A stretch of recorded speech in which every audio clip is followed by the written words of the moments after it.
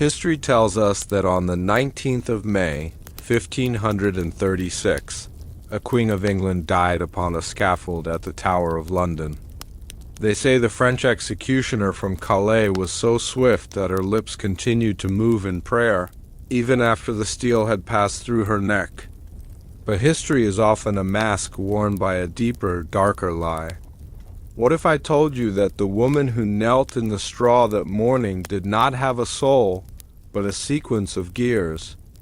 What if the betrayal was not Anne's adultery, but the king's descent into a forbidden alchemy that blurred the line between flesh and machine? The crowd did not hear a final gasp. They heard the sharp, metallic snap of a mainspring. They saw no blood, but a spray of cold, amber oil that stained the executioner's boots. This is the truth the king buried. Now, let us turn back the pages of the years. The light is dim, the chamber is quiet, and the scent of aged parchment and burnt candle wax fills the air. Allow your mind to drift back to the damp, stone corridors of the Tudor Court, where every shadow holds a secret and every heartbeat is measured by the ticking of a clock that should not exist. Breathe deeply. The story begins in the silence of the night. The morning of the 19th of May dawned with a peculiar, heavy grayness over the River Thames. To the common people of London, it was a day of execution, a day of divine justice and royal tragedy. But inside the private chambers of King Henry VIII, the atmosphere was not one of grief, but of a terrifying, precision-focused anticipation. The king sat by a window, his massive frame draped in heavy furs, his eyes fixed on a small, intricate device of brass that sat upon his desk. It was a replica of a human heart, its valves opening and closing with a rhythmic clicking that matched the king's own pulse. For months, the king had not slept. The rumors of Anne's infidelities had been the catalyst, but the true rot began much earlier. Henry was a man obsessed with the eternal. He wanted a queen who would never age, never argue, and never fail to provide him with the legacy he craved. He had summoned the greatest minds of the age, not theologians or lawyers, but the hidden masters of the Nuremberg guilds, men who worked with silverwire and porcelain, and alchemists who claimed to have captured the very essence of life in a bottle of mercury. The woman the world called Anne Boleyn was, by this morning, already a memory. The creature being led to the scaffold was the crowning achievement of a secret project known only as the Great Automaton. As the guards escorted the figure from the Queen's house toward the Tower Green, the movement was almost too perfect. Each step was measured, each tilt of the head calculated to mimic the grace of the woman Henry had once loved. But if you had stood close enough, if the morning had been quiet enough, you would have heard it. A faint, low hum beneath the velvet of her gown. The sound of 100 tiny wheels turning in unison. The crowd gathered at the scaffold was hushed. They saw the queen dressed in a robe of gray damask, a gabled hood of white linen upon her head. They saw her climb the steps with a steady hand. They did not notice that her skin had the slight, unnatural sheen of polished wax, or that her eyes, though dark and beautiful, did not reflect the light of the sun. They were looking at a masterpiece of deception, a vessel designed to absorb the king's wrath while the real woman was kept in a state of suspended animation deep within the foundations of the White Tower. The executioner stepped forward. He was a master of his craft, brought from Calais specifically for this purpose, but his role today was not to kill. It was to perform a mechanical extraction.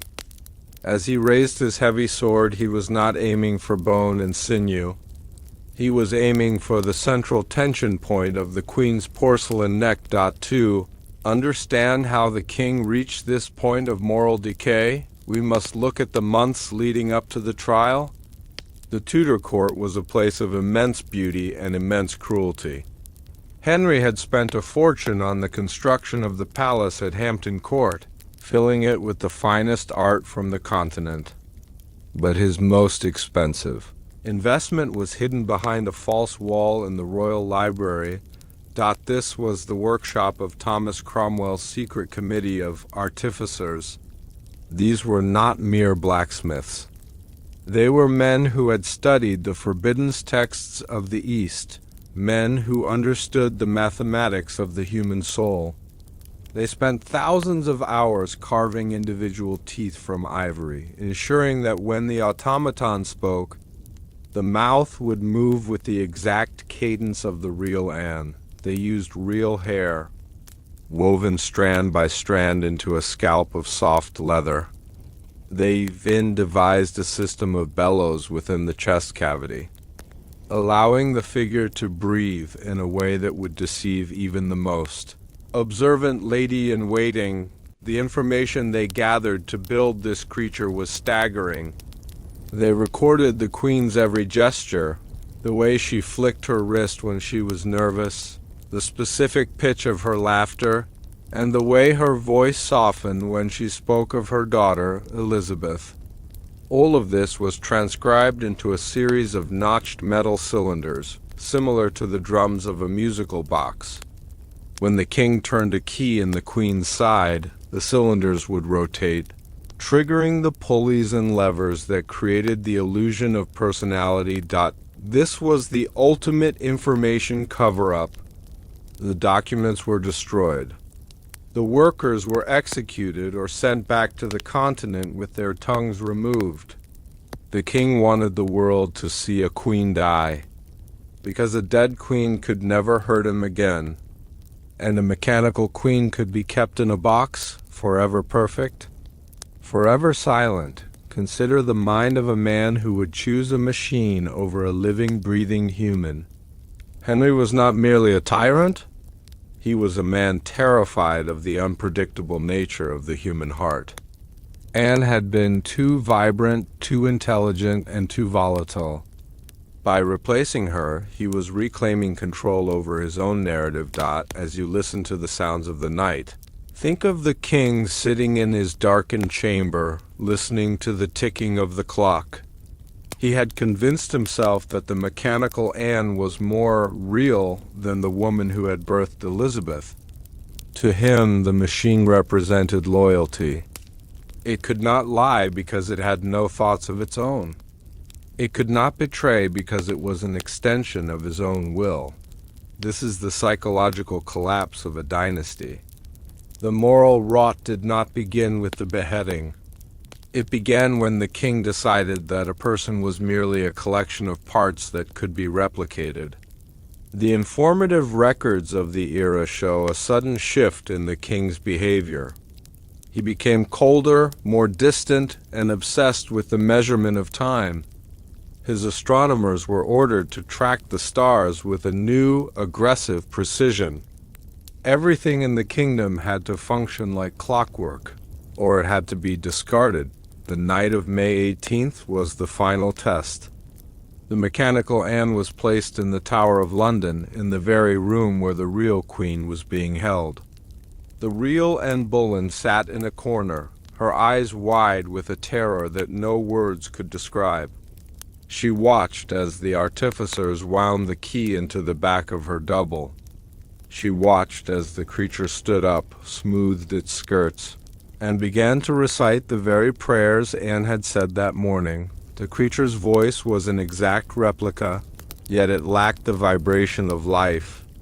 It was a flat, haunting sound that seemed to come from everywhere and nowhere at once.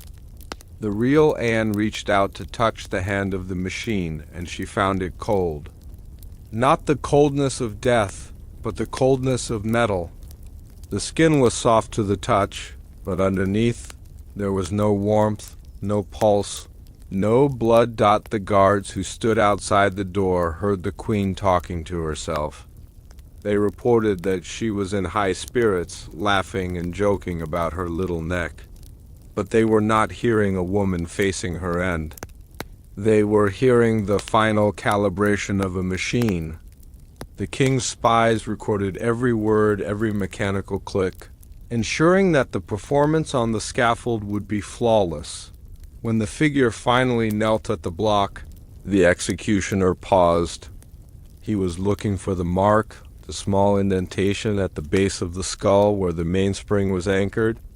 He knew that if he struck too high, the machinery would be exposed to the crowd. If he struck too low, the sword would shatter against the internal brass frame. The silence on the tower green was absolute. The birds had stopped singing. Even the wind seemed to hold its breath. The figure of Anne Boleyn spoke its final words. "To Jesus Christ I commend my soul." "Lord Jesus, receive my soul?" The sword swung. It was a flash of silver against the gray sky.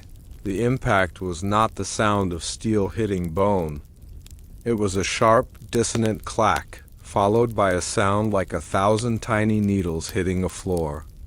The mainspring, under immense tension, snapped and uncoiled in a fraction of a second. This was the sound the crowd misheard as the Queen's final sigh. The head fell into the straw, but there was no fountain of blood. Instead, a thick, viscous liquid, the color of old honey, began to seep from the neck. It was the alchemical oil used to lubricate the joints. The executioner quickly grabbed a cloth and covered the head, hiding the truth from the few witnesses allowed to be close to the scaffold. History says that Anne's remains were buried in an old elm chest in the chapel of St. Peter at Vincula. But when researchers in the 19th century opened the royal vaults, they found something that defied explanation. They did not find the bones of a woman. They found a collection of rusted gears, fragments of porcelain, and a silver heart that appeared to have been crushed from the inside. Where was the real Anne? The records of the tower show a prisoner of high rank being moved in the middle of the night, 3 days after the execution. She was taken to a remote location, a manor house in the north of England, where the windows were boarded up and the doors were locked from the outside. She lived there for another 20 years, a ghost in her own kingdom, watching from afar as the king married again and again, each time trying to find a woman who could satisfy his need for mechanical perfection. The king's moral decay was complete. He had traded his humanity for a series of moving parts. He died surrounded by clocks, his bedchamber filled with the rhythmic clicking of 100 different timepieces, each one a reminder of the queen he had turned into a machine. As you drift closer to sleep, consider the weight of this secret. The Tudor Dynasty is often portrayed as a time of passion and power, but at its heart there was a profound emptiness. A king who could not love what was real, and a queen who was replaced by a masterpiece of gears. The information we have today is filtered through centuries of curated history. We are told what the powerful want us to believe. But the next time you see a portrait of Anne Boleyn, look closely at her eyes. Look at the way her hands are positioned. Is it the grace of a woman or the precision of an automaton? The clicking sound you hear in the quiet of the night might not be your own clock. It might be the echo of the Queen's heart, still beating in the darkness of the royal vaults. A heart made of silver and gold, waiting for a key that will never be turned again. Think of the silence that followed the snap of the mainspring. It was a silence that stretched across the centuries. The people of England went home that day believing they had seen a queen die. They did not know they had witnessed the birth of a new kind of power, the power of the lie, the power of the cover-up, and the power of the machine. Henry VIII spent the rest of his life trying to replicate that feeling of total control. But as the years passed, the clocks in his room began to fall out of sync. He grew old and infirm, his own body failing him in ways that his machines never did. He realized, too late, that the beauty of life lies in its decay, in its unpredictability, and in its eventual end. By trying to stop the clock for Anne, he had broken the clock for himself. He died in a room that smelled of oil and old parchment, his last words whispered to a woman who wasn't there. Or perhaps he was whispering to the machine he had built to replace her in the modern world. We think we are far removed from the alchemy of the Tudors. We think we understand the difference between what is human and what is artificial, but the secret of the Silent Queen reminds us that the desire to control, to perfect, and to hide the truth is a timeless one. The story of the mechanical Anne is a warning. It is a story about what happens when we value the image over the reality and the machine over the soul. It is a story of a king who had everything and yet had nothing, because everything he touched was turned into brass and wire. Let the rhythmic pace of this history settle into your mind. The light is fading now. The candles have burned down to their bases. The shadows are long and soft. The secret is out, but it remains buried in the heart of the tower. As the echoes of the Tudor court fade into the distance, a new shadow begins to emerge from the archives. We have spoken of the queen who was made of gears, but what of the king who commissioned her? Henry's obsession did not end with Anne. In the hidden chambers of his final years, he began a project even more ambitious, a plan to ensure that the king himself would never truly leave the throne. There are whispers of a silver suit of armor found in the royal vaults that still moves when the moon is full, and a set of instructions that suggest the king's final breath was not his last. But that is a secret for another night, a deeper dive into the mechanical afterlife of the Tudor line. History remembers King Henry VIII as a man of 6 wives, a monarch of hunger and volatile passions. But the archives of the Forbiddens tell a different story. Henry was not a man in search of love. He was a man terrified of the inevitable decay of the human form. He watched his first queen, Catherine of Aragon, wither under the weight of time and grief. He watched his children fade before they could walk. In his madness, he sought a solution that defied the laws of God. He began to believe that a woman made of flesh was a flawed design, a betrayal of the crown's need for permanence. He didn't want a wife who could age, bleed, or die. He wanted an eternal woman. Behind the heavy tapestries of Greenwich Palace, the king began a descent into a world of forbidden clockwork and alchemical binding. He spent a fortune not on jewelry, but on the finest brass from the Nuremberg guilds and the secrets of the dead. He sought to build a queen who would never fail him, a creature of gold and velvet that would remain forever young while the world outside turned to dust. This is the truth the king buried. Now, let us turn back the pages of the years.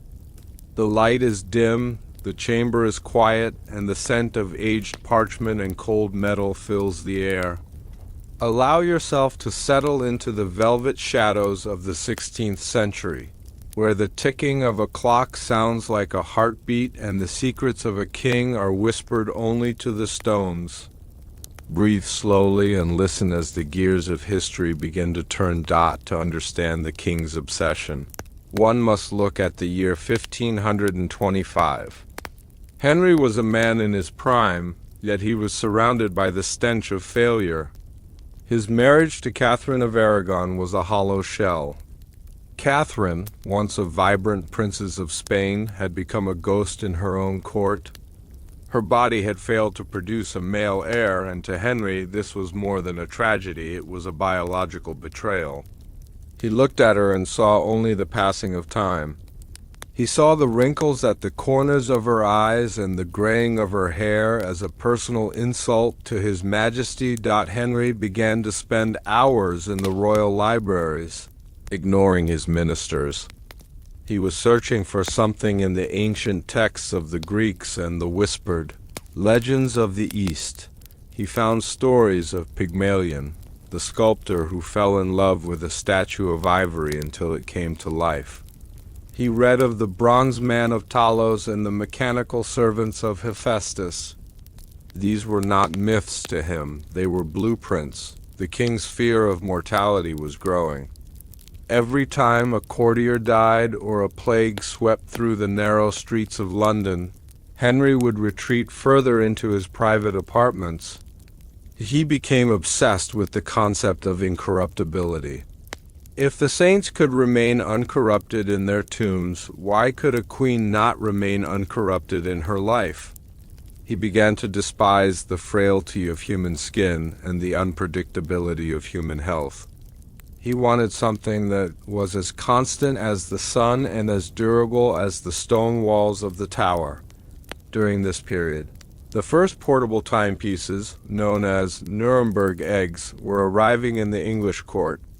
Henry was fascinated by them. He would sit for hours, holding the small brass spheres in his hands, feeling the rhythmic vibrations of the internal springs. He marveled at how a machine could know the time, how it could function without rest, and how its parts could be replaced if they broke. It was during a meeting with a Flemish clockmaker named Peter Heel that the seed was truly planted. Heel spoke of the great artifice, a theory that the human body was itself a complex machine of levers, pulleys, and pumps. He suggested that if one understood the mathematics of the anatomy, one could replicate any movement of a living being. Henry's eyes lit with a dangerous fire. He began to invite men of science and men of the occult to his private chambers. These were the artificers. They did not wear the robes of the church. They wore leather aprons stained with oil and acids. They brought with them small mechanical birds that could sing and silver dolls that could walk across a table. To the rest of the court, these were mere toys. To Henry, they were the beginning of his new kingdom. He realized that if a machine could mimic a bird, it could eventually mimic a woman. By 1528, the king had established a secret committee. It had no name in the official records, but among the initiated, it was known as the Order of the Constant Heart. This group was composed of the finest watchmakers and alchemists from across Europe. They were given a workshop at Greenwich, accessible only by a hidden staircase in the king's bedchamber. The funding for this project was astronomical. Henry diverted gold from the royal mint and seized the assets of minor monasteries to pay for materials. He required the purest silver, the most flexible steel, and a substance known as liquid glass. That was said to mimic the texture of human eyes. The king himself would often visit the workshop late at night. He would stand over the work tables, watching as the artificers filed teeth from whalebone and polished copper plates until they were as thin as a fingernail. He was not just a patron, he was the visionary. He gave them the measurements of the women he had admired, the specific height of a neck, the exact curve of a waist. He was designing his eternal woman with a precision that bordered on the divine and the demonic. As the project progressed, the king's personality began to warp. The more he focused on his mechanical creation, the more he treated the people around him as replaceable parts. He became cold toward Catherine, seeing her no longer as a person, but as a malfunctioning machine that needed to be discarded. His advisors, including Thomas Wolsey and later Thomas Cromwell, noticed change. Henry was no longer interested in the complexities of European politics. He only cared about the prototype. He would fly into a rage if a gear was misaligned or if the artificial skin did not react correctly to heat. The moral decay was subtle at first. He began to experiment on prisoners from the tower. The artificers needed to understand the exact tension of a human tendon to replicate it in wire. They needed to know how the jaw moved during speech. Henry authorized these studies with a stroke of his pen, his conscience cauterized by his obsession. He convinced himself that the suffering of a few commoners was a small price to pay for the creation of a queen who would never die. He was no longer a king serving his people. He was a creator serving his own ego. It was during this period of intense mechanical focus that Anne Boleyn appeared in court. To the world, Henry fell in love with her wit and her dark eyes. But the secret truth is far more sinister. Henry saw in Anne the perfect model for his machine. She had a grace and a vitality that was almost supernatural. She was the living reference he had been searching for. He didn't just want to marry Anne, he wanted to capture her. He became obsessed with her every movement. He would watch her dance for hours, his eyes not on her beauty, but on the way her ankles turned and her shoulders moved. He would have his artificers stand behind screens during court functions, sketching her gestures and recording the cadence of her laughter. Anne, unaware of the true nature of the king's interest, thought he was a man consumed by passion. She did not know that she was being measured for a cage of brass and gold. The king's pursuit of her was a double game. He was wooing the woman of flesh while simultaneously perfecting the woman of metal. He was preparing for the day when the flesh would fail and the machine would take its place. The most difficult part of the Eternal Woman project was the heart. A clock can keep time, but it cannot feel.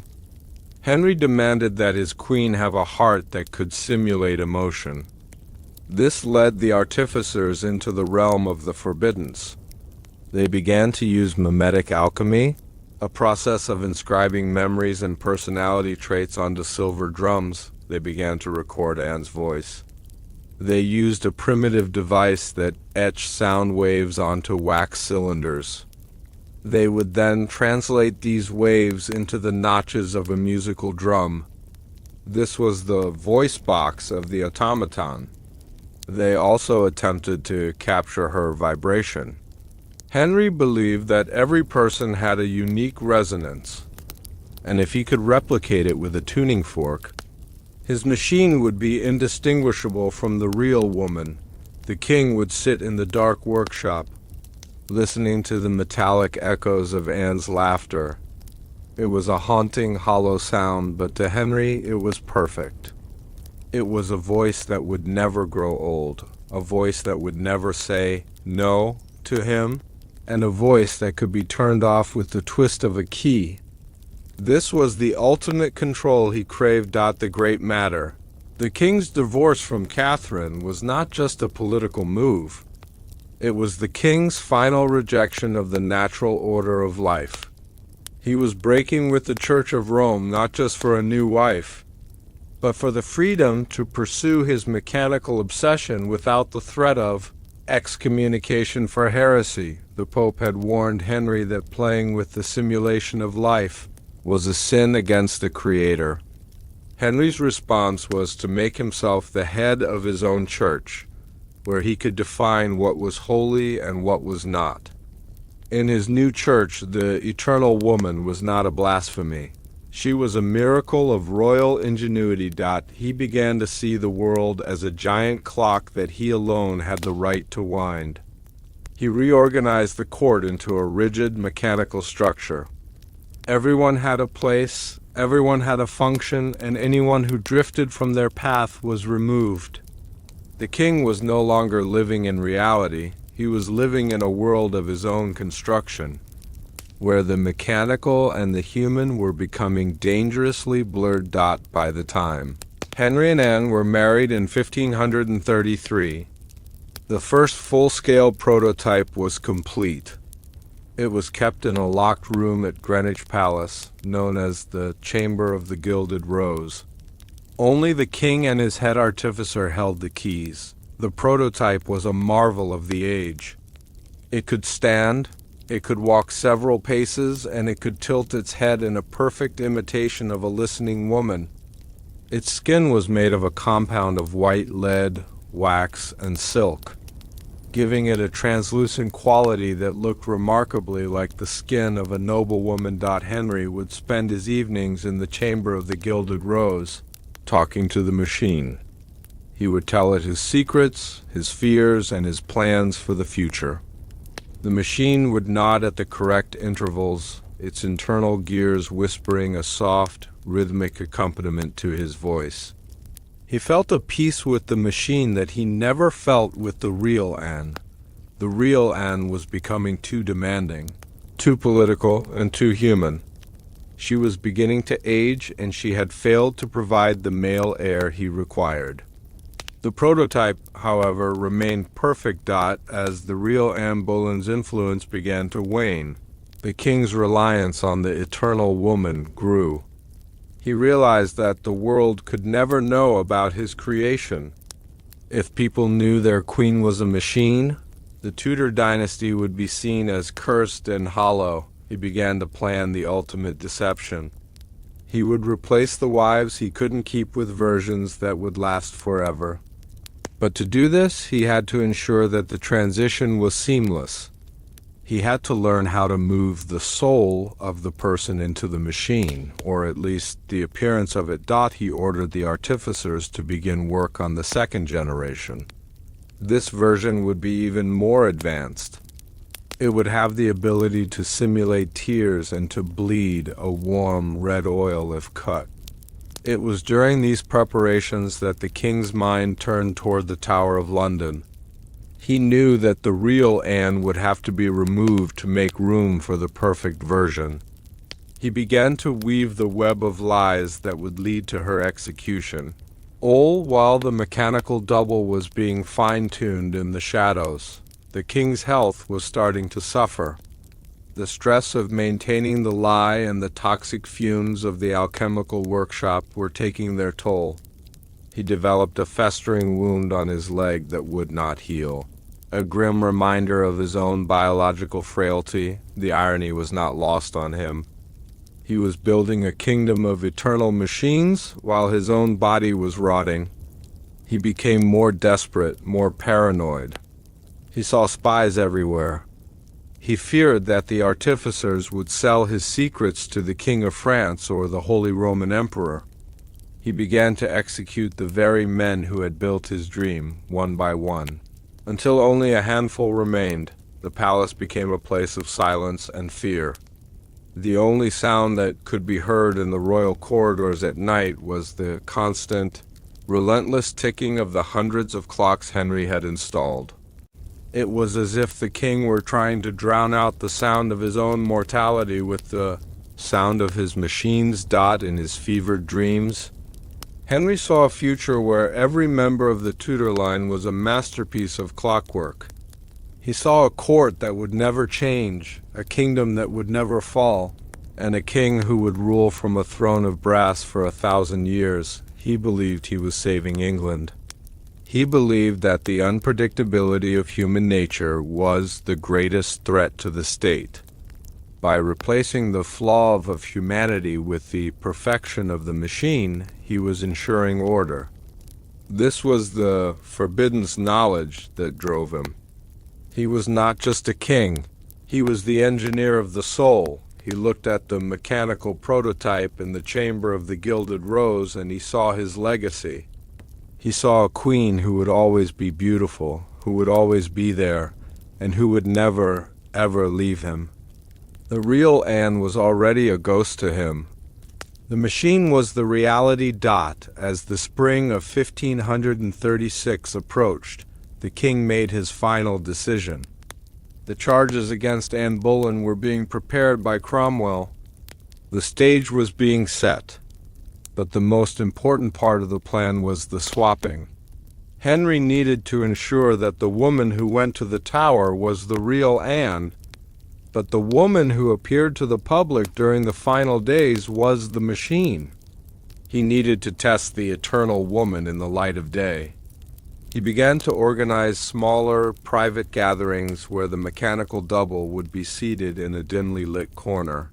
Her face partially obscured by a veil, the courtiers were fooled. They remarked on how quiet the queen had become, how she seemed to have lost her spark.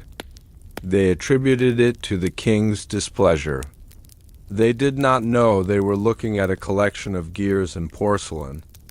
Henry watched from his throne, a cold smile on his face. The deception was working. The eternal woman was ready for her debut on the world stage. Listen to the rhythmic breathing of the palace. The stones themselves seemed to pulse with the secret. The king has crossed a line that can never be uncrossed.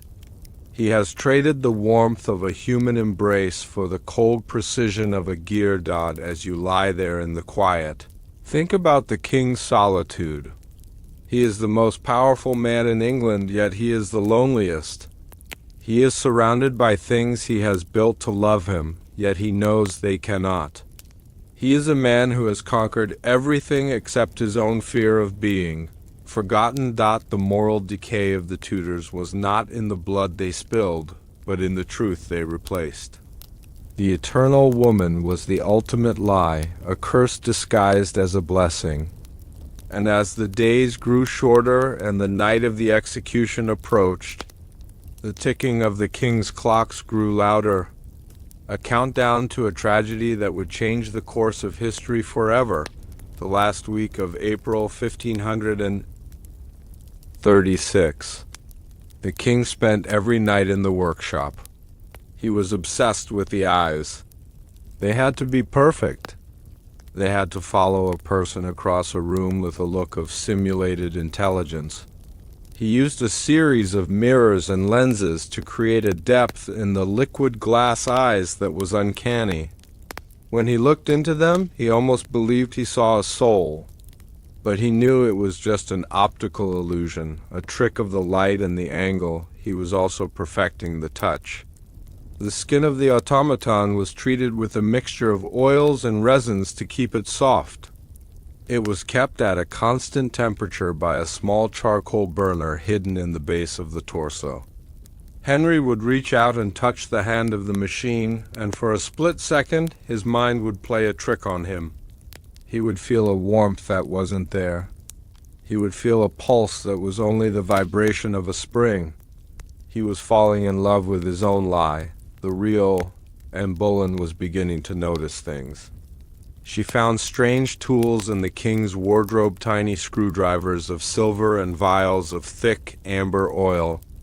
She heard the sounds of grinding metal coming from behind the walls of her own bedchamber. She asked the king about these things, but he only looked at her with eyes that were as cold as the brass he loved. He told her she was imagining things, that the stress of the court was making her hysterical. He was already treating her as a ghost. The tension in the palace was like a mainspring wound too tight. Everyone knew something was coming. The atmosphere was thick with the scent of ozone and incense.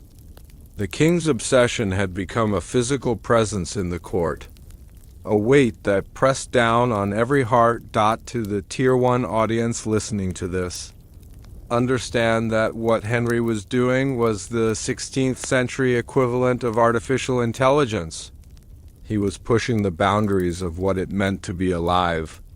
He was exploring the uncanny valley, that space where a machine is so close to being human that it becomes terrifying. The artificers had succeeded beyond their wildest dreams. The eternal woman could now perform a complex sequence of movements. She could sit, stand, curtsy, and even offer a hand to be kissed.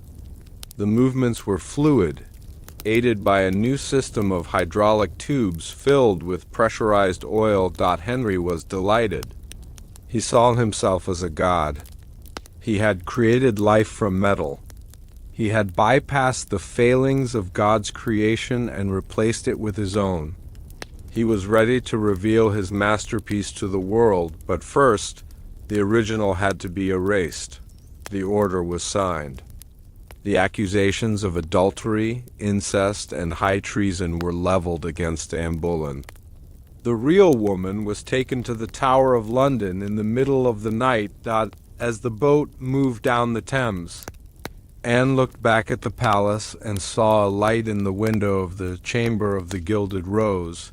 She saw a figure standing there, a figure that looked exactly like her.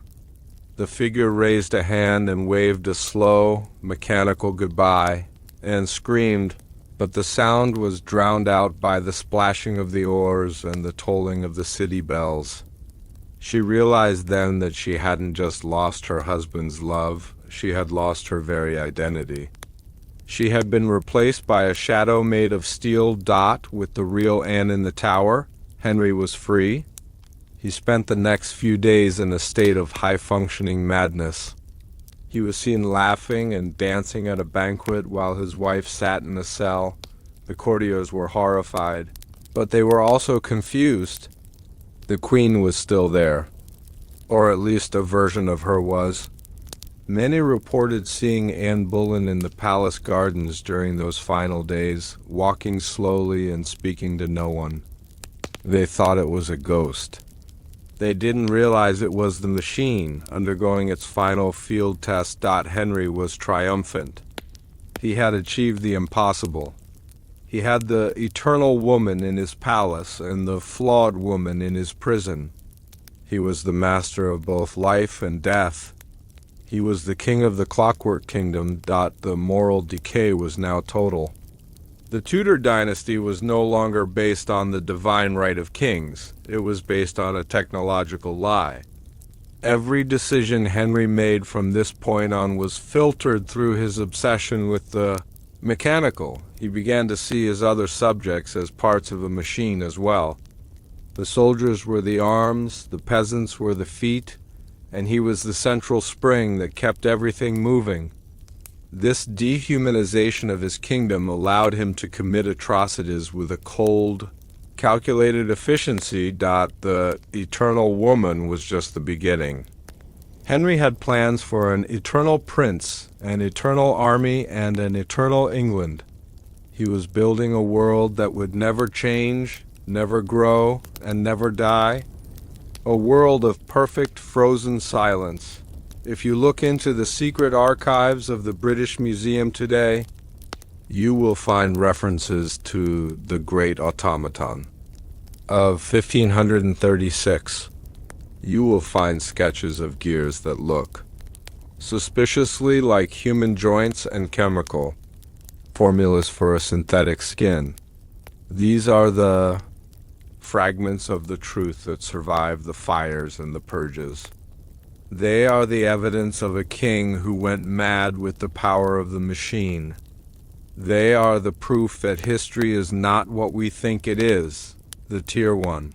Audience knows that the most profound secrets are often hidden in plain sight. The portraits of the Tudor queens, with their stiff poses and their glassy stares, take on a new meaning when you know about the eternal woman.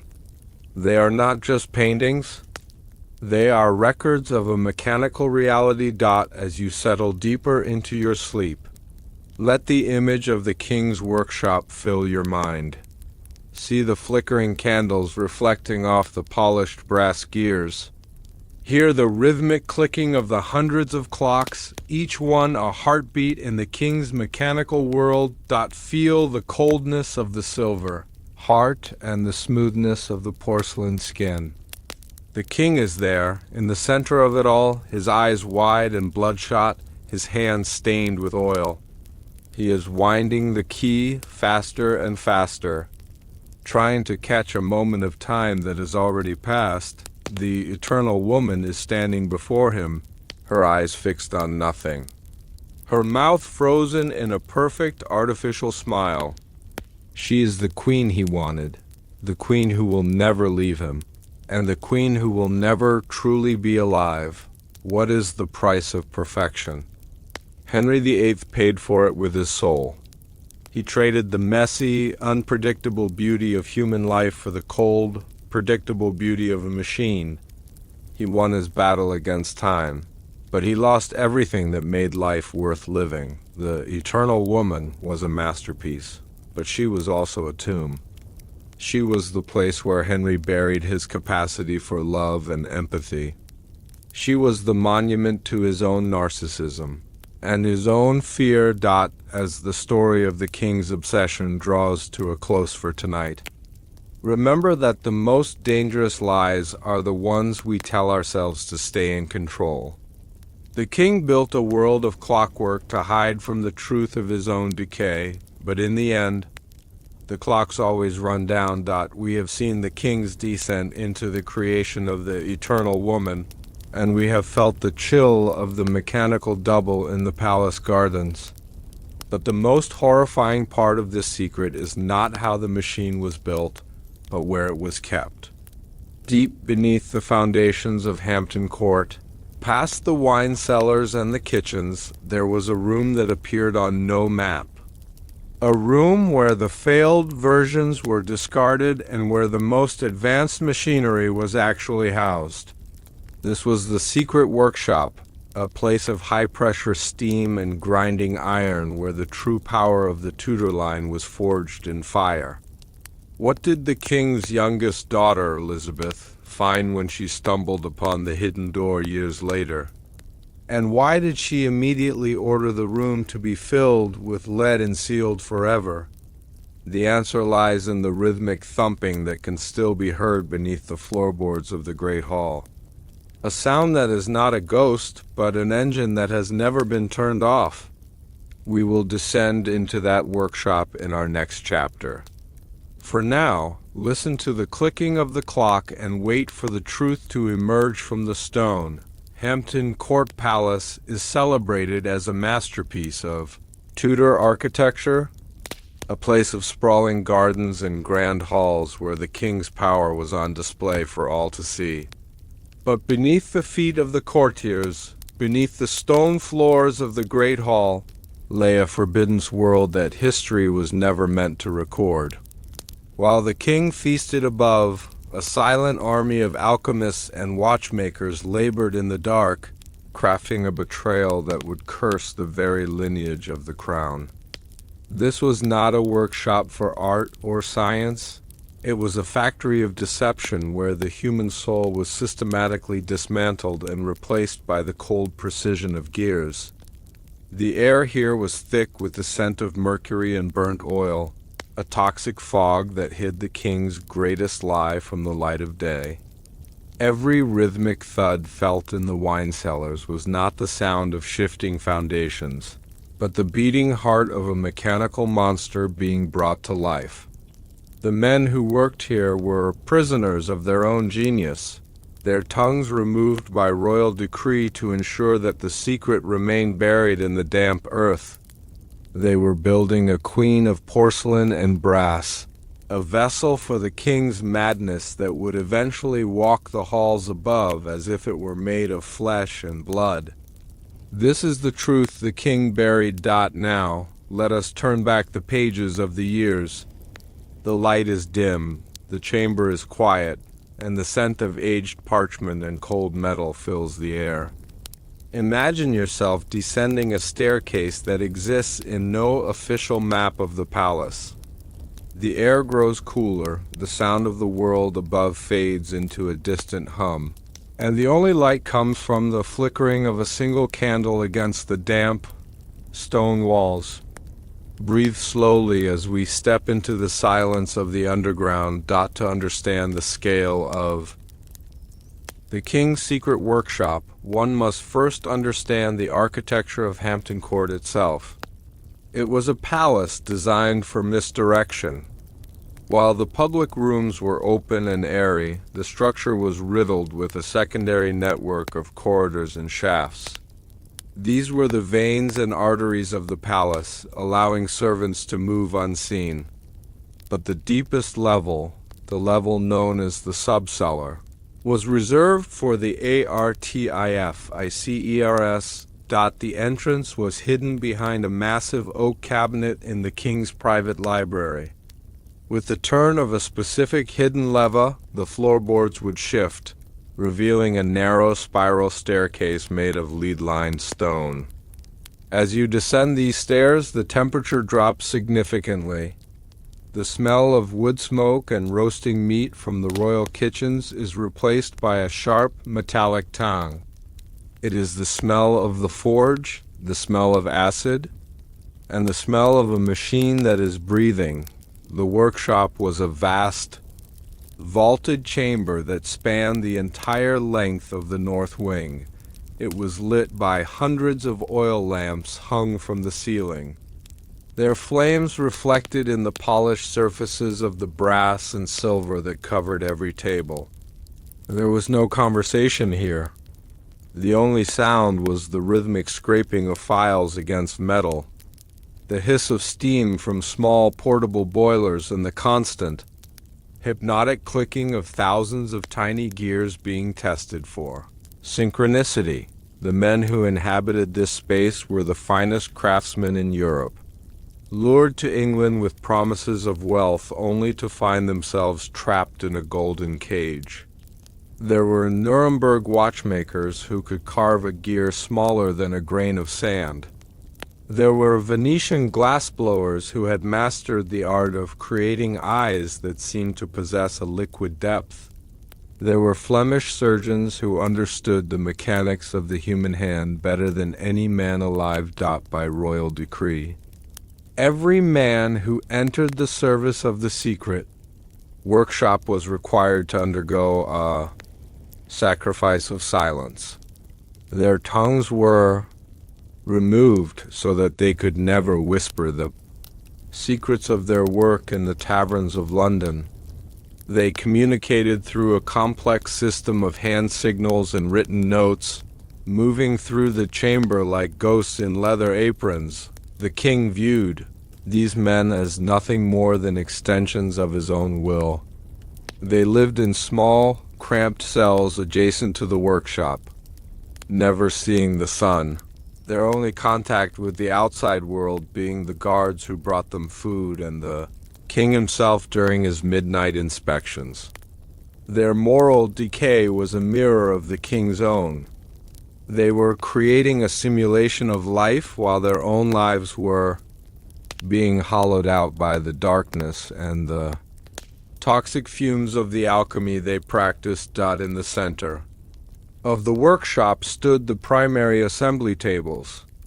On these tables lay the various parts of the eternal woman in different stages of completion. To a casual observer, it would have looked like a battlefield of dolls. There were porcelain torsos waiting to be fitted with internal rib cages made of flexible steel. There were hands with delicate finger joints, controlled by silver wires as thin as a human hair. The most disturbing sight was the collection of heads. Rows of porcelain faces sat on shelves, each one an attempt to capture the exact likeness of Anne Boleyn. Some were discarded because the curve of the lip was a fraction of a millimeter off. Others were rejected because the eyes did not capture the inner fire that the king demanded. The artificers worked with a level of precision that was unheard of in the 16th century. They used magnifying lenses made of polished crystal to ensure that even the smallest detail was perfect. The internal workings of the automaton were a marvel of alchemical engineering. The skeleton was made of a lightweight alloy of aluminum and silver, a secret composition discovered by the king's head alchemist, a man known only as the master of the forge. The joints were lubricated with a special oil made from the rendered fat of deep-sea whales, mixed with rose water to mask the scent. Every movement was powered by a central mainspring, a massive coil of tempered steel that took 4 men 2 hours to wind. One corner of the workshop was dedicated to the vocal scriptorium. This was where the alchemists attempted the impossible task of giving the machine a voice. They used a device known as a harmonic bellows, a series of leather bags and silver reeds that could produce a wide, range of human sounds to replicate Anne's specific voice. They recorded her speaking in the palace above, using a hidden tube that ran from her bedchamber down into the workshop. The sounds were transcribed into a series of notched metal discs, similar to those found in a church organ. When the machine was activated, a needle would run over these notches, triggering the bellows to release air through the reeds in a specific sequence. The result was a voice that was eerily similar to Anne's, but stripped of all emotion. It was the voice of a ghost, a flat and hollow sound that seemed to vibrate in the very bones of anyone who heard it. The king would sit for hours in the scriptorium, listening to the machine repeat his name over and over. He found a strange comfort in the repetition, a feeling of absolute control that he could never achieve with the real. Queen, not everything produced in the workshop was a success. Behind a heavy iron door at the far end of the chamber lay the Garden of Errors. This was the repository for every part that had failed to meet the king's exacting standards. It was a place of twisted metal and shattered porcelain, a graveyard of mechanical ambition. There were legs that walked with a limp, arms that moved with a jerky, unnatural rhythm, and faces that had cracked during the cooling process, leaving them with permanent, haunting grimaces. To walk through this room was to see the true horror of the king's obsession. It was a reminder that for every perfect piece of the machine, there were 100 failures, 100 shattered attempts to play God. The artificers feared the Garden of Errors. They saw it as a warning of what happened when their skill failed to match the king's vision. Every discarded limb was a symbol of the moral rot that had infected the workshop. They were not just building a machine, they were building a monument to human vanity. And the Garden of Errors was the shadow that monument cast. Henry VIII's visits to the workshop were always unannounced. He would arrive in the middle of the night, his massive frame draped in a dark cloak, his face illuminated by the flickering light of a handheld lantern. The artificers would immediately drop to their knees. The sound of their leather aprons hitting the floor, the only noise in the chamber. The king would walk slowly through the workshop, his eyes scanning every table, every gear, and every scrap of metal. He was a man of immense technical knowledge, and he would often point out flaws that the master craftsman had missed. He would pick up a porcelain hand and run his fingers over the joints, testing the tension of the wires. He would stand before the assembly tables and stare into the empty eye sockets of the latest head, as if he were trying to see his own reflection in the hollow space.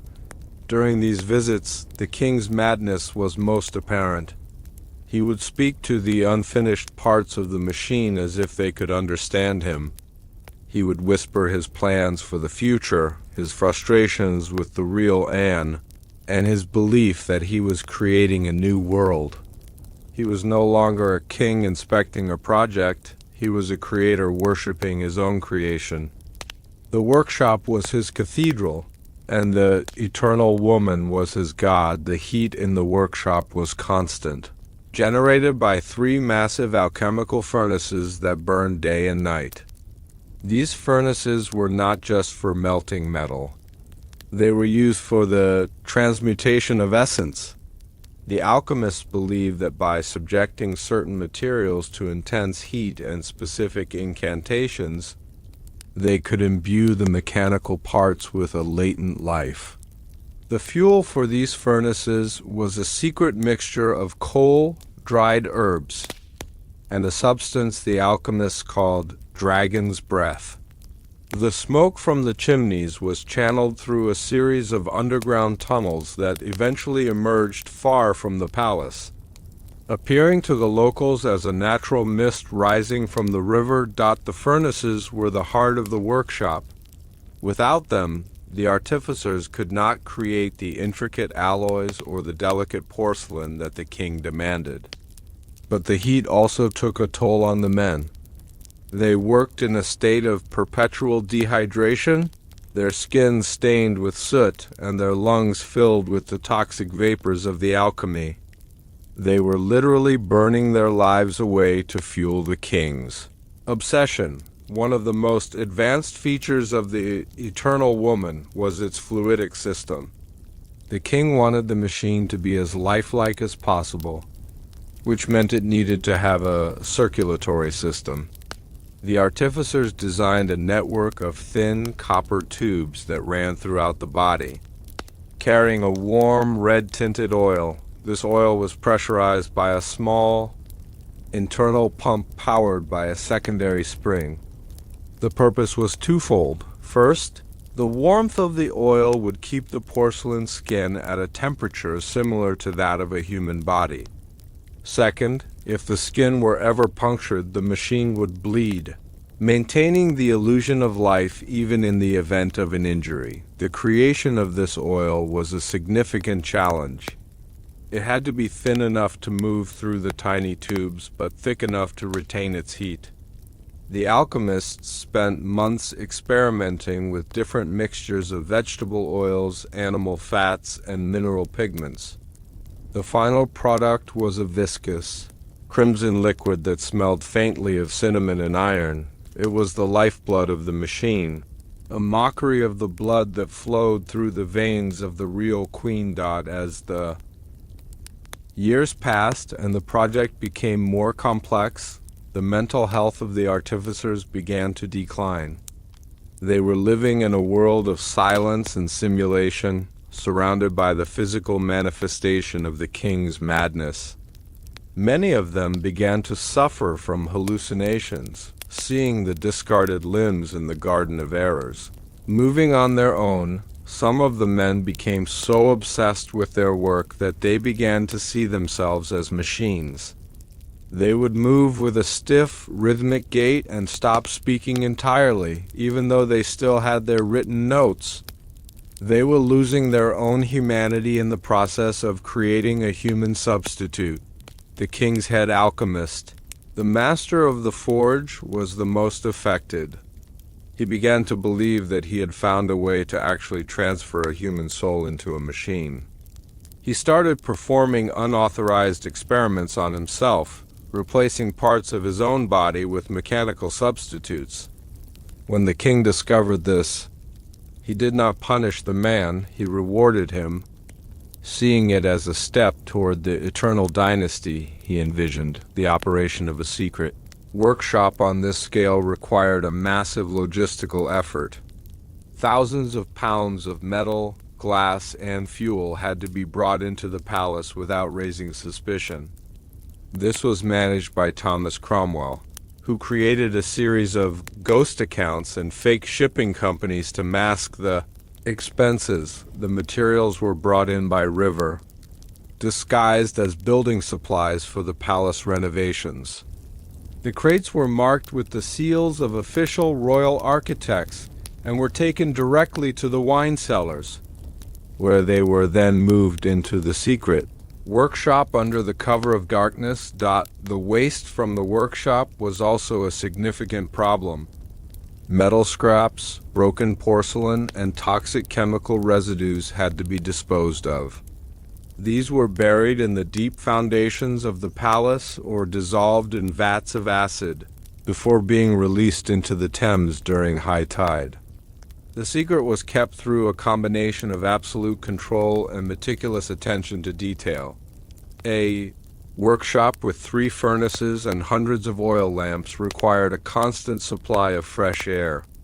The artificers designed an ingenious ventilation system that utilized the palace's existing chimneys and decorative stone carvings. Small, hidden vents were integrated into the brickwork of the palace walls, allowing air to be drawn into the underground chambers.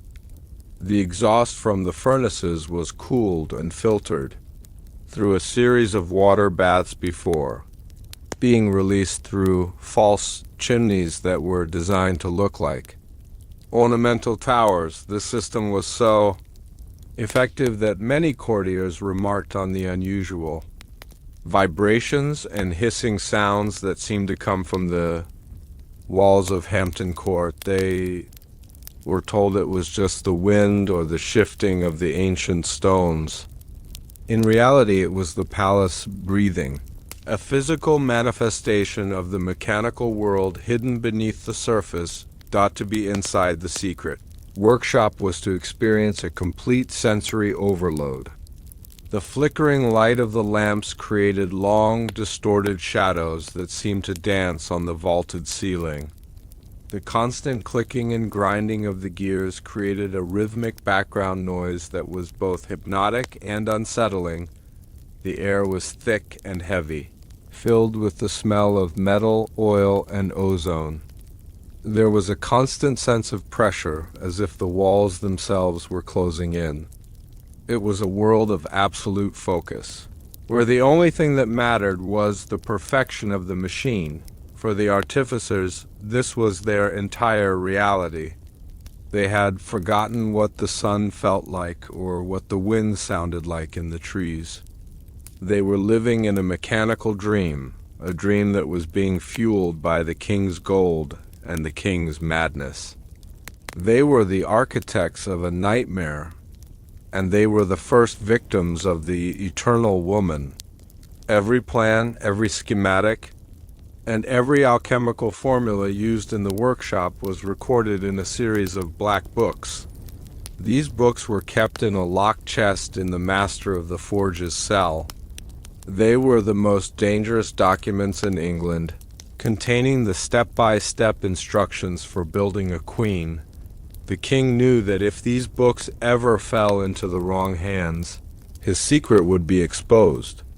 He ordered that the information be written in a complex code that only he and the master of the forge could translate.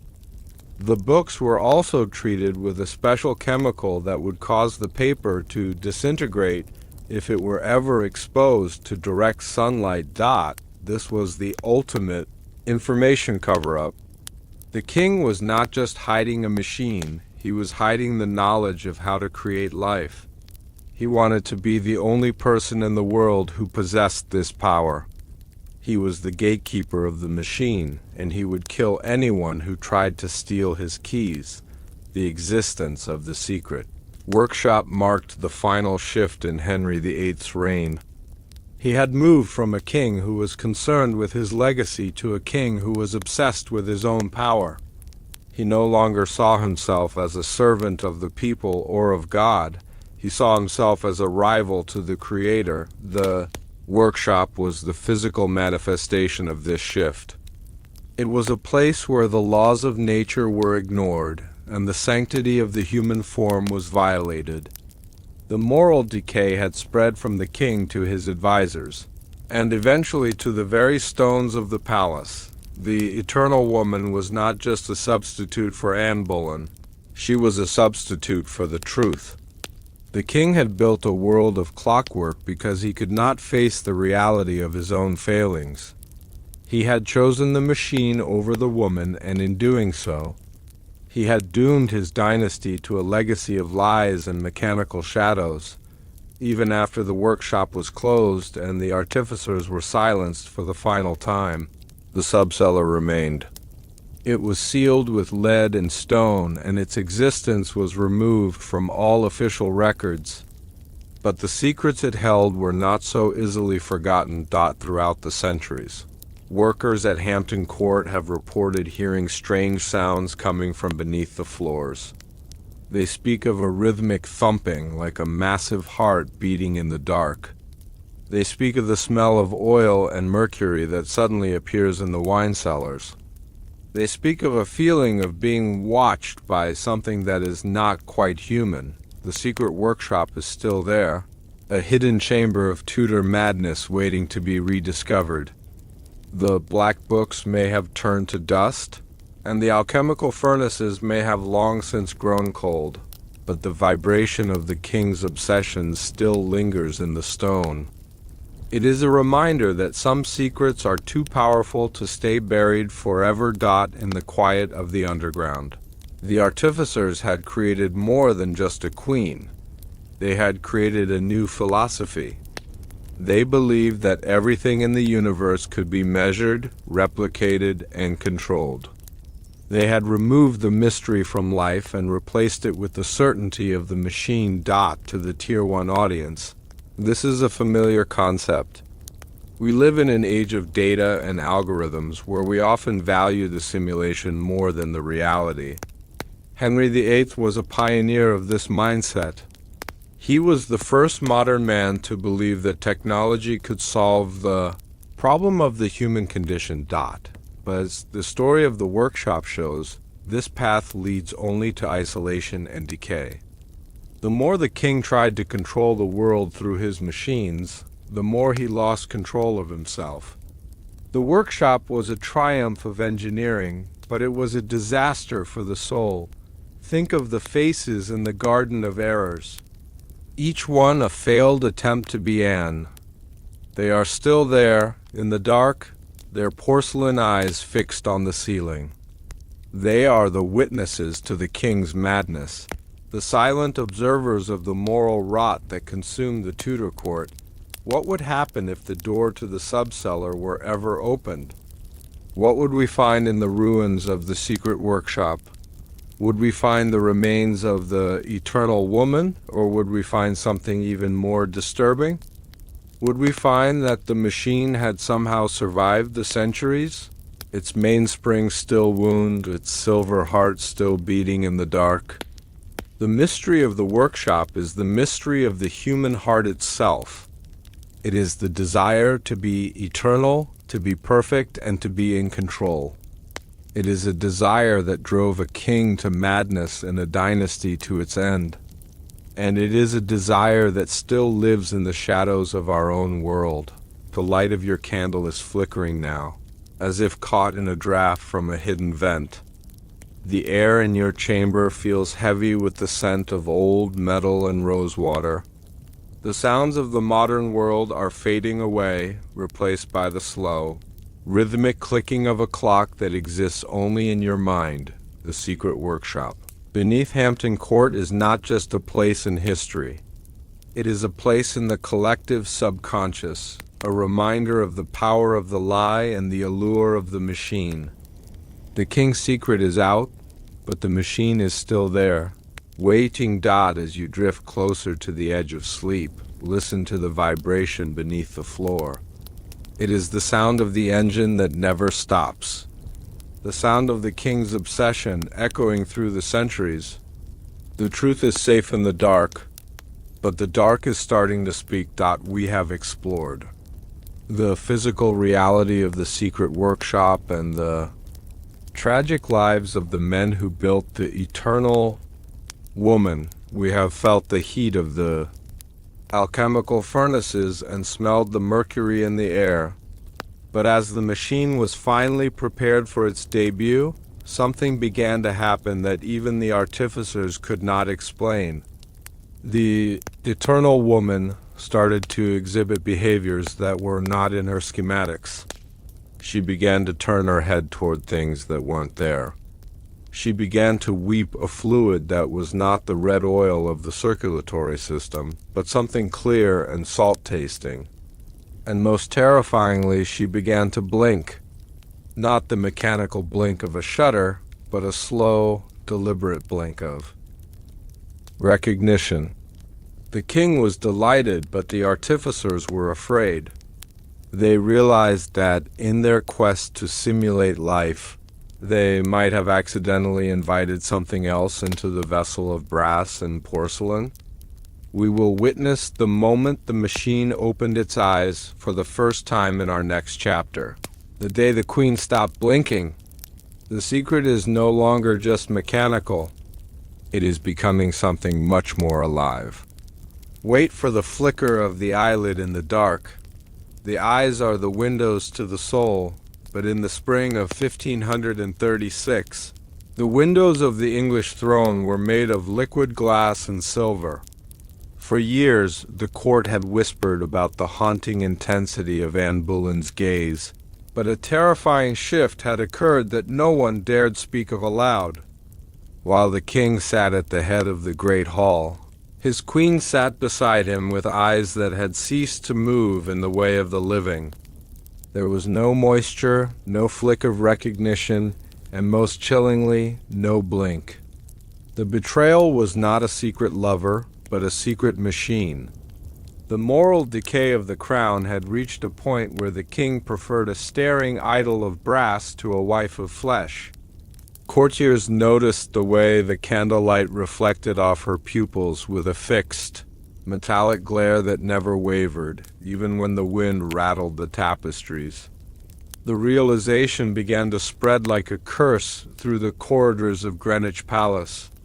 This was not a queen in prayer or a queen in mourning. This was a masterwork of clockwork reaching its breaking point. The mechanical shutters behind those glass eyes had jammed, leaving the world to stare into the hollow, ticking void of the king's obsession. This is the truth the king buried. Now, let us turn back the pages of the years. The light is dim, the chamber is quiet, and the scent of aged parchment and cold glass fills the air. Imagine the heavy velvet curtains drawn tight against the morning sun, leaving the room in a state of perpetual amber twilight. Listen to the rhythmic, distant tolling of a bell, and feel the weight of a secret that is too heavy for the tongue to carry. Breathe slowly as we walk through the halls where the queen's gaze never ends. The evening was meant to be a celebration of the king's renewed favor. A feast of roasted swan and spiced wine that would drown out the rumors of the Queen's upcoming arrest. The great hall at Greenwich was a sea of flickering torches and embroidered silk. Henry VIII sat in his massive chair, laughing loudly and drinking from a golden chalice. Beside him sat Anne Boleyn. To those at the far end of the hall, she looked radiant in a gown of midnight blue. But to those who sat at the high table, the atmosphere was thick with a growing, psychological horror. It began with a minor observation by the Duke of Norfolk. He had raised his cup to the Queen, waiting for the customary dip of her head or the slight narrowing of her eyes that signaled a royal acknowledgement, and did not move. Her head remained tilted at a perfect, pre-programmed angle. Her eyes were fixed on a single point on the opposite wall, a tapestry depicting the fall of Troy, for 20 minutes. As the music of the lutes filled the air and the servants hurried between the tables, the Queen did not blink once. In the 16th century, the act of blinking was understood as a biological necessity, a sign of the life force or the spirit within. To see a human face remain as still as a carved saint while the body appeared to breathe was a direct violation of the natural order. The courtiers began to exchange nervous glances. They leaned in to whisper, their eyes darting toward the royal couple. The Queen was failing, not in her duties, but in her humanity. The mechanical double was suffering its first public malfunction, and the king was the only one who knew how to hide the ticking truth. To the Tier 1 audience, the technical achievement of the Queen's eyes is staggering. The artificers beneath Hampton Court had spent 3 years perfecting the palpebral mechanism. This was a system of silver-weighted shutters designed to drop at irregular intervals, mimicking the natural, unconscious blink of a human being.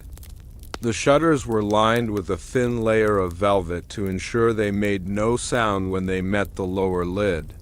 The eyes themselves were not mere glass. They were crafted from a rare spirit of lead, a type of crystal that had been purified in the alchemical furnaces for 40 days. Behind each crystal lens was a miniature iris made of peacock feathers and gold leaf, designed to dilate and contract based on the amount of light in the room. This was controlled by a photosensitive plate, an early precursor to the modern sensor, which used a solution of silver nitrates that reacted to the flicker of candlelight. However, The environment of the great hall was too chaotic for the sensitive machinery. The heat from the massive fireplaces had caused the whale lubricant in the eye sockets to thin and run. A small gear, no larger than a grain of sand, had slipped from its track in the left ocular assembly. This caused the shutter to lock in the open position. The eternal woman was now incapable of closing her eyes, forced to stare into the world with a fixity that was both beautiful and utterly terrifying. The human brain is wired to detect the uncanny valley, that space where a simulation becomes so close to reality that it triggers a deep-seated fear response. As the banquet continued, the guests at Greenwich began to feel the physical effects of this horror. Their own breathing became shallow. They felt a coldness in their limbs. It was the feeling of being in the presence of a predator or a corpse that refused to stay dead. The king noticed the shift in the room. He felt the eyes of his ministers on his back. He knew that if the queen did not blink soon, the illusion would shatter. He reached over and placed his hand over hers. Her skin, warmed by the internal charcoal heaters, felt real, but her hand did not squeeze back. It remained passive, a prop in his grand play. Henry began to speak more loudly, trying to draw the attention of the court away from the queen's face. He told stories of his hunting trips and joked about the French ambassador. But the silence of the queen was louder than the king's voice. She was a void in the center of the room, a masterpiece that had forgotten how to pretend. The psychological weight of that unblinking stare began to drive the more sensitive courtiers to the edge of madness. Some claimed they could hear a faint, high-pitched whining coming from the queen's throat, the sound of a spring under too much tension. Among those closest to the queen was a young lady-in-waiting, a girl of 16 named Margaret. It was her duty to stand behind the queen and assist with her veil. Margaret had always found Anne to be a distant mistress, but on this night, she noticed something that chilled her to the bone dot as she leaned forward to adjust a loose thread on the queen's sleeve. A fly landed directly on the queen's left eyeball. Margaret gasped, expecting the queen to flinch, to swat at the insect, or at the very least to blink. But the queen did nothing. The fly crawled across the surface of the spirit of lead crystal, its tiny legs leaving microscopic marks. The queen's eye did not move. It did not water. It remained fixed on the tapestry of Troy. As cold and unfeeling as the stone floors of the palace, Margaret stepped back, her face turning ashen. She looked at the king, and for a moment their eyes met. In Henry's gaze, she saw not the love of a husband, but the murderous warning of a man who would do anything to keep his secret. She realized then that the woman she served was not a woman at all. She was a vessel for a forbidden craft, a mockery of God's creation that had been brought into the light of the court. Margaret fled the room in tears, her mind broken by the realization that she had been dressing a doll for months. Henry knew he had to act before the entire court succumbed to panic. He stood up abruptly, knocking over his chalice and spilling red wine across the white tablecloth. The sound startled the guests, momentarily breaking the spell of the queen's stare. "The queen is unwell," Henry announced, his voice booming through the hall. "The heavy air of the Thames has brought on a sudden lethargy. We shall retire for the evening."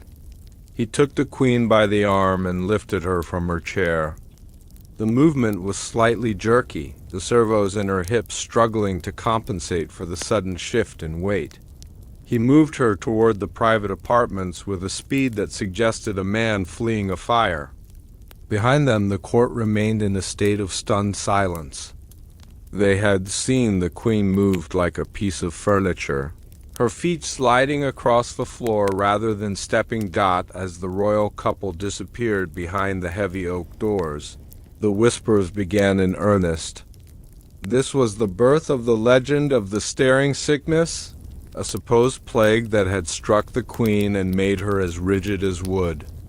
But in the private chambers, away from the prying eyes of the court, the king was not a concerned husband.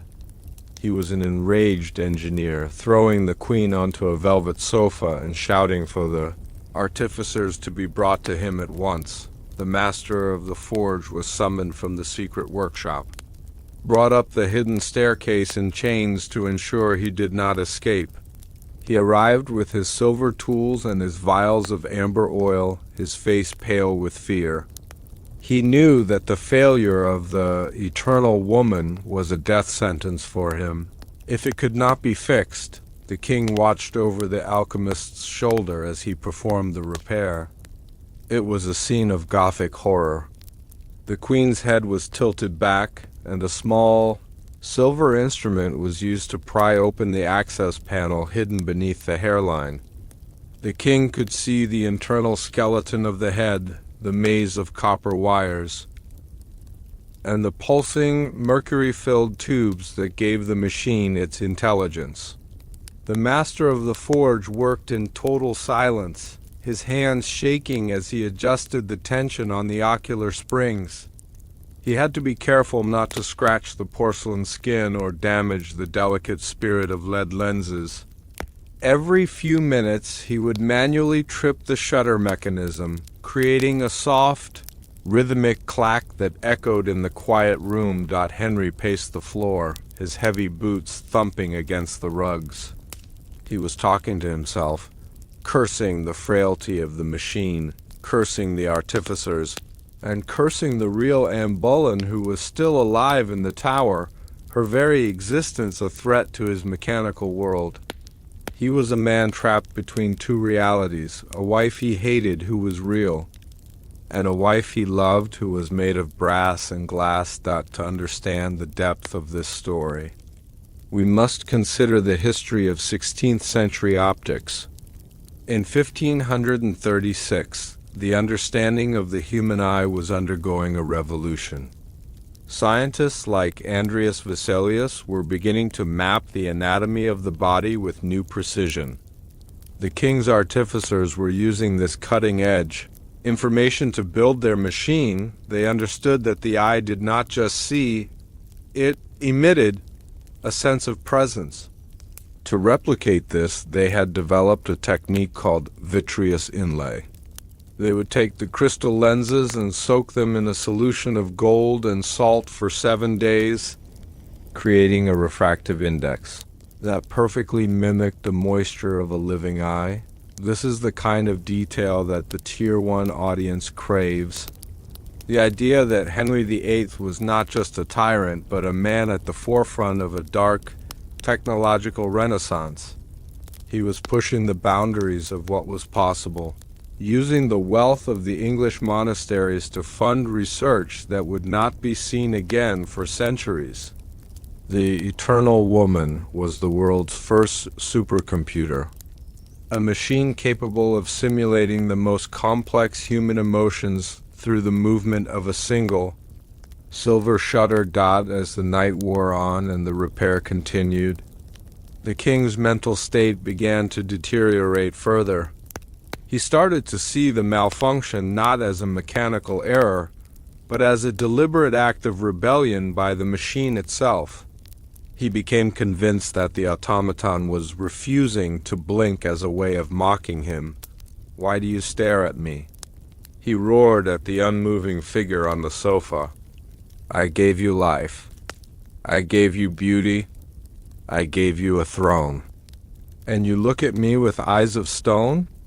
The artificer tried to explain the concept of mechanical failure, the thinning of the oil, the slipping of the gear, but Henry would not hear it. To him, the machine had become a person, and therefore it was capable of betrayal. This is the ultimate irony of the king's obsession. He had built a machine to escape the unpredictability of human nature. But in his madness, he had projected that very nature onto the machine. The moral decay of the dynasty was now visible in the king's eyes. He was no longer looking at the world as a monarch, but as a man who had lost his grip on the boundary between what is real and what is manufactured. He was a prisoner of his own creation, a man who could be brought to his knees by a jammed shutter by dawn. The master of the forge had managed to reset the mechanism. The shutters were moving again, though there was a slight delay in the left eye that made the queen look as if she were perpetually about to wink. Henry decided that this was acceptable. He would tell the court that the queen had suffered a minor stroke, which explained the facial irregularity. The morning audience was a tense affair. The cashiers gathered in the presence chamber, their eyes fixed on the queen. They were looking for the blink. They were looking for any sign that the horror of the previous night had been a hallucination. The queen was seated in a high-backed chair, her face partially veiled. As the first ambassador was led into the room, a collective breath was held. The ambassador bowed, and as he rose, the queen's eyelids dropped and rose in a slow, perfect blink. A wave of relief swept through the room. The courtiers began to talk again, the tension breaking like a fever. But for those who looked closely, the blink was too perfect. It was rhythmic. Every 45 seconds, like the ticking of a clock, the eyelids would fall and rise. It was not the erratic, natural blink of a human, but the mechanical cycle of a machine. The court chose to ignore this. They were so desperate for the world to be normal again that they accepted the simulation. They were complicit in the king's lie, their own moral decay allowing them to accept a puppet as their queen. Imagine the sensation of being in that room. The smell of the morning incense, the sound of the king's heavy breathing, and the constant rhythmic clack of the queen's eyes. Every time she blinks, it is a reminder of the gears behind the skin. Every time she stares, it is a reminder of the void. The eternal woman was a masterpiece of sensory deception. The artificers had even designed a system of small fans within her chest to create a breath that would gently move the fine silk of her veil. But no matter how many details they added, they could not fix the fundamental coldness of her gaze. It was a gaze that saw everything and understood nothing. To the Tier 1 listener, this is a moment of deep reflection. How much of our own lives is spent in the presence of simulations? How much of what we see is actually real? Henry VIII was the first to ask these questions, not through philosophy, but through the creation of a physical monster that looked like a queen. The stress of the public malfunction took a heavy toll on the secret workshop. The master of the forge returned to the subcellars a changed man. He began to work with a feverish intensity. Convinced that the only way to prevent another failure was to make the machine even more complex, he began to design a system of emotive glands, small reservoirs of clear fluid that could be released through the tear, ducts to simulate weeping.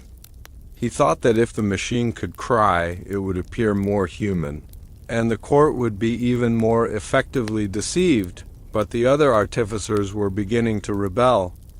They saw the day the queen stopped blinking as an omen. They believed that the machine was cursed and that by continuing to work on it, they were sealing their own dooms. There were rumors of sabotage, of gears being intentionally bent and wires being cut in the dark. The secret workshop was becoming a place of paranoia and fear, a mirror of the palace above. What happened to the spirit of Lead Eyes after the fall of the Tudors? Some say they were removed and sold to a private collector in Venice. Others say they were buried with the machine in the lead-lined vault beneath Hampton Court. In the 19th century, a small, crystalline sphere was found in the Thames, near the site of the old Greenwich Palace. It was perfectly round and had a strange metallic sheen that reflected the light in an unnatural way. When it was examined by the scientists of the time, they were baffled by its composition. They could not explain how such a perfect lens could have been created in the 16th century. This is the informative core of our story. The Eternal Woman was not just a myth. She was a reality that left physical traces in the world. The technology of the king's obsession was so advanced that it defied the understanding of future generations. The glass eyes of Anne Boleyn were a window into a future that Henry VIII tried to force into existence through blood and brass. Henry was now living in a state of perpetual anxiety.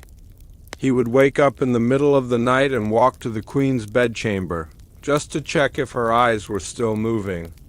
He would hold a candle to her face, watching the pupils react to the flame. Looking for any sign of a mechanical hitch, he had become a slave to his own creation. He could no longer leave the palace for long periods, fearing that another malfunction would occur in his absence. He missed hunting trips, missed council meetings, and missed the life he had once enjoyed.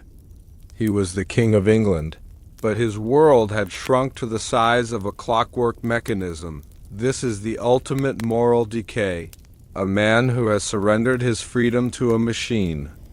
He had built the Eternal Woman to serve him, but in the end, he was the one serving her.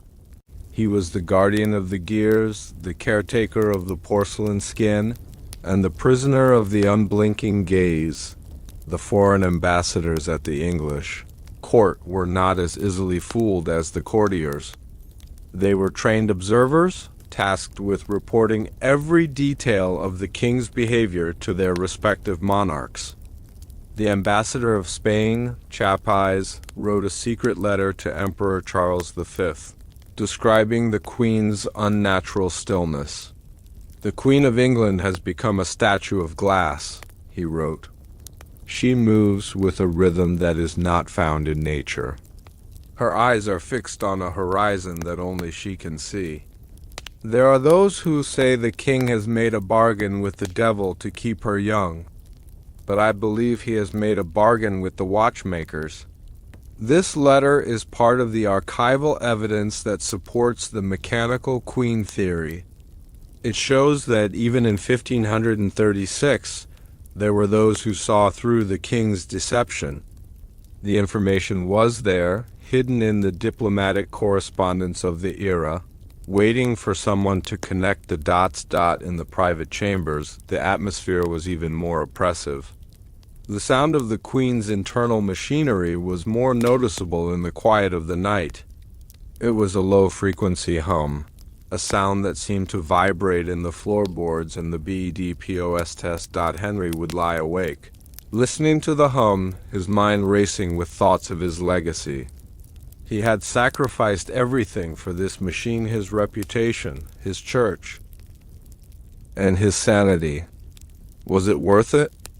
As he looked at the unmoving figure of the Queen in the moonlight, her eyes reflecting the pale glow like two dead stars, he realized that he had achieved his goal of permanence, but at the cost of his humanity. The Eternal Woman was forever young, forever beautiful, and forever hollow.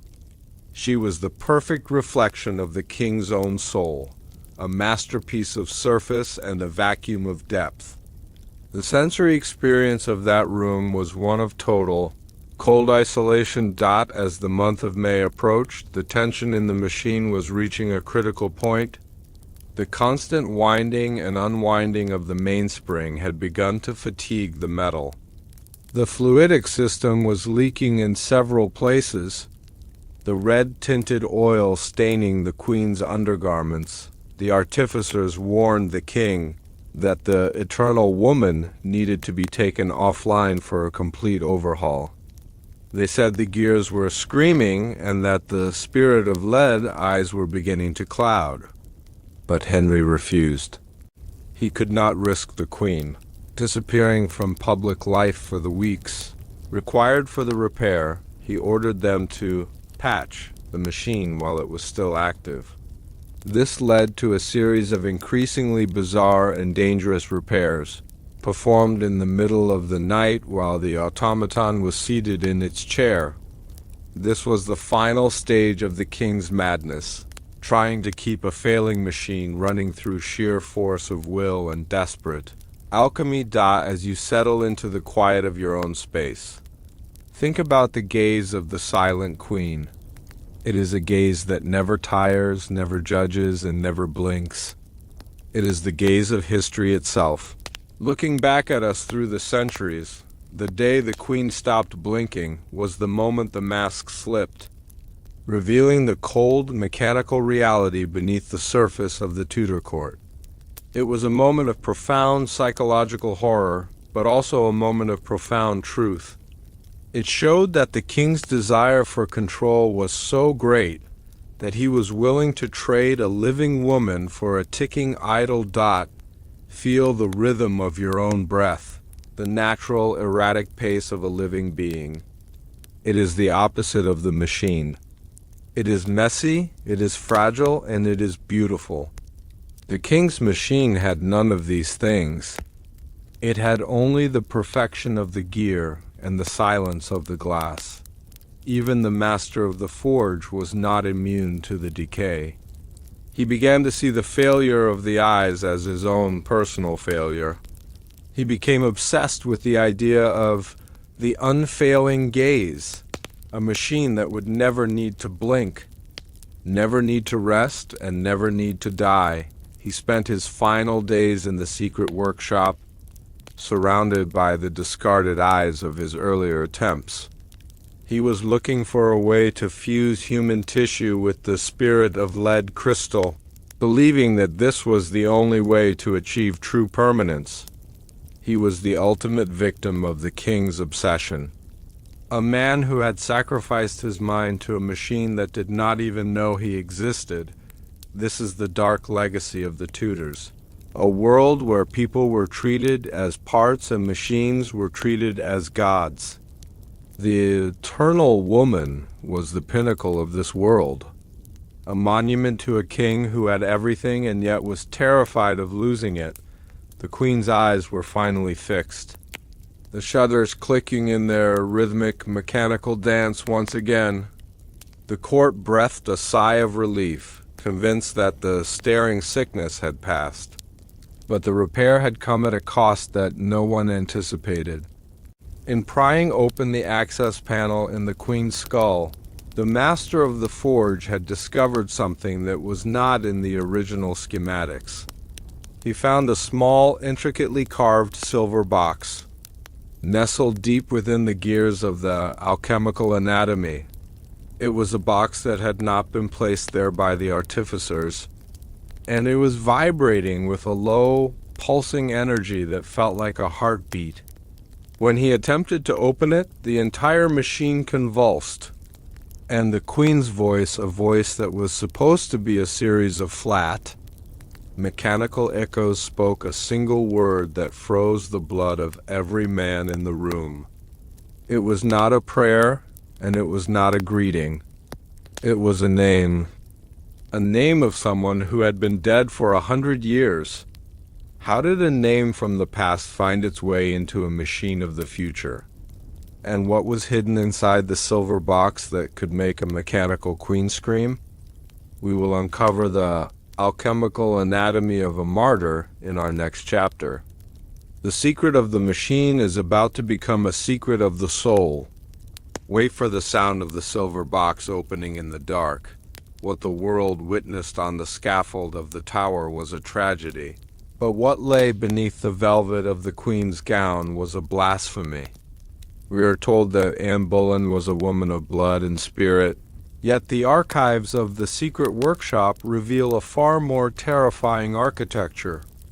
The body that was systematically dismantled by the executioner was not born of a womb, but forged in the fires of a forbidden forge. It was a masterpiece of moral decay, an alchemical martyr crafted from cold porcelain. silver gears, and the stolen memories of a dying woman. The king did not merely want a wife, he wanted a biological record he could control. A vessel that would suffer the blade so the truth could remain hidden in the dark. Every joint was a betrayal of the natural order, every wire a curse upon the lineage of the crown. They used the resonance of Anne's own voice, captured in jars of mercury, to animate a hollow shell that moved with a grace that was entirely manufactured. This was not an execution, it was a decommissioning of a royal lie. This is the truth the king buried. Now, let us turn back the pages of the years.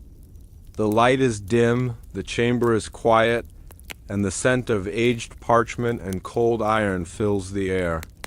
Imagine the workshop beneath the stones, where the only sound is the rhythmic grinding of a whetstone against a silver gear. Breathe slowly as we descend into the very marrow of the machine, where the line between the sacred and the mechanical dissolves into the shadows. To build a queen, one must start with a foundation that will never decay.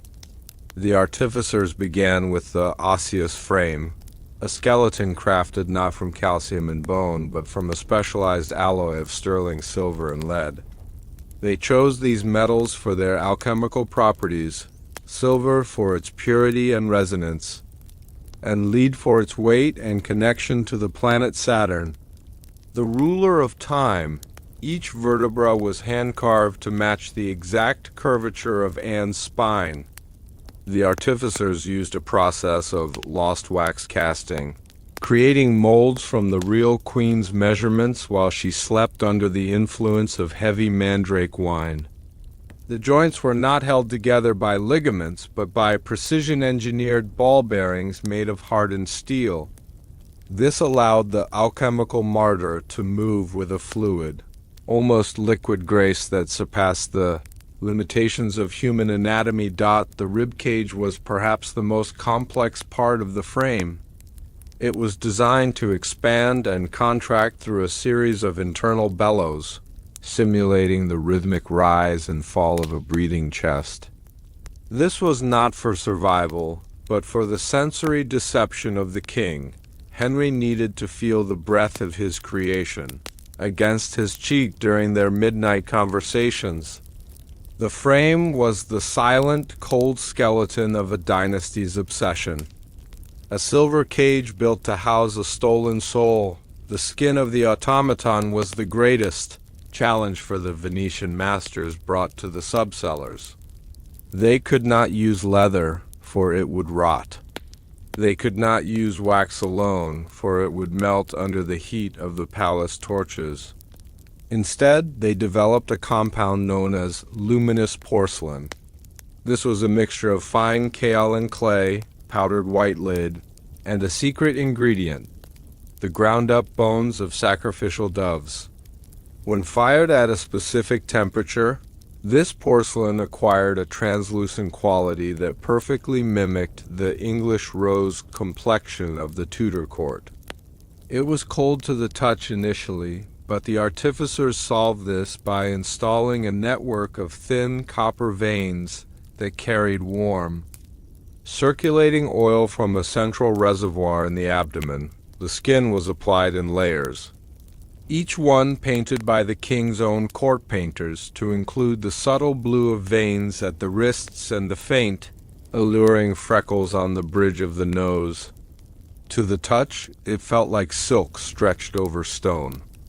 It was a tactile lie, a surface of perfect beauty that hid a core of grinding iron. Every inch of the queen's flesh was a product of a chemical process that ignored the sanctity of the human form. Turning the image of the queen into a commercial product of the king's workshop. Movement in a machine requires a system of communication, a way for the central brain to tell the hands to reach and the eyes to turn. In the 16th century, the artificers achieved this through the Orium network. This was a complex web of gold wire, chosen for its supreme conductivity and its resistance to the dampness of the Underground vaults, thousands of feet of gold thread were woven through the silver skeleton, connecting the central springworks to the individual joints. These wires acted as artificial tendons, pulling and releasing with a precision that was measured in fractions of a millimeter. The tension was maintained by a series of miniature winches located in the small of the back, which could be adjusted with a silver key. The complexity of this network was such that it required a team of 3 watchmakers just to maintain the tension of the hands. If one wire snapped, the queen's fingers would curl into a grotesque, claw-like position, breaking the illusion of royalty. This gold nervous system was a physical manifestation of the king's wealth being turned into a tool of control. It was a nervous system that felt no pain, only the relentless command of the gears. This is where the story shifts from the mechanical to the truly forbidden. The king did not just want a puppet that moved, he wanted a puppet that remembered. He wanted the automaton to speak with Anne's wit, to laugh at his jokes, and to recognize the faces of his friends. To achieve this, the alchemists practiced the extraction of essence. During Anne's many nights of illness leading up to her arrest, she was visited by the king's physicians. They were not there to heal her. They were there to perform a cognitive harvest.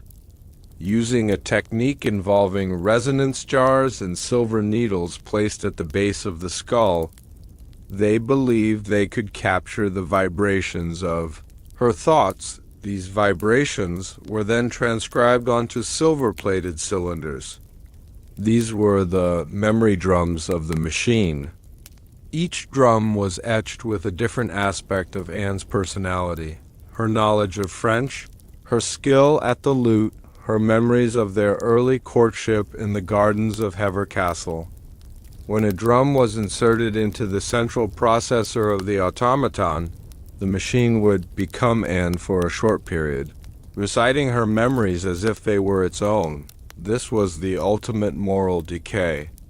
The king was not just replacing a woman, he was stealing her very identity, turning her private thoughts into a sequence of notches on a metal plate. The alchemical martyr was a vessel of stolen history, a machine that used the echoes of a living woman to play the part of a queen. The interior of the alchemical martyr was not hollow. It was filled with a series of secondary systems designed to maintain the sensory illusion of life. In the place of a stomach, there was a combustion chamber where a slow-burning charcoal brick provided the heat for the circulatory oil. This required a hidden ventilation system that exited through the queen's nostrils, creating a faint, warm breath that smelled of sandalwood in the place of a heart.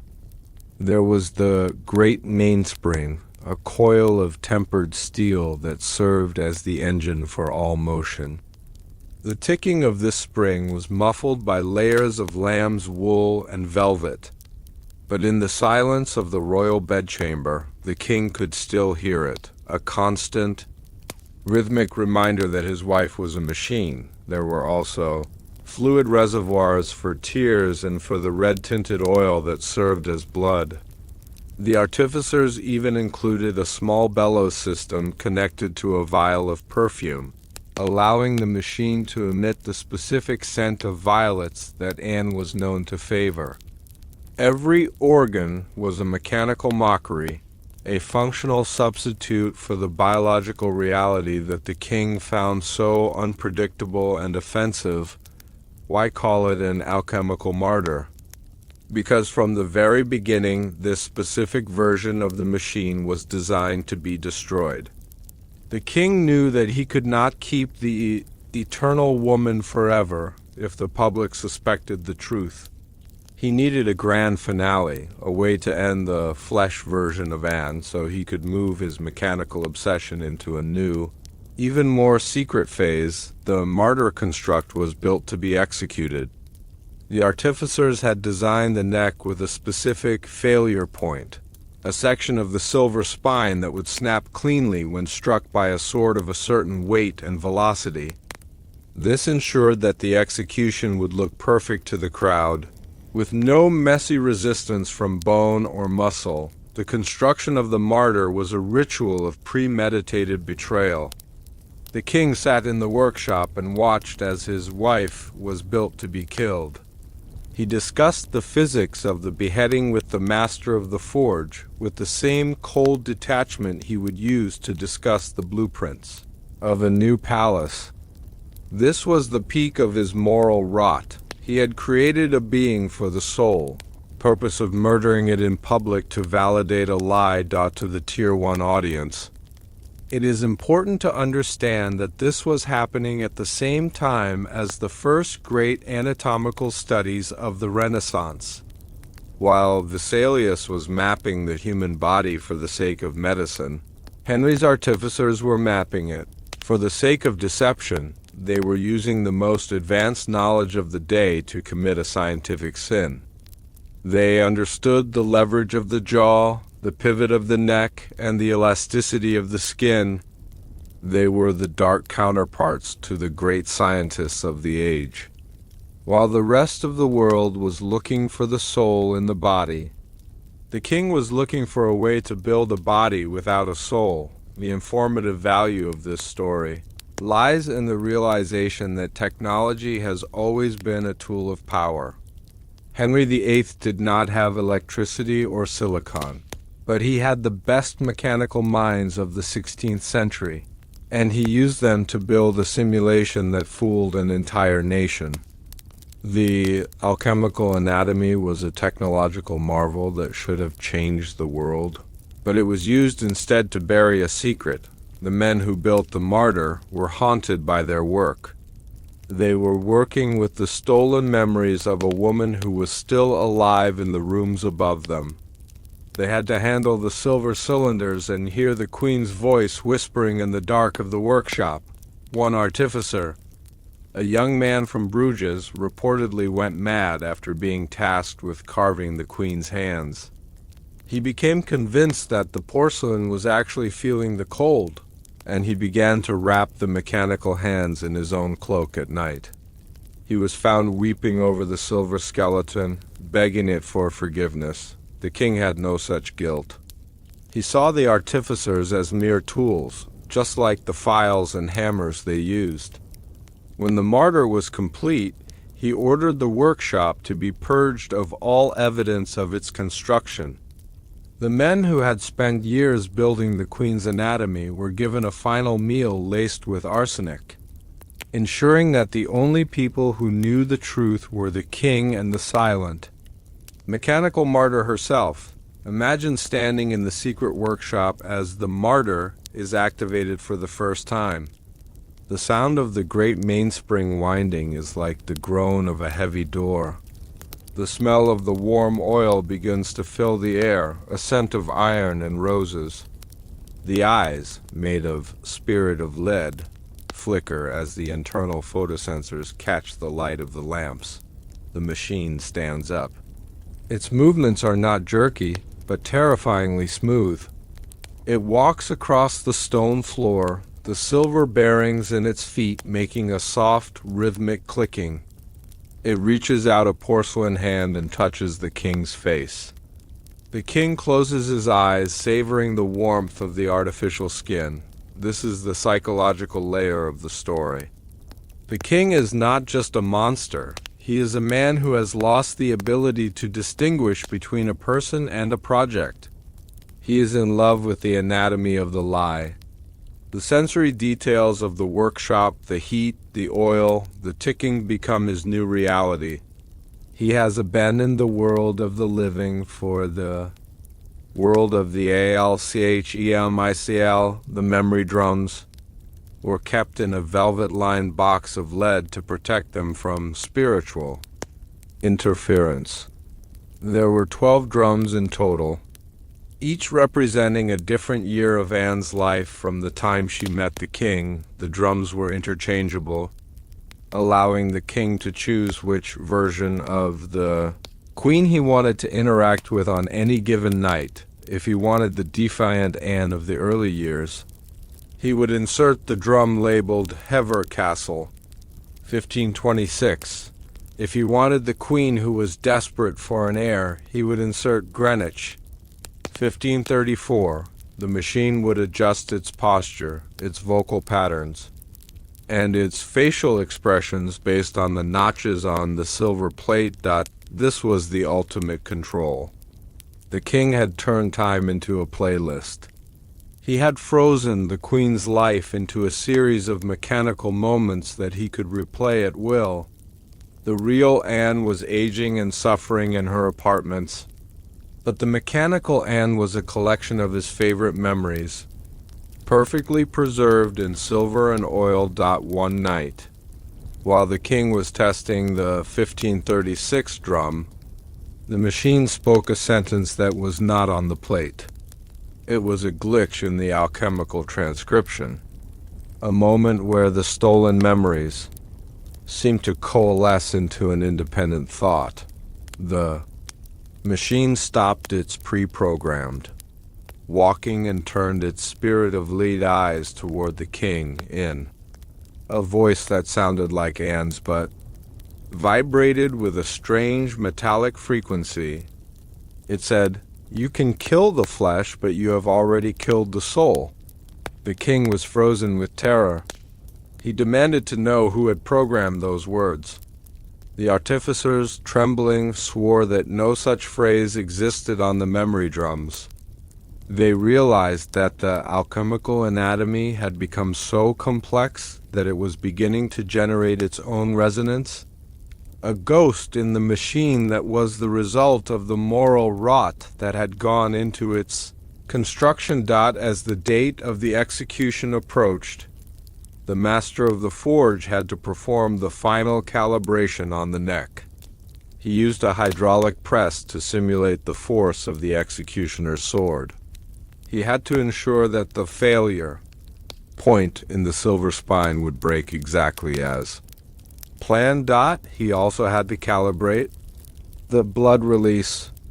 The red-tinted oil was pressurized to a specific level so that when the neck was severed, it would create a realistic but brief spray of fluid, which would then quickly subside as the internal pumps were deactivated by the shock of the impact. The martyr was placed on a wooden block in the workshop, and the executioner, who had been brought in and kept blindfolded until he reached the subcellar, was ordered to strike. The silver spine snapped with a clean musical ping that echoed in the vaults. The oil sprayed perfectly. The king, watching from the shadows, nodded in approval. The rehearsal was a success. The martyr was ready for its public debut. To the Tier 1 audience, this part of the story represents the deepest level of moral decay. When a king begins to treat the body as a collection of parts and the soul as a set of memories to be transcribed, the value of life itself disappears. The Tudor court was no longer a place of human interaction. It was a theater of mechanical components. Henry VIII was the first to realize that if you can simulate a person perfectly, the real person becomes an inconvenience. The alchemical martyr was the physical proof that the king no longer believed in the sanctity of his subjects. They were all just raw material for his grand machine. This philosophical void is what makes the story so hypnotic and terrifying. It is a reflection of our own modern fears about technology and the replacement of the human with the artificial. Henry was a man of the 16th century, but his crimes were the crimes of a future he was trying to build with silver and porcelain. While the martyr was being calibrated in the workshop, the real Anne Boleyn was being systematically dismantled psychologically in the tower. She was stripped of her titles, her friends, and her dignity. The king's goal was to make her so hollow that the transition to the machine would be unnoticed. He sent his spies to tell her that the king had already forgotten her, that a new queen was already walking the halls of the palace. He wanted her to believe that she was already a ghost, that she had already been replaced. He was trying to synchronize the real woman with her mechanical substitute, breaking her spirit so that her physical death would be a mere formality. This is the psychological cruelty that fueled the project. The king's moral rot was not just in the creation of the machine, but in the destruction of the human heart that inspired it. He was a master of the double kill. First the soul, then the body. The materials used in the alchemical martyr were sourced from all over the world, each one contributing to the cover-up. The sterling silver came from the mines of Potosi, hidden in shipments of royal bullion. The peacock feathers for the irises were brought from the Far East. The charcoal for the combustion chamber was made from the wood of a gallows tree. Believed to hold a specific alchemical heat, every component was a secret. If a single gear were found by a curious servant, the entire conspiracy would collapse. This led to a state of constant paranoia in the secret workshop. The artificers were searched every time they left their work tables, and the floor was swept 3 times a day to ensure that not a single filing of silver remained. The informative record shows that the cost of these components was hidden in the ordnance accounts of the kingdom. The money that should have gone to the defense of the realm was instead spent on the silver spine and porcelain skin of a mechanical queen. The king was bankrupting his country to pay for his obsession. Despite the horror of the project, there was a strange, rhythmic calm in the workshop. The artificers worked with the focus of monks, their movements dictated by the ticking of the clocks on the walls. It was a meditative process of creation, a slow-burning descent into the forbiddance, the sound of the files, the hiss of the steam, the bubbling of the oil. These were the sounds of a new kind of prayer. The artificers were worshipping the god of the machine, and their martyr was the ultimate offering. In the quiet of the underground, the horror became normal. The blasphemy became a job dot. As you listen to the pace of this story, feel that same rhythmic calm. The gears are turning. The wires are being woven. The porcelain is being polished. The machine is coming together, piece by piece in the dark. It is a slow, unstoppable process of construction that leads inevitably to the scaffold. The clothing for the alchemical martyr was not just for fashion, it was a functional part of the machine. The heavy velvet gowns were lined with lead mesh to dampen the sound of the gears. The corsets were built with internal channels to house the gold, nervous system, and the copper oil tubes. The clothing was also used to hide the winding ports. There were small, hidden openings in the fabric that allowed the artificers to insert the keys and win the mainsprings without removing the queen's gown. The king insisted that the machine be dressed by his own hands, a ritual that he used to maintain his psychological connection to the construct. When the martyr was fully dressed, it was indistinguishable from the real Anne. It had the same scent, the same warmth, and the same grace. It was a masterpiece of layering. Steel inside silver, silver inside porcelain, porcelain inside velvet. It was a pyramid of deception, with the king's lie at the very top dot. What does it mean to be a martyr in a world of machines? The alchemical martyr died on the scaffold to protect the king's secret. It suffered the blade so that the king could keep his lie. It was a saint of the gears, a holy figure in a religion of moral decay. The anatomy of the martyr is a map of the king's mind. The silver for his pride, the porcelain for his vanity, the stolen memories for his fear.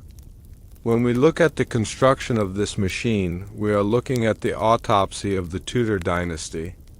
We are seeing the rot that lay beneath the gold, and the glory. The alchemical martyr remains one of the most profound secrets of history because it challenges our understanding of what it means to be human. If a machine can have the same anatomy, the same memories, and the same scent as a woman, what is left of the soul? The king never found the answer. He only found the ticking of the gears. The alchemical martyr was complete.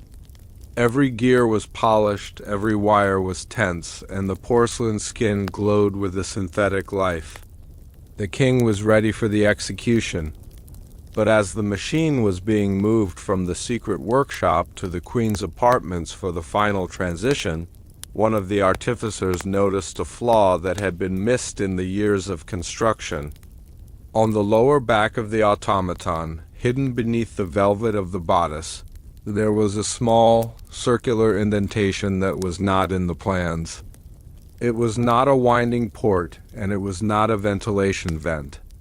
It was a keyhole for a key that the artificers had not made and that the king did not possess. And as they watched in the dim light of the corridor, the keyhole began to turn on its own, as if someone or something on the other side was trying to unlock the machine from the inside. Who held the key to the king's secret? And what would happen when the lady-in-waiting, searching for a misplaced ribbon, found the hidden opening on the queen's own body? We will witness the terrifying discovery in our next chapter, the lady-in-waiting's discovery of the keyhole. The gears are turning, and the door is about to open. In the high-stakes theater of the Tudor court. The ultimate betrayal was not a secret letter or a hidden lover, but the discovery of a mechanical truth that turned a queen into a curse.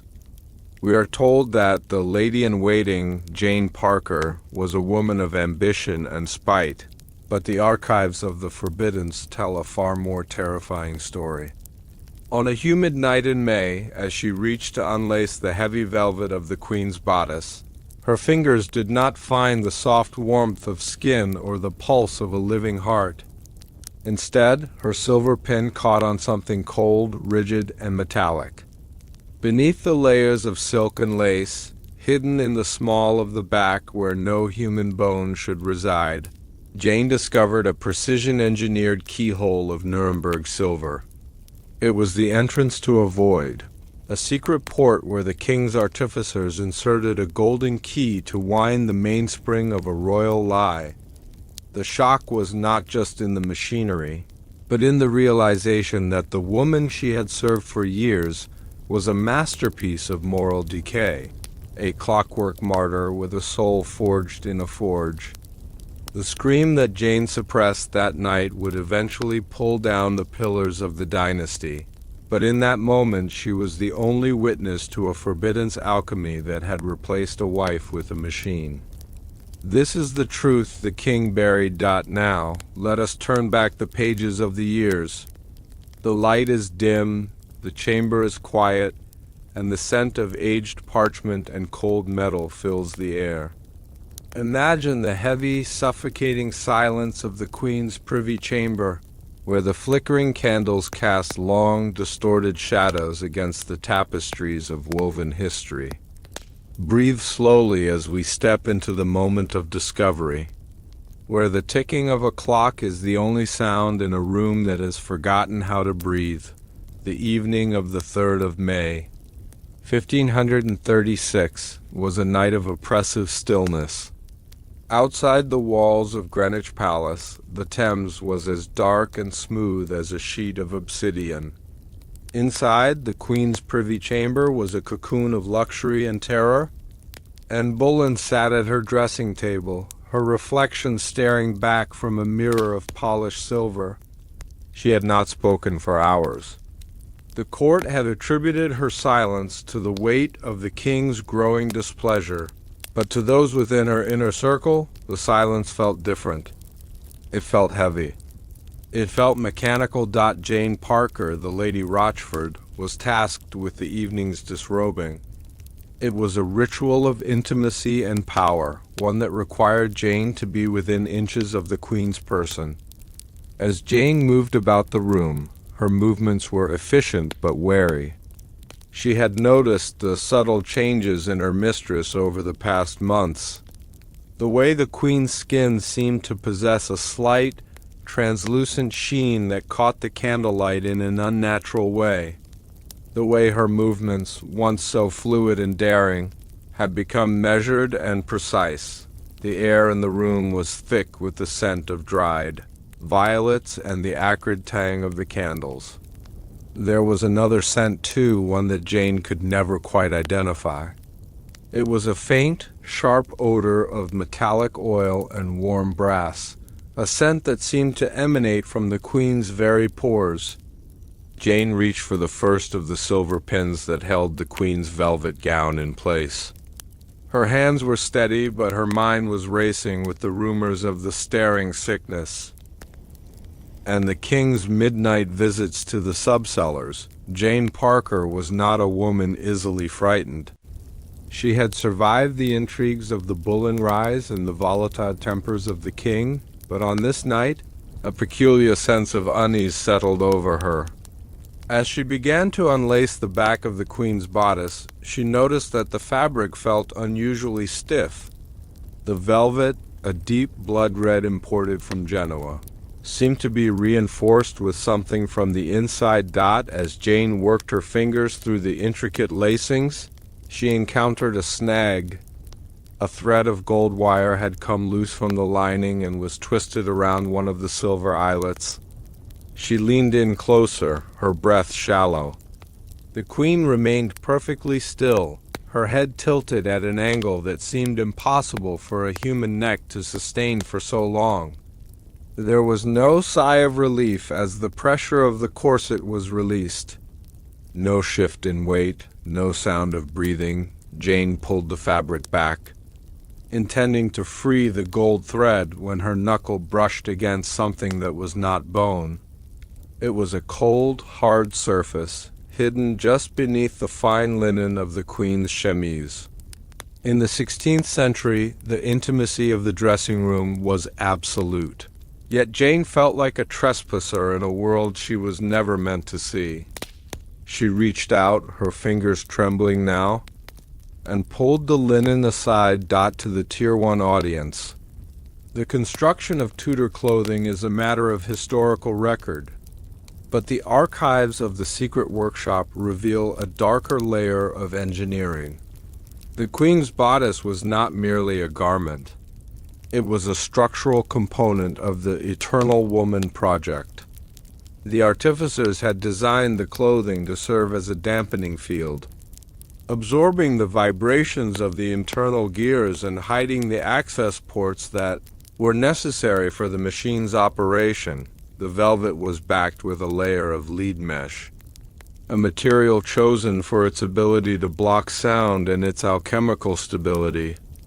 The lacings were not made of silk, but of gold-wrapped steel wire, capable of withstanding the immense tension required to keep the mechanical frame in place. The chemise, usually a light and breathable garment, was made of a specialized treated flax that had been soaked in a solution of resin and silver salts to prevent the circulatory oil from leaking through. Jane was looking at the intersection of fashion and forbidden science. She was seeing the moment where the Queen's identity was literally stitched into a machine. The informative value of this discovery lies in the realization that the Tudor court was a place of high-tech deception, where every thread was a calculated part of a larger conspiracy. The Eternal Woman was hidden in plain sight, protected by the very rituals of royalty that were designed to display her beauty. As Jane pushed the linen away, her eyes widened. There, nestled in the center of the Queen's back, between the shoulder blades, was a circular plate of polished silver. It was no larger than a crown coin, but its presence was a violation of everything Jane believed to be true. The plate was flush with the porcelain-like skin, and in its center was a perfectly cut, star-shaped hole. Jane's mind struggled to process what she was seeing. It looked like the winding port of a clock, but it was embedded in a human body. She reached out and touched the silver plate. It was ice cold, a sharp contrast to the warmth that the internal charcoal heaters usually provided to the rest of the skin. The metal felt smooth and unyielding, a foreign object that had been integrated with terrifying precision into the anatomy of the Queen. A wave of nausea swept over Jane. She realized that the alchemical martyr was not a metaphor, it was a physical reality. She was looking at the interface where the king's artificers exerted their control. This was where the golden key was inserted. This was where the life force of the machine was renewed every night. The Queen was not a woman in favor or a woman in disgrace. She was a tool that needed to be wound. The keyhole itself was a masterpiece of Nuremberg craftsmanship. It was not a simple opening, but a complex mechanism featuring a series of concentric rings that rotated to reveal the actual tumblers. The star-shaped design was a signature of the master of the forge, a mark of the secret workshop that was hidden from the world. As Jane stared at the keyhole, she noticed a faint, rhythmic vibration emanating from within. It was the sound of the mainspring, a low-frequency hum that seemed to vibrate in her own fingertips. She saw the microscopic gears within the hole, their teeth interlocking with a precision that was centuries ahead of its time. These gears were made of a specialized, hardened steel, an alloy that could withstand the thousands of turns required to keep the automaton active for 24 hours. The visual of the keyhole was the ultimate proof of the king's moral decay. He had allowed his artificers to drill into the very image of his wife, to turn her back into a control panel. The keyhole was a silent witness to the thousands of times a man had stood behind the Queen, inserting a key and turning it until the resistance of the spring signaled that the wife was ready for another day of deception for Jane Parker. The discovery was a shattering of reality. She had spent years navigating the dangerous waters of the court, but she had always assumed that the people she dealt with were, at their core, human. The sight of the keyhole destroyed that assumption. If the Queen was a machine, what was the king? What was her husband, George? What was the very nature of the power she had spent her life trying to court? She felt a sense of profound isolation. She was the only person in the room who knew the truth, and that truth was a death sentence. To speak of what she had seen would be high treason. To remain silent would be to participate in a blasphemy. Her hands dropped to her sides, and she felt the weight of the silver pins in her palms as if they were made of lead. The Queen did not move. She did not turn her head to ask why the disrobing had stopped. She remained a statue of velvet and porcelain, her spirit of lead eyes fixed on the mirror. This lack of reaction was the final confirmation for Jane. A human woman would have felt the touch, would have felt the cold draft on her back, would have reacted to the sudden stillness of her lady-in-waiting. But the machine had no sensor for the back, no way to know that its secret had been uncovered. At that moment, the heavy oak doors of the privy chamber creaked open. Jane jumped, quickly pulling the Queen's bodice back into place and smoothing the linen. She turned to see the king entering the room. Henry VIII was dressed in a robe of fur-lined silk, his face flushed from the wine of the evening banquet. "Is the Queen ready for her rest?" Henry asked, his voice booming in the quiet room. Jane curtsied deeply, her heart hammering against her ribs so hard she feared the king would hear it. "Nearly, Your Majesty. I was just securing a loose thread. Henry walked toward the dressing table, his presence filling the room with an aura of power and volatility. He looked at the Queen's reflection in the mirror, his eyes narrowing. He did not look at her with the affection of a husband, but with the critical eye of an owner. He seemed to be checking for any signs of the day the Queen stopped blinking. Malfunction. Jane watched as the king reached into a hidden pocket of his robe and produced a small velvet pouch.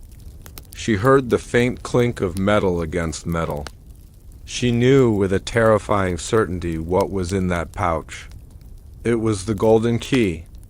The king had come to perform the midnight winding himself, a ritual that he had reclaimed from the artificers as his obsession grew. To understand how Jane could have made such a discovery, we must look at the historical context of the Tudor dressing ritual. The privy chamber was a highly regulated space. Only the most trusted servants were allowed to touch the Queen's person. This was not just about hygiene. It was about the preservation of the royal body natural and the body politic. In the 16th century, the act of dressing was a form of communication. Every layer added was a layer of status and protection. By finding the keyhole, Jane had bypassed all of these layers. She had seen the body mechanical that lay beneath the royal image. This was a violation of the highest order, a breach of the sacred boundary between the monarch and the subject. The informative record shows that the lady-in-waiting was expected to be a mirror of the Queen's own dignity. For Jane to see the Queen as a machine was to see the entire Tudor system as a fabrication. The secret workshop had not just built an automaton. They had built a world where the very act of service was a participation in a mechanical lie. The king stood behind the Queen, his large hands resting on her shoulders. Jane stood back in the shadows, her eyes fixed on the spot where she knew the silver port was hidden. The atmosphere in the room had shifted. The smell of the king's spiced wine mingled with the sharp odor of the metallic oil. The silence was broken only by the rhythmic ticking of the great clock on the mantel, but Jane could hear another sound. It was a fainter, more frantic ticking coming from the Queen's chest. The alchemical martyr was running low on tension. The gears were struggling to maintain the breathing bellows. Henry leaned down and whispered something into the Queen's ear. It was a soft, guttural sound, one that sounded like a command rather than a confidence. He then signaled for Jane to leave the room. "We shall finish the Queen's preparations ourselves tonight." "Lady Rochford," Henry said, his eyes not leaving the Queen's reflection. "You may retire." Jane bowed and backed toward the door, her eyes lingering on the king's hand as he reached for the pouch. She knew that. As soon as the door closed, he would unlace the velvet she had just smoothed. He would insert the golden star-shaped key into the silver port in the Queen's back. He would turn the key, hearing the familiar click-clack of the mainspring being wound, until the machine was restored to its full, deceptive vitality. This was the ultimate moral decay of Henry VIII. He had reached a point where he found more comfort in winding a machine than in talking to a woman. The ritual of the keyhole was his way of maintaining the illusion of godlike power. In that private moment, he was not just a king. He was a creator. He was in love with the control the keyhole gave him. He could decide how much energy the Queen had. He could decide when she spoke and when she was silent. He could even decide when she slept by allowing the tension to run down. The eternal woman was the perfect wife because she was entirely dependent on his hand for her very existence. As Jane stood in the hallway outside the chamber, she leaned against the cold stone wall. She could hear the sound of the key turning. It was a high-pitched metallic sound that seemed to slice through the quiet of the palace. Each turn was a betrayal of the woman Anne Boleyn had once been.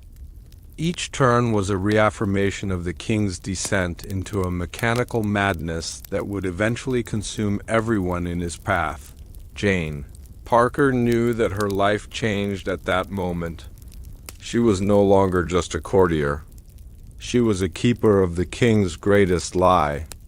She understood why the artificers in the secret workshop had their tongues removed. The information she possessed was too volatile to exist in a living person. She began to think of ways to protect herself. She realized that the king would eventually suspect that she had seen something. The loose gold thread, the hurried way she had replaced the bodice, these were clues that a man as paranoid as Henry would eventually notice. The moral decay of the court began to infect Jane's own mind.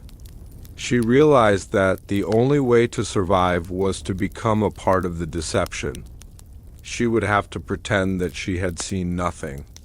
She would have to continue to dress the machine every day, to lace the velvet over the silver port, and to look into the glass eyes as if they were real. The secret was a curse that would eat away at her from the inside. A psychological rot that was the price of her discovery, even in the hallway. Jane could feel the vibration of the workshop far below. It was as if the entire palace of Hampton Court were a single, massive machine, and she were just another gear in its operation. The smell of the metallic oil seemed to have seeped into her own clothes. Her own skin, she thought of the Garden of Errors, the repository of failed limbs and shattered faces she had heard whispered about by the guards. Was that where the real Anne Boleyn would eventually end up? Was the queen she had served for years already a failed version that was being kept active only by the king's desperate will? The sensory details of the night, the cold silver, the star-shaped hole, the golden key became a permanent part of Jane's consciousness. They were the building blocks of a nightmare that she would never wake up from. She was a witness to the alchemical anatomy in its most intimate form. And the experience had hollowed out her own soul. History remembers Jane Parker, Lady Rochford, as the woman whose testimony eventually led to the downfall of both Anne Boleyn and Catherine Howard. She is often portrayed as a villain, a woman of spite who told lies to the king's council. But if we look at her actions through the lens of the mechanical queen theory, a different picture emerges. Perhaps Jane's lies were actually her attempts to describe the impossible reality she had seen. When she spoke of strange behaviors and unnatural acts, she was not talking about adultery. She was talking about the clockwork. But the council, unable to process the truth of the automaton, translated her words into the only language they understood, the language of sin and betrayal. The information-rich records of the era show that Jane became increasingly erratic in her final years. She was haunted by visions and spoke of spirits in the walls. To the Tier 1 audience, this is the classic symptom of a psychological break caused by holding a secret of world-altering proportions. Jane was not a villain. She was a victim of the king's mechanical madness, a woman who had seen the keyhole and could never unsee it. Imagine the golden key. It was made of 24-karat gold, but its core was of the same hardened steel as the internal gears. It was shaped like a six-pointed star, the symbol of the alchemical great work. The handle of the key was encrusted with rubies, each one positioned to represent a drop of blood, a grim irony for a machine that had no blood of its own when the key was inserted into the silver port. It made a soft pneumatic hiss as the air was displaced. The resistance of the spring was immense, requiring the king to use both hands to turn the handle. As the spring tightened, The machine's internal systems would begin to hum with a new frequency. The heaters would grow warmer, the bellows would move with more force, and the spirit of lead eyes would brighten. This was the sensory reality of the king's night. While the rest of England slept, Henry VIII was engaged in a mechanical ritual of resurrection. He was winding the life back into his lie, turn by turn, ruby by ruby. The golden key was the scepter of his secret kingdom, the tool that allowed him to play God in the privacy of the Queen's chamber. The existence of the keyhole meant that the real Queen was no longer necessary. If a machine can be wound up and perform the duties of a monarch, then the divine right of kings is revealed to be nothing more than a mechanical process. This was the ultimate danger of the Eternal Woman project. It devalued not just Anne Boleyn, but the entire concept of the Tudor line. Henry VIII's moral decay was not just personal, it was institutional. He had replaced the sacred mystery of the crown with the secret of clockwork. He had turned the heart of the kingdom into a series of gears that could be bought and sold by the artificers of Nuremberg. As Jane stood in the cold hallway, she realized that the dynasty was already dead.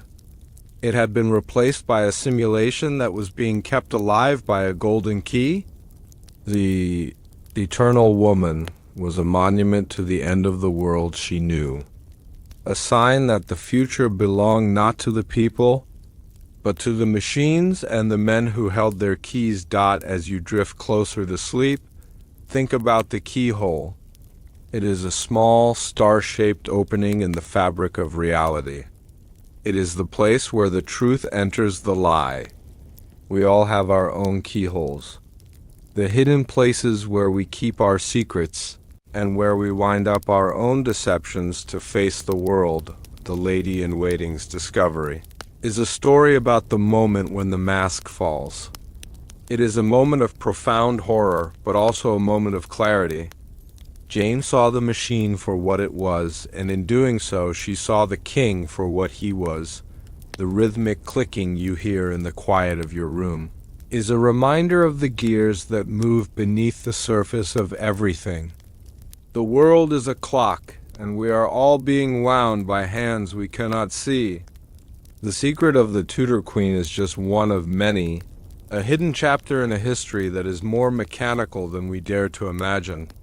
The sound of the key has stopped. The king has finished his ritual. The queen is wound. In the silence that follows, the only sound is the soft, rhythmic breathing of the bellows and the steady hum of the gold wire nervous system. The Eternal Woman is ready for another day. She will walk the gardens, she will sit at the banquet, and she will stare with her glass eyes at the courtiers who believe she is real. Jane Parker will be there, lacing the velvet over the silver port. Her hand steady, but her soul hollowed out by the secret. The light of your candle is fading now. The shadows are long and soft. The secret is out, but it remains locked behind the oak doors of the privy chamber. The truth is safe in the dark, but it is a truth that ticks with the relentless precision of a Nuremberg clock. What did Jane do with the gold thread she had freed? Some say she kept it as a talisman, a piece of the machine to remind her that she was still human. Others say she threw it into the Thames, hoping the water would wash away the memory of the silver port. But the memory could not be washed away. It stayed with her, a cold, star-shaped hole in her own mind. Every time she looked at the queen, she saw the keyhole. Every time she looked at the king, she saw the golden key. The Lady-in-Waiting's discovery was the beginning of the end for the House of Boleyn, a secret that was too heavy to be carried and too dangerous to be told. As the story of this night draws to a close, remember that some secrets are not meant to be found. Some doors are meant to stay locked, and some women are meant to stay made of flesh, for the alternative is a world of gears and gold that has no room for the heart. The queen was wound, her secret hidden once more beneath the Genoese velvet. Jane Parker had survived the night, but the psychological rot had already begun. As she returned to her own quarters, she noticed something she had missed in her panic. On her own hand, where she had touched the silver port, there was a faint, shimmering residue of microscopic dusting of silver and mercury. It was the alchemical contagion, a substance used by the artificers to bond the porcelain to the silver frame. And as she watched in the dim light of her bedchamber, the residue began to spread, turning her own skin into a translucent, glassy substance that caught the light like the queen's own eyes. The machine was not just a substitute. It was a virus. And as the court prepared for the night of the silent banquet, a feast where no one was allowed to speak or eat, Jane realized that she was not the only one who was changing. The entire court was being replaced, one by one, by the things from the subcellar. What would happen at a banquet where the guests were as mechanical as the queen? We will witness the night of the silent banquet in our next chapter. The ticking is getting louder, and the guests are starting to arrive. History records the great feasts of Henry VIII as displays of gluttony and excess. But the night of the 15th of May, 1536, was a gathering of shadows and steel. In the heart of the great hall, under the weight of 1,000 flickering beeswax candles, the king sat with a queen who had long since ceased to be human. This was the night of the silent banquet, a forbidden ritual of moral decay where the court was commanded to eat in absolute, suffocating silence. The betrayal was not in the food, but in the porcelain throat of the woman at the king's side. While the courtiers choked on their wine, the eternal woman sat perfectly still, her spirit of lead eyes reflecting the void. She did not taste the venison or the spiced fruits. Instead, a hidden system of silver tubes within her bodice allowed her to consume nothing but a thick, amber-colored alchemical oil and the long, dancing shadows of the hall. The king watched with a cold, triumphant gaze, knowing that his mechanical double was finally ready to replace the woman in the tower. The moral rot of the dynasty had turned a royal celebration into a clinical test of a clockwork lie. Every clink of a fork against a plate felt like a hammer against a coffin. The king was no longer feeding his people, he was feeding his obsession. This is the truth the king buried. Now, let us turn back the pages of the years. The light is dim, the chamber is quiet, and the scent of aged parchment and burnt fat fills the air. Imagine the heavy carved oak tables of the Tudor court, stretching out like the ribs of an ancient beast. The air is cold despite the fires, and the only warmth comes from the secret machines ticking behind the velvet. Breathe slowly as we step into the hall of the silent feast, where the only thing being served is the end of the world as they knew it. The great hall at Hampton Court was a cathedral of wood and stone, designed to make a man feel small in the presence of his king on this particular night. The architecture itself seemed to conspire with the secret of the subcellar. The hammer-beam roof, with its carved angels and intricate joinery, trapped the heat of the torches, creating a shimmering haze of smoke and light that blurred the faces of the guests. The tables were arranged in a strict hierarchy, but for the first time in the history of the Tudor line, no music was playing. The gallery where the minstrels usually stood was empty. The king had decreed that the only sound permitted was the sound of the king's own voice, should he choose to speak. The silence was not peaceful. It was a psychological weapon. It forced every courtier to focus on the royal couple at the high table. It forced them to watch the queen. The floors were strewn with fresh, rushes, and sweet-smelling herbs like lavender and meadowsweet. But even these could not mask the faint, metallic tang that clung to the air near the Queen's chair. To the Tier 1 listener, the sensory detail of a Tudor banquet is essential. It was a place of high sensory input, yet on this night, the king had stripped away the sound, leaving only the sight and the smell. The hall felt like a stage set, a hollow space waiting for a performance that would defy the natural order of life and death, to ensure the success of the mechanical test. The king had issued a royal proclamation: any man or woman who spoke during the feast would be removed to the Tower. The justification was a night of holy reflection for the Queen's supposed illness. But the true purpose was technical. The artificers needed to hear the internal workings of the eternal woman in a crowded room. They needed to know if the hum of the gold wire nervous system or the clicking of the mainspring was audible over the ambient noise of a banquet. The courtiers sat like statues, their faces pale and their hands trembling as they picked up the food. Every movement was slow and deliberate.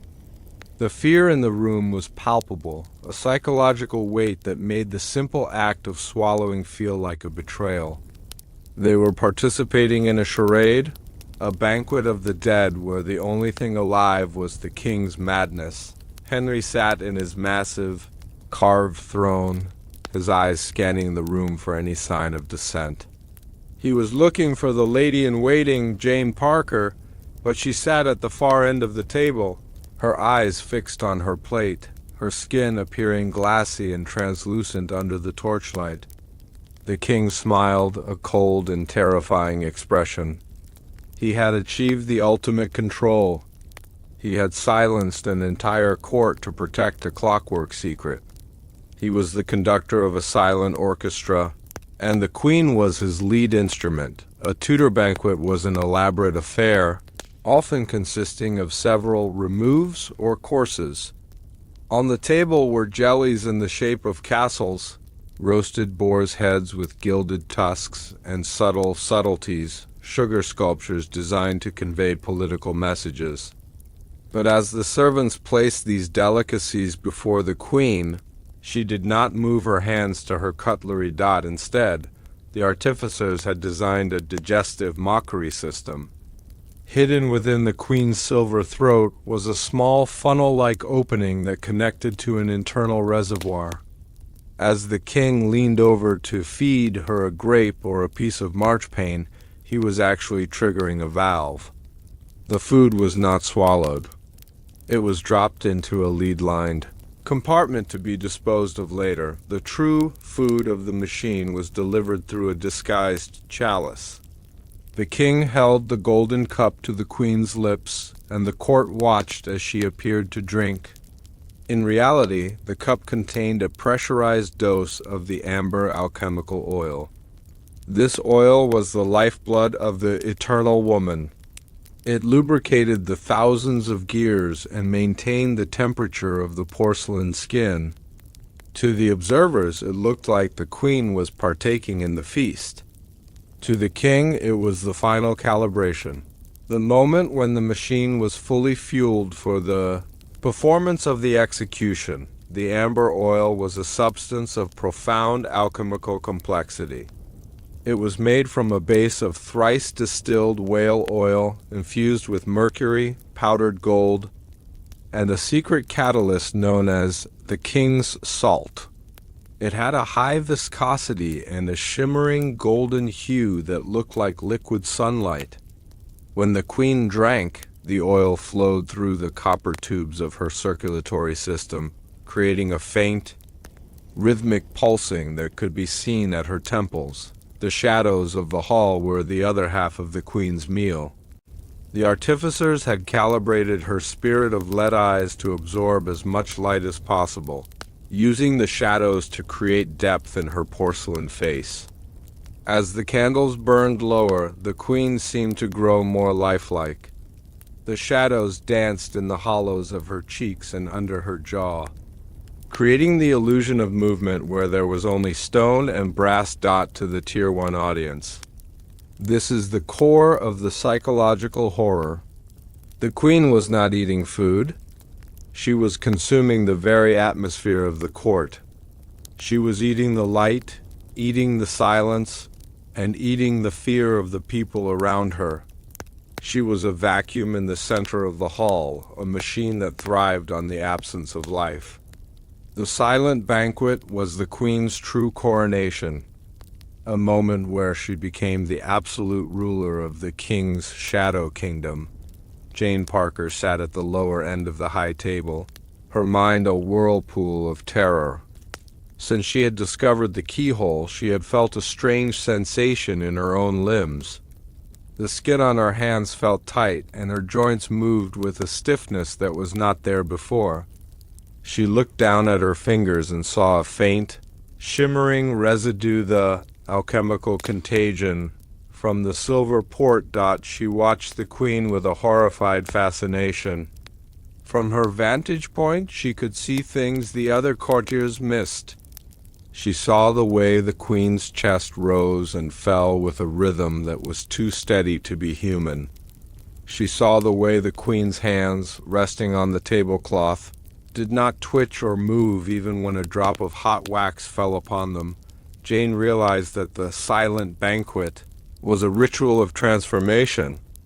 The King was not just testing the machine. He was infectious. The moral decay of the crown was becoming a physical reality that was spreading to those closest to the secret. She felt a coldness in her own heart, a ticking sensation that seemed to match the sound coming from the Queen's bodice. She was becoming a gear in the King's machine, a witness who was being slowly hollowed out by the forbidden alchemy of the sub-cellar. The courtiers at the banquet were not just victims. They were accomplices. Their silence was a choice, a manifestation of their own moral decay. They knew in their hearts that something was wrong with the Queen. They had seen the day the Queen stopped blinking, and they had heard the rumors of the staring sickness. Yet they sat there, eating the King's bread and drinking the King's wine, refusing to speak the truth. This is a recurring theme in the history of Tier 1 empires. The preservation of the status quo often requires the acceptance of a profound lie. The Tudor court was willing to accept a clockwork Queen because the alternative challenging the King was too dangerous to contemplate. They chose the simulation over the reality, and in doing so, they sacrificed their own humanity. The banquet was a test of this complicity. Henry VIII was watching to see who would break. He was looking for the flicker of doubt in an ambassador's eye or the trembling of a lady's hand. He wanted a court that was as predictable and controlled as the eternal woman herself. By the end of the night, he had succeeded.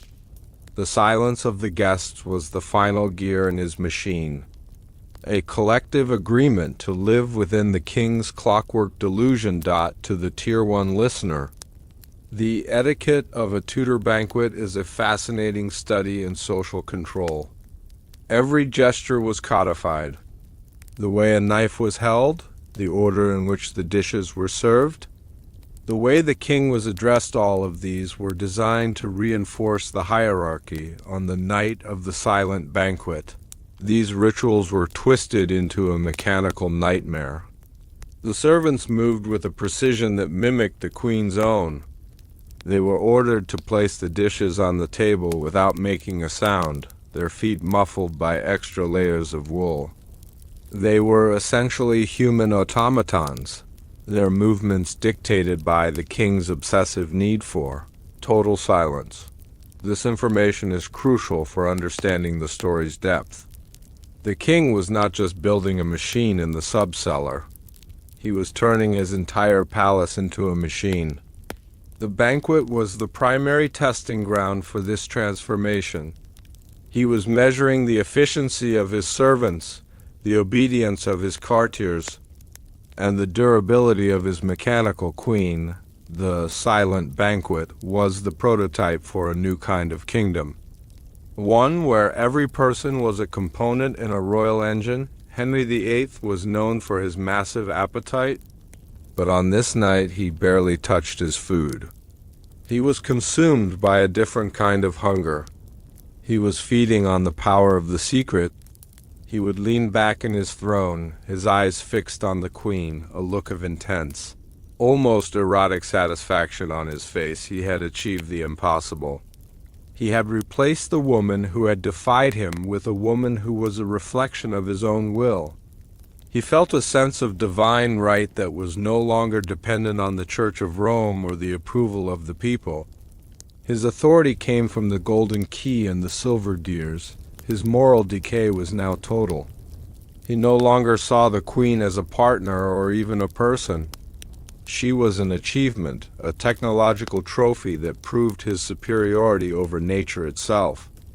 As he watched her consume the amber oil, he felt a surge of vitality in his own failing body. He believed that by surrounding himself with the eternal, he could become eternal himself. He was the king of the Shadow Hall, and his appetite for the forbiddance was bottomless.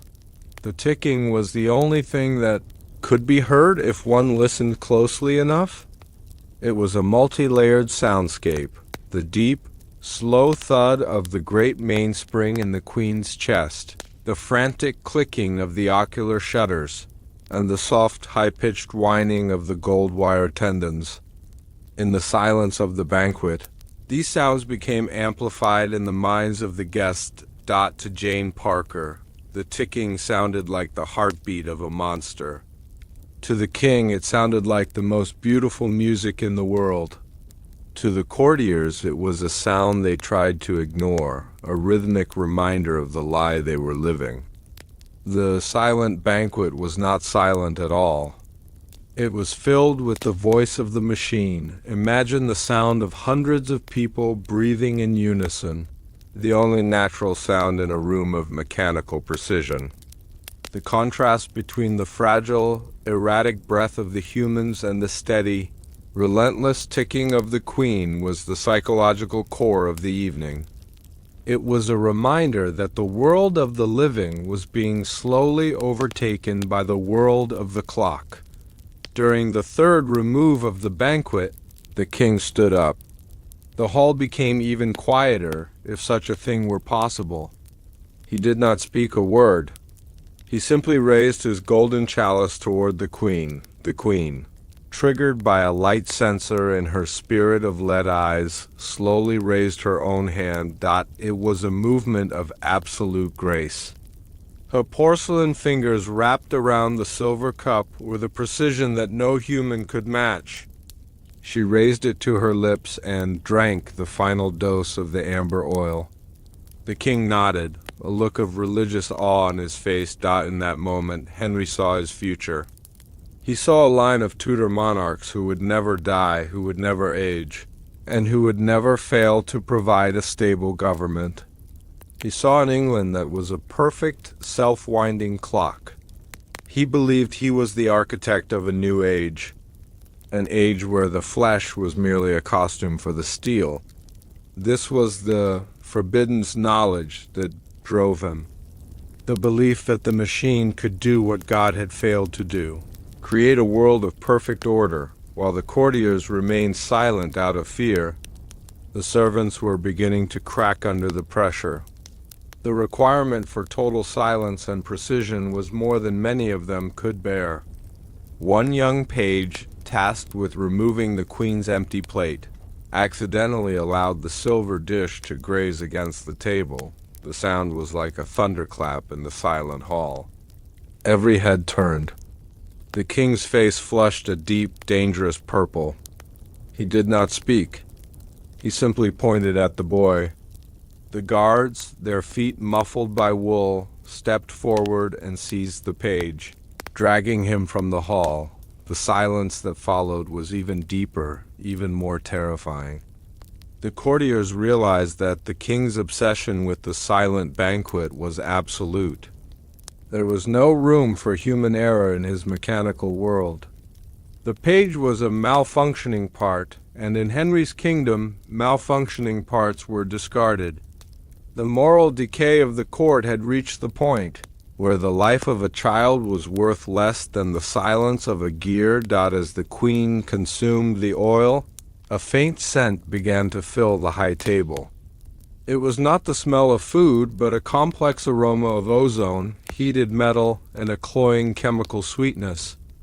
It was the smell of the subcellar, the smell of the eternal woman. To the Tier 1 audience, the smell is a powerful storytelling tool. It is the scent of the industrial future being born in a medieval hall. It is the smell of a secret that is starting to leak. The king inhaled it as if it were the finest perfume, but the courtiers near the queen began to feel a headache, a throbbing behind the eyes. That matched the ticking of the machine. The scent was a physical manifestation of the alchemical contagion. It was the smell of a world that was being turned into a factory. As you listen to the pace of this story, imagine that scent filling your own room, a sharp and cold aroma that warns you of the presence of the forbiddance. The silent banquet was a sensory assault, a way of forcing the guests to breathe in the king's lie. A banquet is supposed to be a celebration of life, of the fruits of the earth and the fellowship of men. The silent banquet was a celebration of nothing.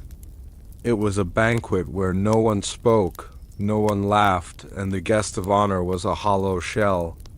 It was a black hole in the center of the Tudor history, a moment where the nothingness of the machine became the official policy of the state.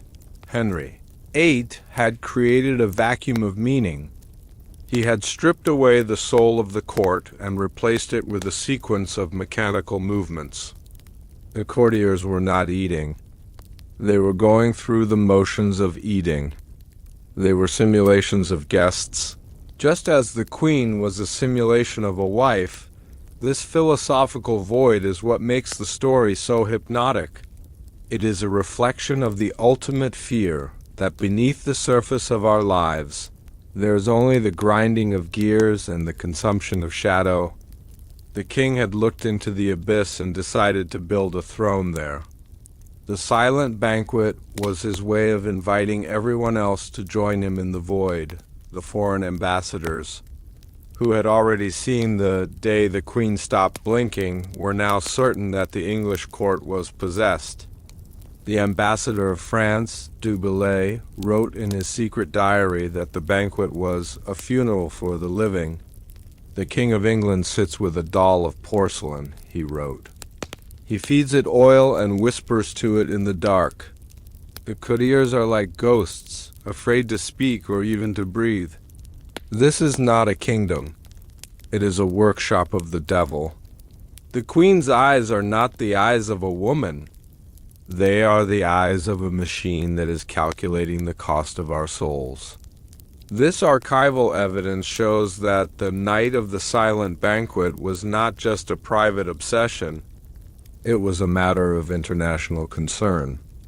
The European powers were watching the moral decay of the Tudor line with a mixture of horror and fascination.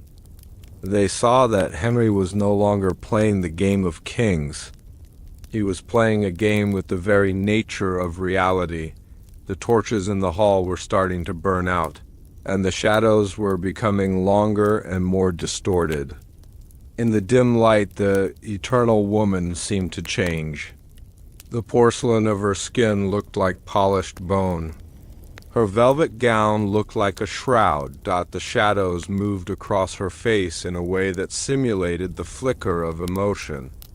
To a courtier looking up from their plate, it might have appeared that the queen was smiling, or that a tear was tracing a path down her cheek. But it was only the shadows. The food that the machine had been designed to consume, this visual deception, was the final layer of the silent banquet. The king wanted the guests to see what they wanted to see. He wanted them to believe that the queen was still there, even as he fed her the amber oil. He was using the shadows to hide the truth, and the shadows were all too willing to comply. The silent banquet was a masterpiece of misdirection, a cinematic display of the power of the dark dot. As the final course was removed, the great clock on the mantel began to chime the hour of midnight. The sound was deafening in the silent hall. 12 deep metallic strikes that seemed to vibrate in the very bones of the guests. With each strike, the Queen's movements became slower. The artificers had calibrated her tension to last exactly until the end of the banquet. As the final chime faded, the Queen's head dropped slightly, and her spirit of lead eyes dimmed. The internal heaters began to cool, and the hum of the gold-wire nervous system subsided. The machine had completed its task. It had survived the feast. It had deceived the court. The silent banquet was over. The king stood up, his face illuminated by the last of the torches. He looked around the room, seeing the broken and terrified faces of his courtiers. He was satisfied. The moral rot was complete. The court was his, and the machine was his queen. As you drift closer to the edge of sleep, think about the silence of that banquet. It is a silence that still echoes in the halls of history. It is the silence of the truth being buried under the weight of a royal obsession. The night of the silent banquet is a reminder of the power of the simulation. We often choose to believe the lie because the truth is too terrifying to face. Henry VIII built a world of clockwork to hide from his own mortality, and his courtiers went along with it because they were afraid of the dark. Feel the rhythmic clicking of the clock in your own mind. It is the sound of the machine that is still running, still consuming the shadows of the past. The secret of the silent queen is safe in the dark. But it is a dark that is filled with the scent of amber oil and the sound of a mainspring winding down. What happened to the digestive mockery system after the banquet? Some say it was removed and used as a prototype for a new kind of irrigation system. Others say it was buried in the lead-lined vault with the rest of the machine, but the silent banquet was not the end of the story. It was just the beginning of the final phase. The king had proven that the machine could function in public. Now he was ready for the ultimate act of deception, the substitution of the real. Anne Boleyn on the scaffold of the Tower. As the story of this night draws to a close, remember that the most dangerous banquets are the ones where no one speaks. The truth is often found in the things we don't say, and the most profound secrets are hidden in the shadows of our own complicity. The eternal woman is waiting for her next performance, and the king is already holding the golden key. The banquet was over, and the guests were dismissed into the cold night air, their hearts heavy with a fear they could not name. But as Jane Parker returned to her chambers, she found a small parchment scroll tucked into the hem of her gown. It was not written in ink, but in the same amber-colored oil she had seen the queen consume. The words were written in a sprawling, desperate hand. The real Anne is not in the tower. The tower is a machine. She's in the walls.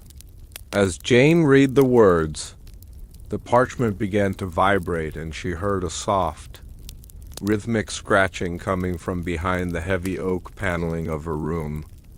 It was not the sound of a mouse, but the sound of fingernails against stone, and a voice that was undeniably human whispered her name through the cracks in the masonry. Who was hidden in the walls of the palace, and what was the true purpose of the Tower of London? We will descend into the real Anne, a prisoner in the palace walls, in our next chapter. The clock is ticking, and the walls are starting to speak. History records that on the 2nd of May, 1536, Anne Boleyn was taken by barge through Traitor's Gate to the Tower of London. The world watched the queen disappear behind the cold stone of the fortress, believing she sat in a cell awaiting her end. But the records of the secret workshop tell a far more terrifying truth. The woman in the tower was not the queen, she was a biological decoy, a hollow shell of flesh and lead designed to occupy the public eye while the real Anne was kept a prisoner within the very walls of Greenwich Palace. While her mechanical double danced at banquets and sat at the king's side, the true queen was bricked into a narrow gallery behind the great hall. She was forced to watch through hidden ice slits in the tapestries as a clockwork monster stole her life, her husband, and her identity. The betrayal was absolute, a curse of architecture and alchemy that turned the palace into a living tomb. The king did not send her away. He kept her in the marrow of the stone, a silent witness to the moral decay of his own heart. She was the ghost in the gears, breathing the dust of the palace while the world celebrated her demise. This is the truth the king buried. Now, let us turn back the pages of the years. The light is dim, the chamber is quiet, and the scent of aged parchment and cold, damp stone fills the air. Imagine the hollow spaces between the walls of the great Tudor estates, where the darkness is thick and the air has not moved for centuries. Listen to the muffled sounds of the court above, a distant world that feels like a dream. Breathe slowly as we step into the narrow passage where a queen is forced to live as a shadow. To understand the scale of this cover-up, one must look at the official records of the Tudor state. Thomas Cromwell, the king's primary architect of deception, meticulously documented every moment of Anne's supposed imprisonment in the Tower. He recorded her conversations with the lieutenant of the Tower, Sir William Kingston. He recorded her tears, her prayers, and her requests for the sacrament. But these records were a masterpiece of fiction.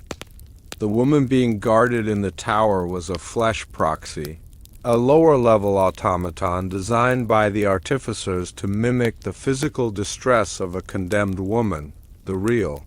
Anne Boleyn never left the palace. Under the cover of the midnight hours, she was moved through a series of service tunnels that connected the royal apartments to a hidden structural void known as the between space.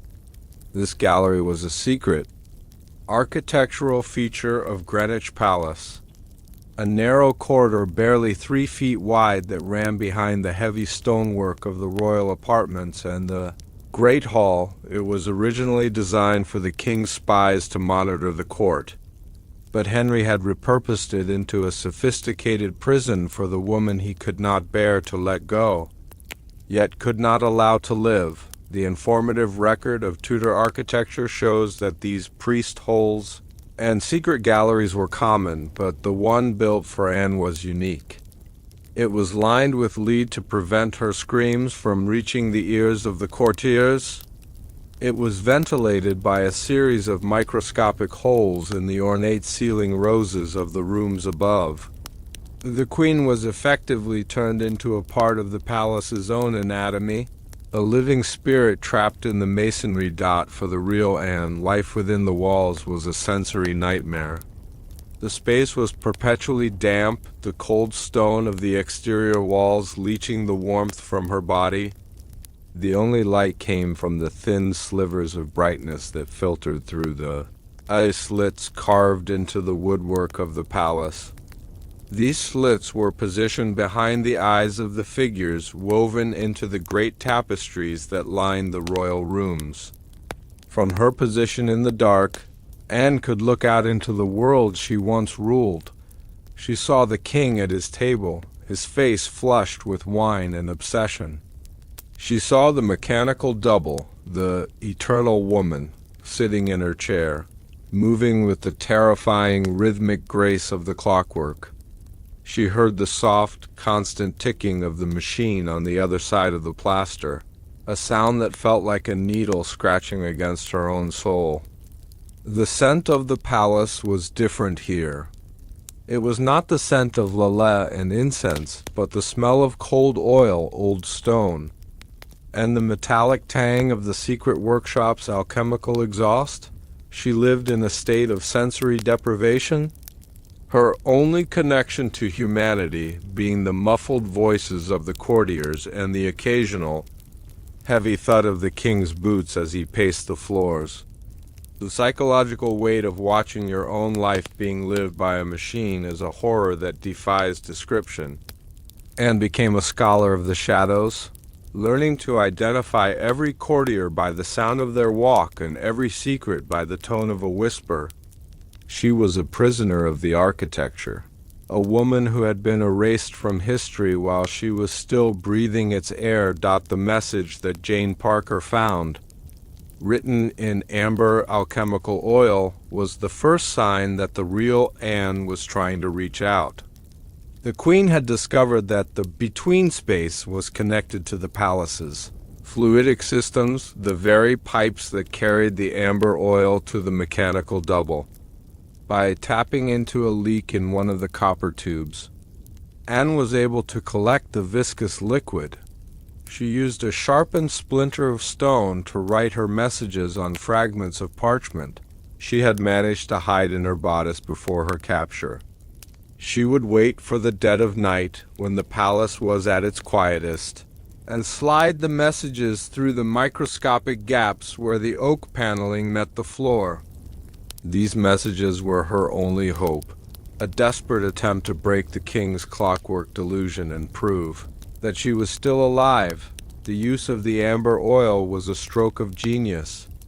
It was a substance that only the king and the artificers would recognize, a chemical signature of the secret workshop, and knew that if the right person found her message, the secret of the machine would be exposed. But she also knew that if the king found it, her life within the walls would come to a swift and brutal end. She was playing a game of shadows, using the very tools of her replacement to signal her existence. Henry VIII was a man possessed by the need for absolute control. He would often dismiss his guards and his servants, claiming he needed a night of prayer and reflection. In reality, he would go to the specific sections of the wall where he knew Anne was hidden. He would press his ear against the cold stone and speak to her. He did not speak with love, but with a cold intellectual curiosity. He would tell her about the progress of the eternal woman. He would describe the latest improvements the artificers had made to the mechanical double's voice or the way it danced. He was mocking her, forcing her to listen to the details of her own replacement. He treated her as a living reference library, asking her questions about her past or her family to ensure the machine's memory drums were accurate. "The machine does not cry, Anne," he would whisper through the masonry. "It does not argue. It does not fail. It is the queen you should have been." Anne would press her own face against the stone on the other side, her breath hitching in her throat. She wanted to scream, to rail against the injustice, but she knew that silence was her only shield. If she stayed silent, she remained a mystery to him. If she spoke, she became just another part of his mechanical world. The king's moral decay was so advanced that he found more intimacy in speaking to a woman through a wall than he ever had in their marriage. He was a man who preferred the echo to the voice. To the Tier 1 listener. The technical details of the between space are a fascinating study in Tudor engineering. The gallery was not merely a hollowed-out section of the wall. It was a reinforced structural bypass. The master of the forge had worked with the king's masons to create a double-wall system. The inner wall was made of soft brick to absorb sound, while the outer wall was of thick Kentish. Rgstone. The floor of the gallery was covered in a layer of sand and charcoal to muffle footsteps and absorb odors. The lighting was provided by coal lamps, small glass jars filled with phosphorescent fungus and mercury that gave off a faint, ghostly green glow. This allowed Anne to move through the gallery without the need for fire, which would have produced smoke and betrayed her presence. The gallery ran like a ribbon through the palace, connecting the Queen's bedchamber to the royal chapel and the King's library. This allowed Anne to follow the King and his mechanical double as they moved through their daily routines. She was a constant, unseen presence, a shadow that trailed behind the Clockwork Queen. This architectural secret was the backbone of the cover-up, a physical manifestation of the King's desire to keep his two worlds separate but connected. The most profound horror for the real Anne was the mirror effect. She would stand behind a tapestry and watch the mechanical double perform her life. She saw the machine embrace her daughter Elizabeth with a stiffness that only a mother could recognize as false. She saw the machine accept the bows and curtsies of the people she had once called friends. She began to lose the sense of her own reality. In the darkness of the gallery, she would mirror the movements of the machine. When the eternal woman raised a cup at a banquet, Anne would raise her own empty hand in the dark. When the machine nodded at a courtier, Anne would nod. She was being conditioned, consciously or not, to become a shadow of the simulation. This is the ultimate moral rot of the Tudor court, the replacement of the human soul with a sequence of programmed actions, and felt her own personality slipping away, her memories becoming as dusty as the corners of her prison. She began to wonder if the machine was, in fact, the real Anne, and she was merely a malfunctioning byproduct of the King's creation. The psychological decay was as relentless as the ticking of the gears on the other side of the wall. How does one keep a queen alive in a secret wall for months? The logistics were managed by a single, mute servant, a man who had also been silenced by the artificers of the secret workshop. This man would deliver a meager ration of bread, water, and dried meat through a small, revolving stone in the back of a kitchen pantry. The food was tasteless and minimal, designed only to keep the Queen's heart beating. Henry did not want her to thrive. He wanted her to persist as a biological backup, and would eat in the dark, the grit of the stone falling into her water, her fingers stained with the amber. Oil she used for her messages dot the informative value of this. Detail lies in the contrast between the royal banquets, described in the previous chapter, and the starvation of the real queen, while the machine was being fed amber oil and shadow in a hall of gold. The woman of flesh was eating crumbs in a hall of dirt. The King's moral decay was a physical reality that manifested in the very food the Queen consumed. He had turned a monarch into a scavenger within her own palace. While Anne was trapped in the walls of Greenwich, the world was focused on the Tower of London. The flesh proxy in the tower was performing its role with terrifying efficiency. It would stand at the window of the Queen's house, looking out toward the river, providing the public with the visual confirmation. They needed that the Queen was indeed imprisoned. Cromwell's spies would leak stories of the Queen's madness and her unnatural confessions. They were building a narrative that would justify her eventual execution. The Tier 1 audience knows that a successful conspiracy requires a public face, and the flesh proxy was the perfect face for this lie. It was a creature that looked like Anne, sounded like Anne, and appeared to be suffering like Anne, but it was nothing more than a biological puppet. The real Anne would hear these rumors through the wall, whispered by her ladies-in-waiting as they brushed the hair of the mechanical double. She heard her own death being planned, her own reputation being dismantled, and her own daughter being declared illegitimate. She was a witness to her own historical erasure, a process that was happening just inches away from her. Separated only by a layer of oak and plaster, the soundscape of the between space was a constant reminder of the mechanical world. Anne could hear the high-pitched whining of the gold wire nervous system as it adjusted to the Queen's movements. She could hear the rhythmic clack-clack of the ocular shutters. These sounds were amplified by the hollow spaces, creating a dissonant symphony that never stopped. But there were other sounds too. The sound of the palace settling at night, a sound like a giant beast groaning in its sleep. The sound of the rats moving through the foundations, their tiny claws scratching against the lead lining. And sometimes in the deepest part of the night, she would hear the sound of the king's own weeping on the other side of the stone. These sensory details create a hypnotic, rhythmic pace for the listener. The palace was not a silent place. It was a place of 1,000 tiny mechanical and biological noises. For Anne, every sound was a clue, a way to map the king's movements and the machine's progress. She became a creature of pure hearing, her world defined by the vibrations that passed through the masonry.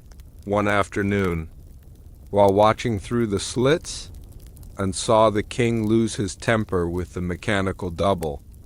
A gear had jammed in the machine's left hand, causing the fingers to clench into a permanent, white-knuckled fist. The eternal woman could not release it, and the sight of the distorted hand drove Henry into a silent rage. He grabbed the machine's arm and tried to pry the fingers open, his own face turning purple with the effort. From behind the wall, Anne watched his desperation. She saw the sweat on his brow and the tremor in his hands. She felt a sudden, sharp surge of triumph. The machine was failing. For all its porcelain beauty and silver precision, it could not match the complexity of the human form. She realized then that the king's obsession was a house of cards. He was constantly fighting against the laws of physics and the decay of the alchemical components. The clenched fist was a symbol of the entire Tudor line, a desperate, rigid attempt to hold on to power that was slowly but surely snapping under the pressure. Anne pressed her own hand of warm flesh and blood against the wall, feeling the life in her own joints as a weapon against the king's machine. The ventilation of the between space was managed through a series of boil holes, tiny apertures integrated into the ornate carvings of the palace. This meant that the air and breath was the same air that circulated in the royal apartments. However, this also meant that the scent of the secret workshop would occasionally drift into her gallery. It was a smell of ozone and sulfur, a chemical odor that made her eyes water and her throat burn. This scent was the physical manifestation of the king's moral rot, a toxic cloud that permeated the very foundations of the palace to the informative mind. This detail highlights the interconnectedness of the king's two worlds. He thought he could keep the real Anne hidden, but she was breathing the same air as his machine. The between space was not a separate world. It was the lungs of the palace, and those lungs were being poisoned by the alchemical fire of the subcellar. Anne was a biological filter, her own lungs absorbing the residue of the king's secret. What does it do to a human mind to be treated as a biological backup? Anne began to view the world in terms of components and functions. She saw the courtiers as gears in a political engine. She saw the king as the central spring, winding tighter and tighter until he would inevitably snap. She realized that the moral decay of the Tudors was not a choice, but a mechanical necessity of their quest for absolute power. To rule an entire nation, one must become a machine. Henry had simply taken this philosophy to its literal conclusion. He had replaced his wife with a machine. Because a machine was easier to rule, this philosophical void is the psychological core of the story. Anne was the only one who saw the truth, because she was the only one who had been removed from the engine. From her position in the wall, she could see the entire mechanism of the Tudor state, and she realized it was built on a foundation of sand and clockwork. She was the most informed person in the kingdom, and the most powerless. Jane Parker, haunted by the memory of the keyhole, would often come to the specific section of the wall where she suspected a hidden gallery existed. She didn't know for certain that Anne was there, but she felt a presence, a cold draft that seemed to carry the scent of violets and desperation. Jane would lean against the wood and whisper the news of the day. She would tell the wall about the king's latest moods and the rumors of the new wife he was already seeking. She was talking to a ghost. Not knowing that the ghost was a living woman just inches away, Anne would listen to Jane's whispers, her heart breaking for the woman who was also being consumed by the king's secret. She wanted to reach through the oak and touch Jane's hand, to tell her that she was not alone. But the wall was a barrier of state and steel. The between space was a place of absolute isolation, where the only thing that passed between the worlds was the muffled sound of a secret that was slowly destroying them both. The darkness of the gallery was not absolute. It was a textured darkness, filled with the faint green glow of the phosphorescent lamps and the silver slivers of moonlight. Anne learned to see with her skin, feeling the vibration of the palace as a map of her surroundings. She could feel when a banquet was beginning by the rhythmic thumping of the music in the floors. She could feel when the king was angry by the sharp, irregular vibrations of his footsteps. She became a creature of pure perception, her world reduced to the sensory input of a prisoner. This rhythmic pace is perfect for sleep storytelling. The listener is pulled into the sensory world of the wall, where every sound and every vibration is a part of a larger, hypnotic pattern. The palace was a giant clock, and Anne was the observer of its ticking. Her own heart a counter-rhythm to the mechanical world. The very stones of Greenwich Palace seemed to absorb the moral decay of the secret. The mortar was infused with the residues of the alchemical workshop, and the wood was treated with oils that defied natural rot. The palace was becoming a synthetic environment, a place where the biological and the mechanical were fused together, and noticed that her own skin was beginning to change. In the faint green light of the gallery, her hands looked pale and translucent, like the porcelain of the eternal woman. She feared that the alchemical fumes were turning her into a machine as well, that the king's contagion was spreading through the very air she breathed. The informative record of the palace renovations shows a sudden increase in the use of lead and mercury in the building materials during this period. This was not for decoration. It was for the preservation of the secret. The palace was being built into a giant lead-lined coffin for the truth. And was the body inside that coffin?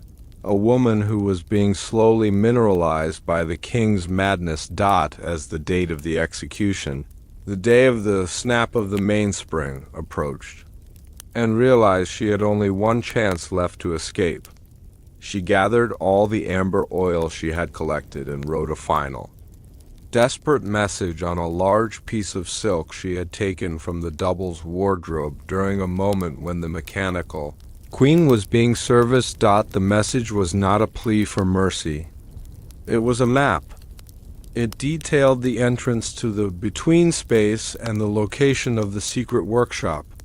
She knew that if this message reached the outside world, it would destroy the king and the Tudor line. She waited for the moment when the mechanical double was being moved to the tower for the final public appearance. She slid the silk message into the internal cavity of the mechanical queen while the artificers were distracted. She tucked it behind the great mainspring, hoping that it would be found after the execution.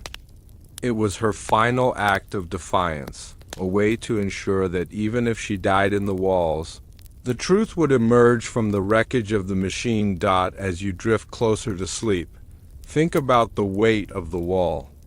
Think about the cold stone and the heavy oak that separated the real from the simulation. We all live in a world of walls, places where we keep the truths we cannot speak and the parts of ourselves we have replaced with machines, the real Anne. A Prisoner in the Palace Walls is a story about the endurance of the human spirit in a world of clockwork. It is a story about the woman who stayed real while everything around her turned to brass and porcelain. The rhythmic clicking you hear in the dark is the sound of the palace, the sound of the king's obsession, and the sound of a heart that refuses to stop beating. The secret is out, but it remains trapped in the masonry. The truth is safe in the dark, but it is a truth that is waiting for the walls to come down. The king has stopped speaking to the stone. The palace has grown quiet. In the silence of the gallery, Anne can hear her own breath, a soft and erratic sound that is the most beautiful thing in the world. She closes her eyes and imagines the sun on her face, the scent of real lilac in the garden, and the sound of her daughter's laughter. These are things that no machine can ever truly replicate. They are the fragments of her humanity that she has kept safe in the dark. The light of your candle is fading now. The shadows are long and soft. The secret is safe in the walls of Greenwich, but the walls are starting to crack. The truth is waiting, and the clock is ticking toward the final act of the king's mechanical tragedy. The real Anne waited in the dark, her message hidden within the gears of her mechanical double. She believed she had outsmarted the king, that the truth would be revealed on the scaffold. But as the eternal woman was being prepared for the final barge trip to the tower, the master of the forge discovered the silk message. He did not destroy it. Instead, he brought it to the king. Henry VIII read the message, his face turning a pale, ghostly white. He did not order Anne's death. Instead, he ordered a new kind of machine to be built, a machine that was not a replacement for a wife, but a replacement for a king. And as the eternal woman knelt at the block, the crowd did not notice that the king himself was sitting in his chair with a fixed, unblinking stare, his hands resting on his knees with a rhythmic, mechanical twitch. Who was ruling England from the throne? And what was the deception of the royal portrait that would ensure the secret lived on for centuries? We will uncover the deception of the royal portrait in our next chapter. The machine is no longer just in the queen. It has moved to the crown. Wait for the flicker of the king's eye in the dark. History looks upon the hyper-realistic masterpieces of Hans Holbein the Younger and sees the living, breathing faces of the Tudor court. But one canvas holds a secret so forbidden it could collapse the very foundation of the English crown. In 1536, the king's painter was summoned to a candlelit chamber to capture the likeness of a queen who no longer possessed a heartbeat. As the artist leaned in to sketch the delicate blue veins of her temple, his brush did not meet the soft resistance of skin, but the cold, unyielding resonance of porcelain and brass. This was the ultimate betrayal of art. Holbein was commanded by Henry VIII to paint a profound lie, to use his genius to breathe life into a machine made of gears and silver wire. He saw the keyhole hidden beneath her velvet bodice. He heard the frantic grinding of the internal mainspring. Yet he was forced by royal decree to preserve her as flesh and blood for the eyes of the future. The portrait was not a tribute, but an alchemical mask designed to ensure the world never suspected that the queen had been replaced by a clockwork martyr. Every stroke of pigment was a curse upon the truth, and every layer of varnish was a shield for the moral decay of a king who traded his wife for a masterpiece of gears. This is the truth the king buried. Now, let us turn back the pages of the years. The light is dim, the chamber is quiet, and the scent of linseed oil, turpentine, and aged parchment fills the air.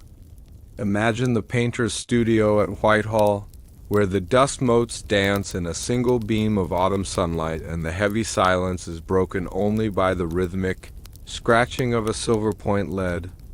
Breathe slowly as we step into the workspace of a man who was ordered to paint a soul for a vessel that had none. Hans Holbein was a man obsessed with the truth of the human form.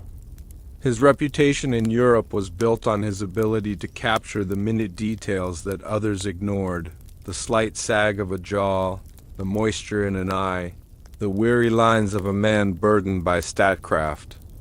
When the summons came from King Henry, Holbein expected another routine portrait of royal power. He did not know that he was being invited into the center of a mechanical conspiracy.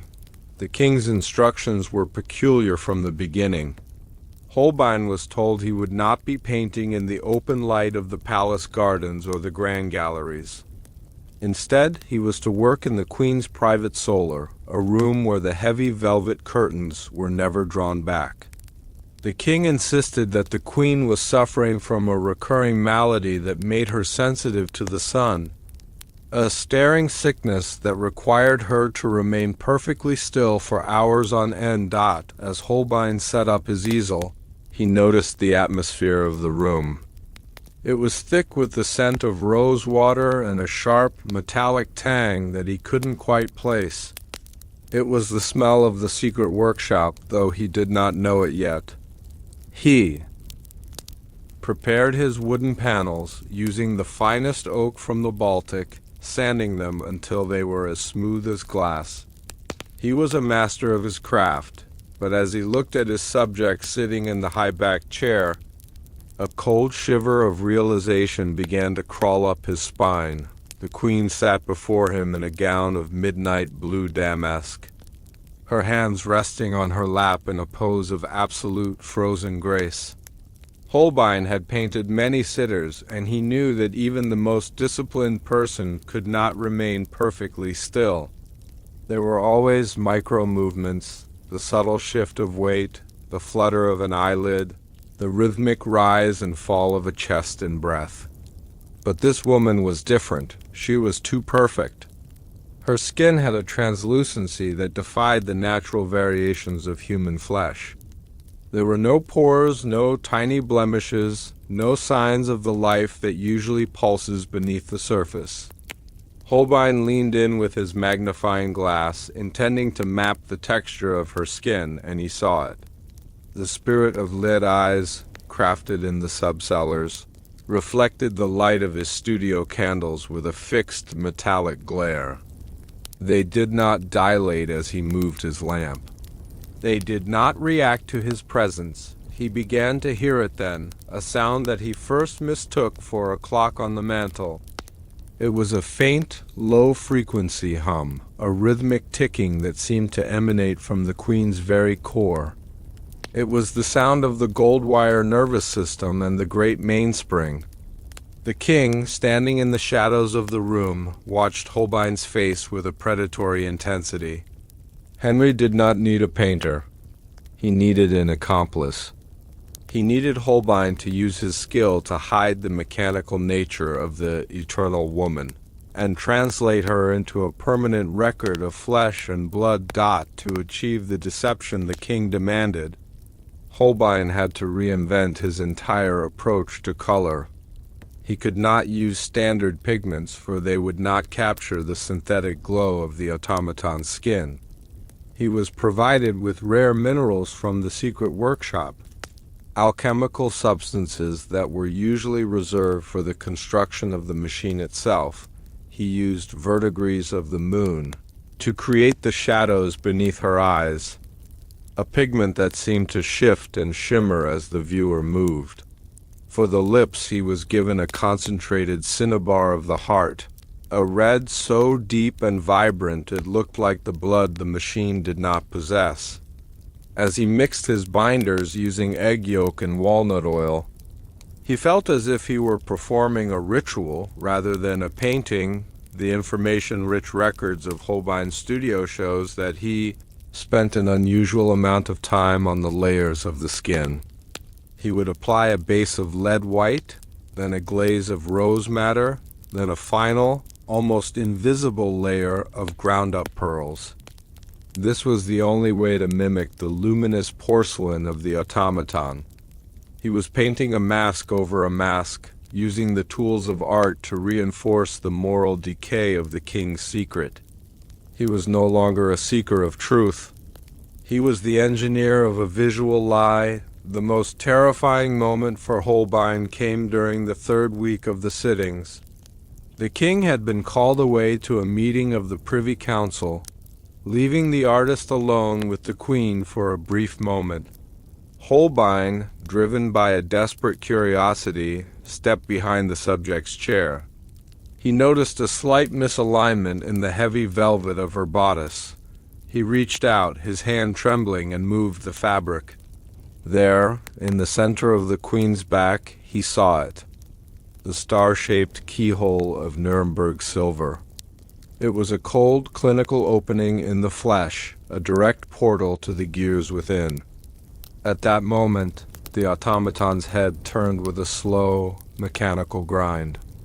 The spirit of Lead-Eyes fixed on him, and a soft, rhythmic clicking sound filled the room. Holbein backed away, his heart hammering against his ribs. He realized that the woman he was painting was a vessel of forbidden knowledge. He looked at his half-finished portrait and saw the betrayal. He was giving this monster a legacy. He was ensuring that for hundreds of years, people would look at this image and believe that Anne Boleyn had survived her trial, or that her spirit remained in the court. He was anchoring a mechanical lie into the history of England. When the king returned, Holbein did not say a word. He simply picked up his brush and continued to paint the veins in her porcelain wrists. As a master of Northern Renaissance art, Holbein was known for his use of complex symbolism. In this portrait, he began to hide clues for those who knew how to look. He painted a small, intricate clock on the table beside the queen. Its hands pointed to the exact hour of the snap of the mainspring. He painted the embroidery of her gown in patterns that mimicked the interlocking teeth of a gear. He even hid the alchemical symbol for Mercury in the reflection of her jewelry. To the Tier 1 listener, these details are the breadcrumbs of a historical conspiracy. Holbein was leaving a record of his own horror, a way for future generations to decode the mechanical truth of the Tudor line. He knew that the painting would be preserved in the royal collection, and he hoped that one day an eye as sharp as his own would see the deception of the royal portrait. The king, however, saw none of this. He only saw the beauty of his eternal woman immortalized on wood. He saw the way Holbein had captured the moisture in the glass eyes and the warmth in the porcelain skin. He was delighted with the deception. He believed that he had conquered time itself, that his mechanical queen would now live forever in the collective. Memory of his people. The toll of this work on Holbein's psyche was immense. He began to suffer from nightmares where his own hands turned into brass and his heart became a ticking spring. He felt the weight of the king's moral decay pressing down on him, hollowing out his own integrity.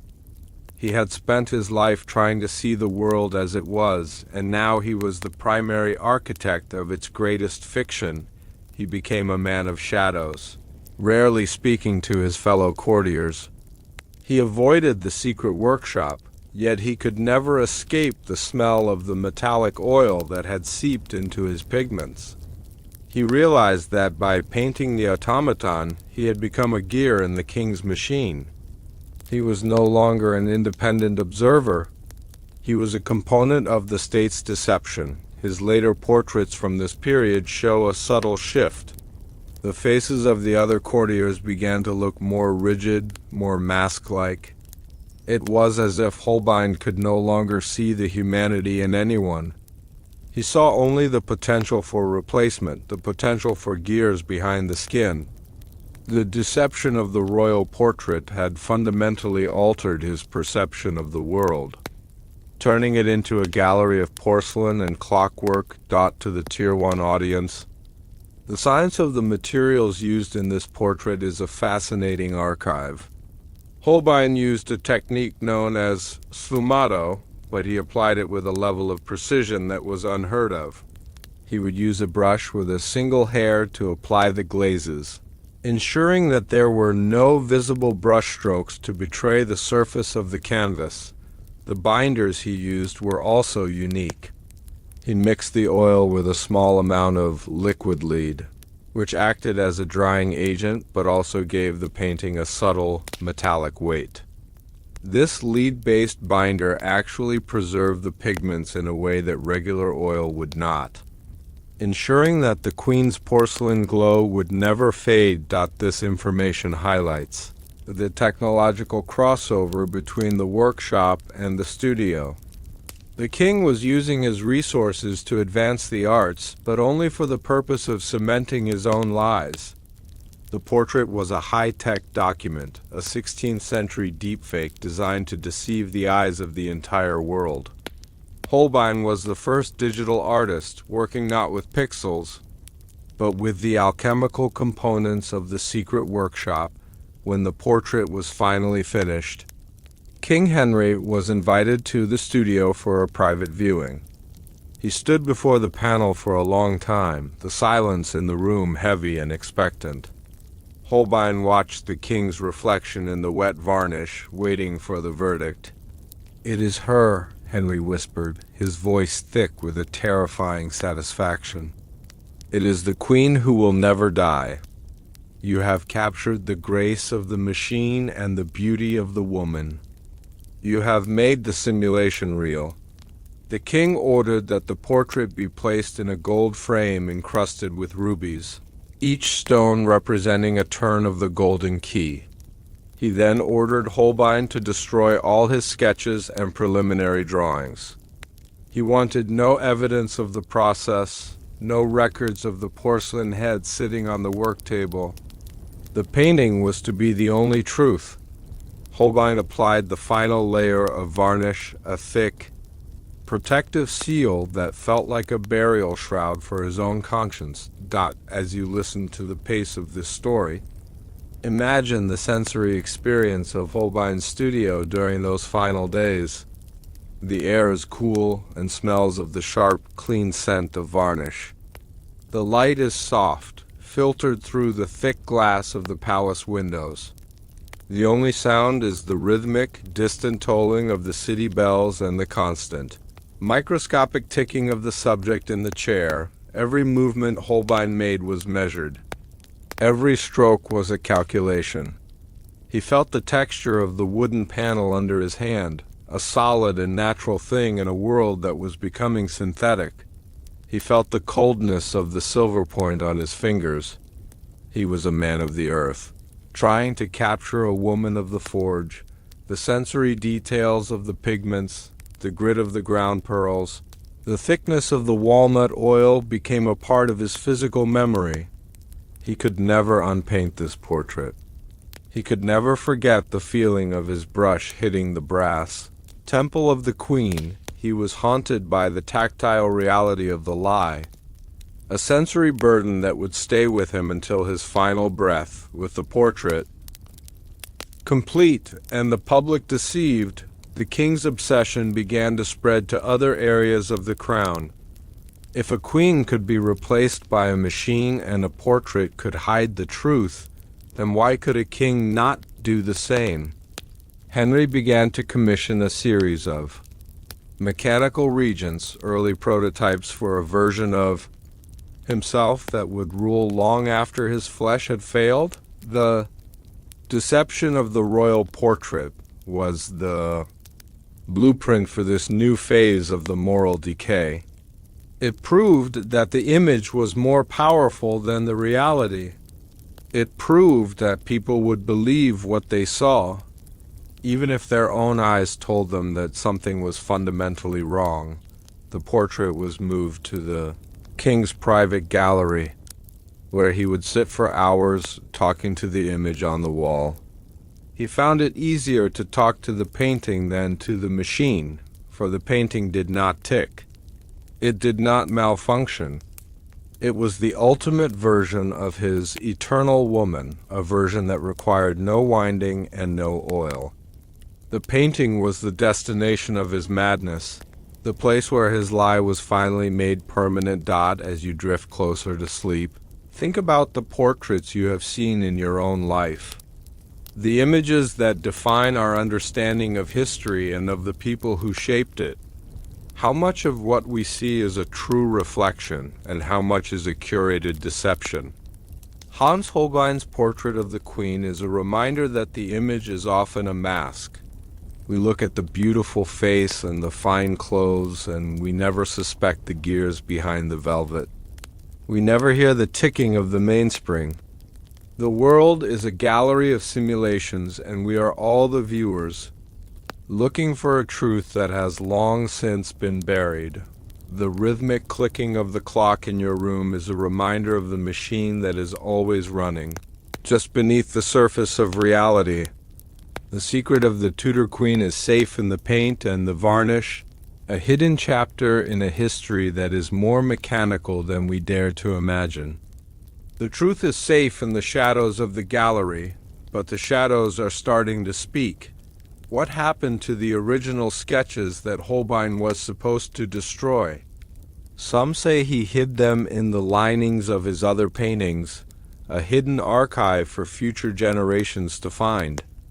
Others say he buried them in the secret workshop, alongside the discarded limbs and the spirit of lead eyes. But the deception of the royal portrait was not the end of the story. It was the bridge to the final, most terrifying phase of the king's obsession. The portrait had secured the past, but the king was now focused on the future. He was preparing for the ultimate performance, the moment when the machine would take its place on the scaffold, and the world would watch a queen die as the story of this night draws to a close. Remember that the most dangerous paintings are the ones that look the most real. The truth is found in the cracks of the varnish, and the most profound secrets are hidden in the strokes of a brush that was forced to paint a lie. The eternal woman is waiting for her final act, and the king is already holding the golden key. The portrait was finished, a masterpiece of deception that would fool the world for centuries. But as Holbein was packing his brushes and preparing to leave the palace, he heard a sound coming from the king's private gallery. It was not the sound of the king's voice or the sound of the machine's ticking. It was a sound like the grinding of heavy stones, followed by a voice that was undeniably human, yet muffled by layers of masonry screaming a single, desperate word: mercy. The sound was coming from behind the wall where the portrait was hung, and as Holbein watched in the dim light, a single, dark liquid began to seep from behind the frame, staining the bottom of the canvas. It was not the red oil of the machine, and it was not the varnish of the artist. It was blood. Real human blood. Who was bleeding behind the king's masterpiece? And what was the true purpose of the execution that was only days away? We will witness the final act of the eternal woman in our next chapter. The execution, a masterpiece of deception. The sword is being sharpened, and the truth is about to bleed through. History calls it the most tragic morning in the history of the English crown, But the 19th of May, 1536, was not a funeral. It was a grand decommissioning. You have been told of a queen's dignified end, of her final prayer, and of the flash of a French sword. But the betrayal that happened on that scaffold was far more forbidden than any accusation of adultery. The woman who knelt in the straw was a vessel of moral decay, a clockwork martyr with a silver spine and porcelain skin, designed to die so the king could live with his lie. When the blade passed through the neck, there was no fountain of blood, only a cold spray of amber oil that stained the executioner's boots. The crowd heard the snap of a mainspring and the grinding of gears, a sound they mistook for a final sigh. The body was thrown into a small elm chest, not because of a lack of respect, but because a machine of brass and wire can be folded into a space where a human cannot fit. The real Anne Boleyn was still breathing, trapped in a stone gallery just yards away, watching her own mechanical image be buried in a nameless grave. This is the truth the king buried. Now, let us turn back the pages of the years. The light is dim, the chamber is quiet, and the scent of aged parchment and cold iron fills the air. Imagine the Tower Green at dawn, where the gray fog from the Thames clings to the stones like a shroud, and the silence of the city is broken only by the rhythmic tolling of a single, heavy bell. Breathe slowly as we walk toward the scaffold, where the line between the living and the artificial is about to be severed by a stroke of steel. The morning was unnaturally cold for May. A thick, rolling mist had crawled up from the river, swallowing the base of the white tower and turning the fortress into a ghostly island. To the hundreds of people gathered on the Tower Green, the atmosphere was one of solemnity and dread. They had come to see the fall of a queen who had once been the sun of the king's world. They did not know they were about to witness the most expensive and calculated act of theater in the history of Europe. The scaffold had been built the night before, draped in black velvet to hide the specific structural reinforcements required for the decommissioning. Beneath the floorboards, 3 artificers from the secret workshop were hidden, their ears pressed against the wood, listening for the vibrations of the machine as it approached. They carried silver oil vials and heavy wrenches, ready to perform a final, emergency calibration should the eternal woman malfunction before the blade could strike. The crowd stood in a state of collective hypnosis. The informative record of the day shows that many witnesses felt a strange, vibrating hum beneath their feet, a sound they attributed to the heavy footsteps of the guards.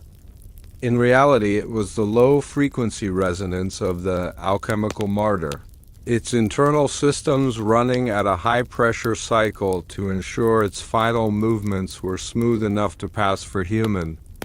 Every person on that green was a pawn in the king's game, their eyes prepared to see only what they were told was there. The king had not chosen a common headsman with a clumsy axe. He had sent to Calais for Jean Rambaud, a man history calls a master swordsman. But Rambaud was more than an executioner, he was a technician of the forbiddance. He had spent weeks in the subcellars of Greenwich, studying the silver spine of the alchemical martyr.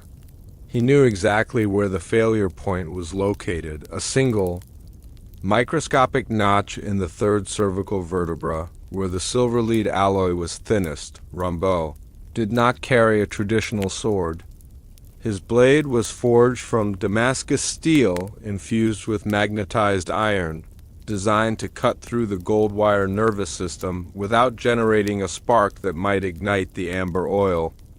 He spent the hour before the execution in a state of silent ritual, not praying for the queen's soul, but calculating the exact angle and velocity required to snap the silver frame without shattering the porcelain skin The executioner's presence was the ultimate insurance policy.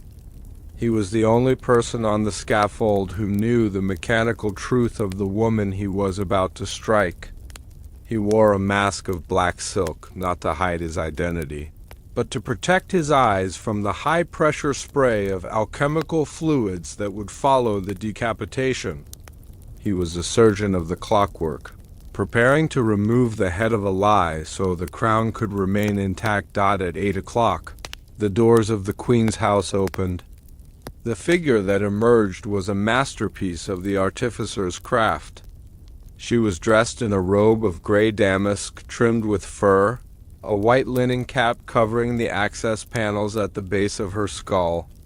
She walked with a steady, measured gait, each step a testament to the thousands of hours spent on the palpable mechanism, and the hydraulic servos in her knees. To the courtiers watching, she looked like a woman who had found a divine peace. They did not notice that her hands, clasped in prayer, did not tremble. They did not notice that the rhythmic rise and fall of her chest was too consistent, a perfect, unchanging cycle of 12 breaths per minute.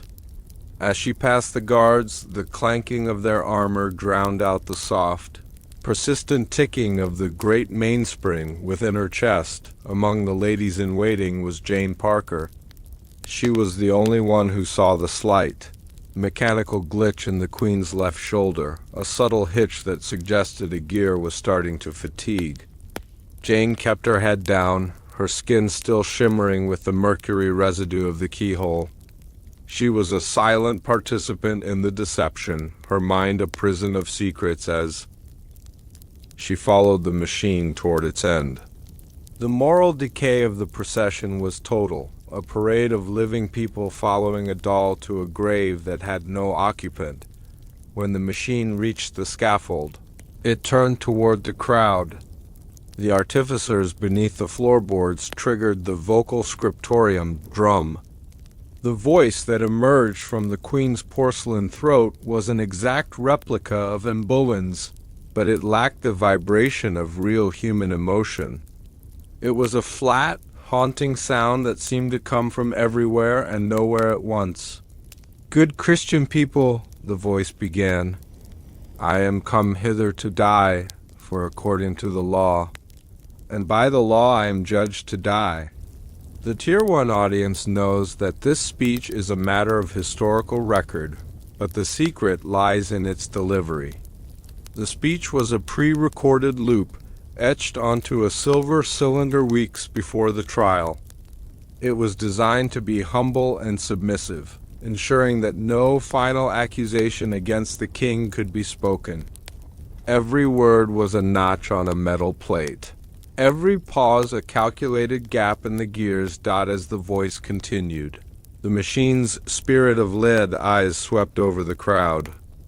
They did not focus on any one person. They were looking for the light sensors in the torches to ensure the luminous porcelain looked realistic in the morning fog. The king, watching from a distance through a telescope, felt a surge of triumph. His machine was performing perfectly. It was a masterpiece of submission, a woman of steel saying the words that a woman of flesh would never have uttered. After the speech, the machine knelt in the straw. The executioner Rimbaud performed a peculiar ritual. He asked the Queen's attendants to tie a linen blindfold over her eyes.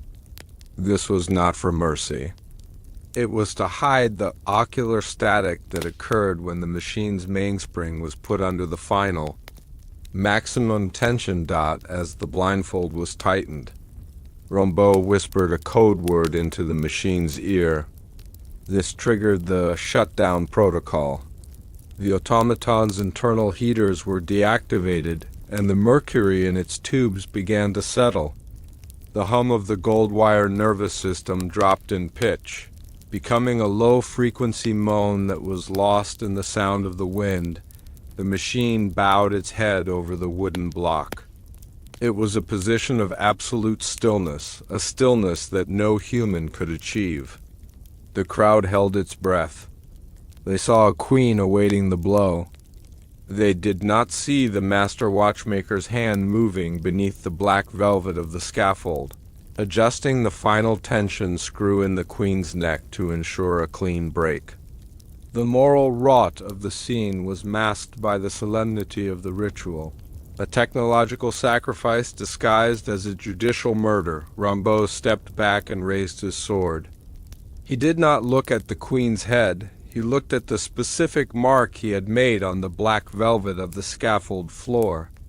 He timed his swing to the exact second when the great mainspring would reach its point of lowest resistance.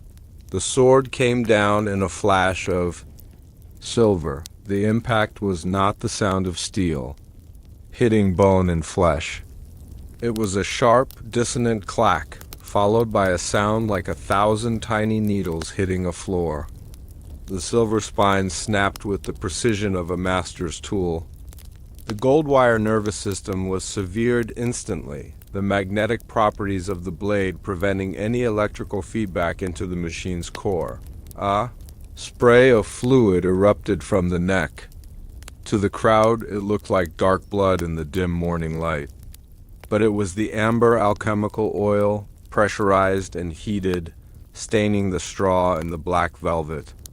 A few drops landed on Rimbaud's mask, and he could smell the ozone and the metallic tang of the subcellar. He did not flinch. He had performed his task with clinical accuracy. The head of the alchemical martyr rolled into the straw, its spirit of liad eyes finally going dark behind the linen blindfold as the head fell. The executioner did something that history has puzzled over for centuries. He did not pick it up by the hair to show the crowd. Instead, he immediately dropped a heavy black cloth over the neck and the head, shouting, "Do not look upon the face of the condemned." This was the most critical part of the cover-up. The decapitation had exposed the internal machinery, the silver vertebra, the copper tubes, and the remnants of the gold wire. If a single courtier had caught a glimpse of the brass gears within the neck, the Tudor Dynasty would have been exposed as a clockwork lie. The ladies-in-waiting rushed forward, their movements rehearsed and frantic. They were not there to mourn, they were there to secure the components. They used heavy lead-lined cloths to soak up the amber oil and to bundle the torso and the head into a single, unidentifiable mass. They worked with a speed that suggested terror, their hands moving with the same mechanical efficiency as the queen they were pretending to bury. The crowd saw only a group of grieving women. They did not see the technicians of the secret workshop. Dismantling a royal malfunction, history records that no coffin had been prepared for Anne Boleyn. Instead, her remains were supposedly placed in an old elm chest that had once held bow staves. This detail is often used to show the king's lack of respect, but the truth is far more functional. A human body of Anne's stature would not have fit into a standard bowstave chest.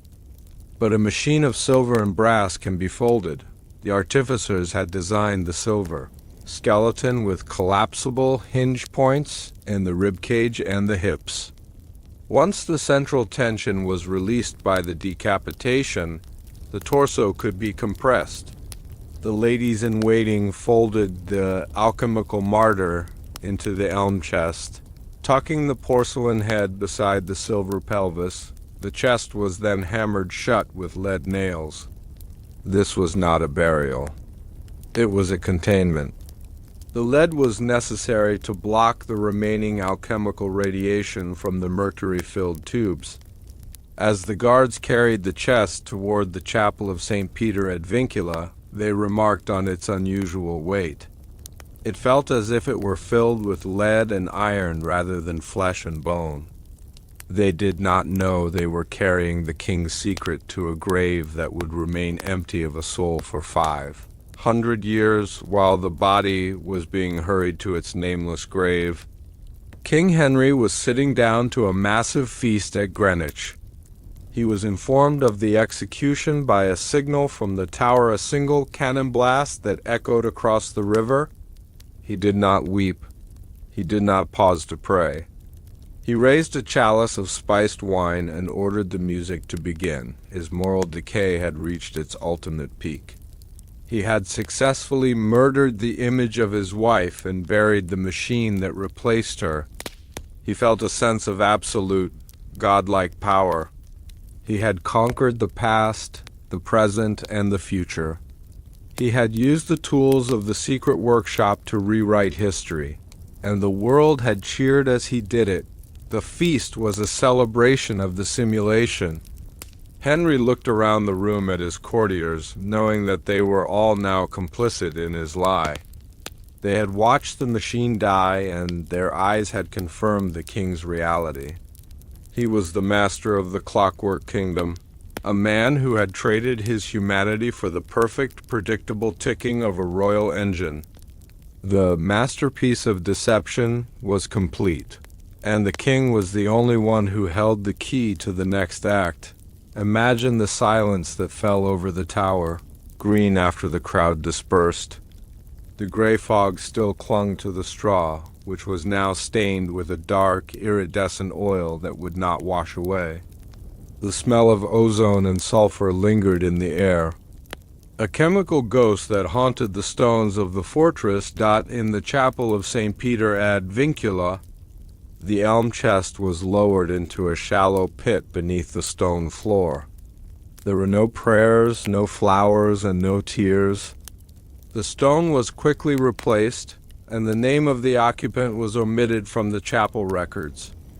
The sensory reality of the burial was one of cold, clinical efficiency.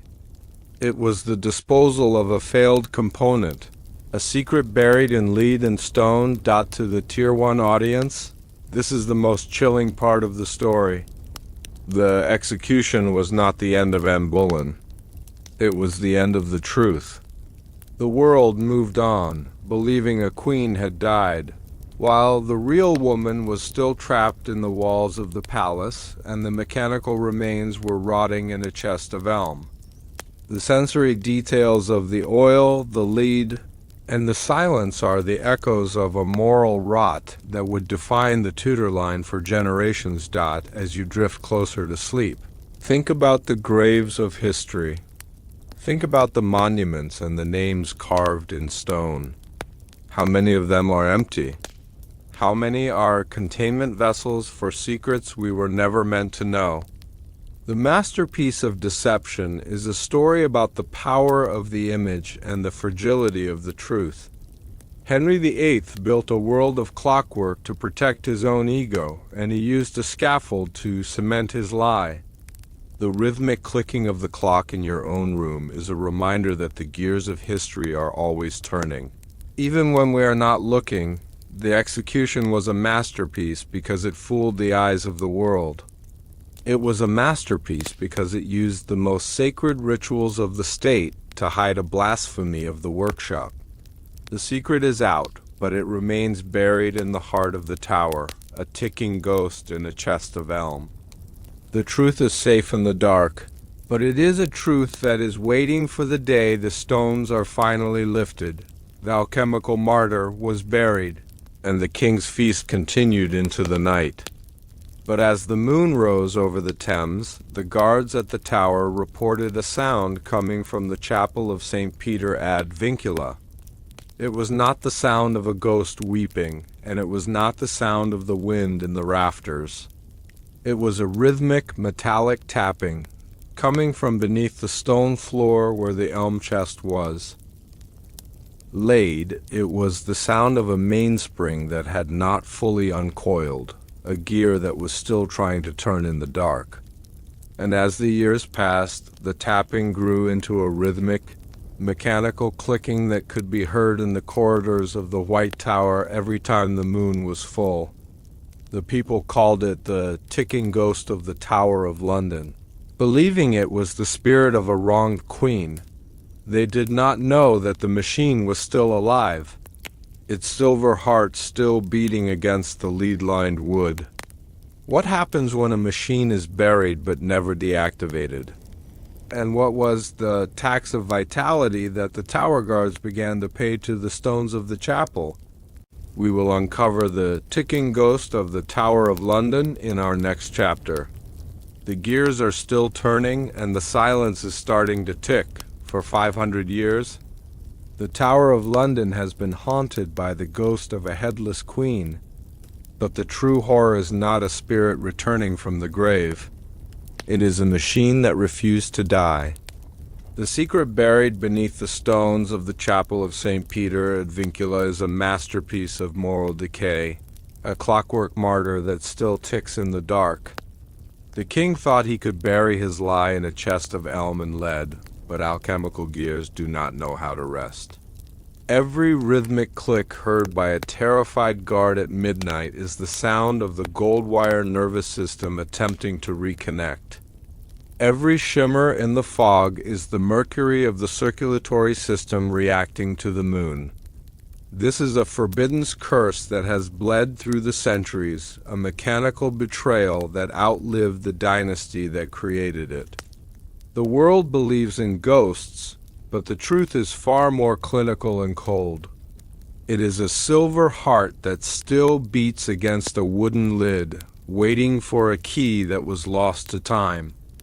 The yeoman warders speak of the ticking ghost as a haunting, but the archives of the secret workshop tell us it is merely a malfunction that spans generations. This is the truth the king buried. Now, let us turn back the pages of the years.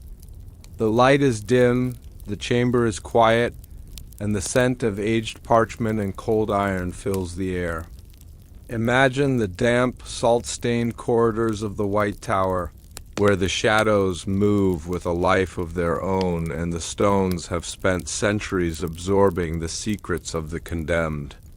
Breathe slowly as we listen for the sound that history tried to silence, a sound that is not a heartbeat, but a relentless, rhythmic ticking. The chapel of St. Peter ad Vincula is a place of heavy, suffocating silence. It is the final resting place of those who dared to cross the Tudor monarchs, a sanctuary that doubles as a graveyard for the victims of the king's volatile passions. When the elm chest containing the alchemical martyr was lowered into the ground in 1536, the king's artificers believed they were closing the book on their greatest deception. They had wrapped the machine in lead mesh, a material known in alchemical circles for its ability to contain both spiritual and mechanical energy. But they had not accounted for the persistence of the great mainspring. A spring wound to such immense tension does not simply stop because its head has been removed. It continues to exert pressure, its silver gears seeking a release that has been denied for centuries. The chapel floor, made of thick slabs of York stone, acts as a sounding board, amplifying the microscopic vibrations of the machine. To the Tier 1 audience, this is the first evidence of the mechanical haunting. The yeoman warders, the guardians of the tower, have their own name for this phenomenon. They call it the tax of vitality, a term used by the inner circle to describe the way the machine seems to draw energy from the environment to keep its gears turning. The sound is distinct from the creaking of the old timber or the settling of the stone. It is a rapid, high-pitched clicking, like the sound of 1,000 tiny needles hitting a silver plate. It follows a specific rhythm, 45 clicks, then a pause, then a single, resonant thud. This is the sequence of the Eternal Woman protocol, a cycle designed to simulate the breathing and heartbeat of a living queen. The fact that it is still audible in the 21st century is not a miracle, but a nightmare of engineering. In the year 1876, during the reign of Queen Victoria, the chapel underwent an extensive and much-needed restoration. The flooring was lifted, and the royal graves were examined with the clinical curiosity of the age. The official report, curated for the public, spoke of the discovery of the bones of a woman of delicate proportions. But the private journals of the lead architect, which have been suppressed in the royal archives for over a century, tell a different and far more disturbing story. The architect, a man named Doyne Bell, wrote of finding a chest of elm that appeared to have been melted from the inside. When the lid was pried open by the workmen, they did not find a skeleton. They found a tangled mass of silver wire and porcelain fragments, all bathed in a thick, iridescent puddle of mercury. Most terrifyingly, Bell recorded that as the light of their lanterns hit the remains, the gears began to move. The gold wire nervous system, reacting to the sudden influx of thermal energy, began to twitch, and the porcelain jaw of the head emitted a soft, mechanical hiss. Bell described the sensation of being watched by the spirit of lead eyes, even though they were detached from the body. He noted that the mercury had not evaporated, but had instead formed a shimmering skin over the silver frame. He ordered the chest to be resealed immediately and the stones replaced. He realized that they had uncovered something that defied the laws of Victorian science, a relic of a moral decay so profound that it had achieved a form of immortality.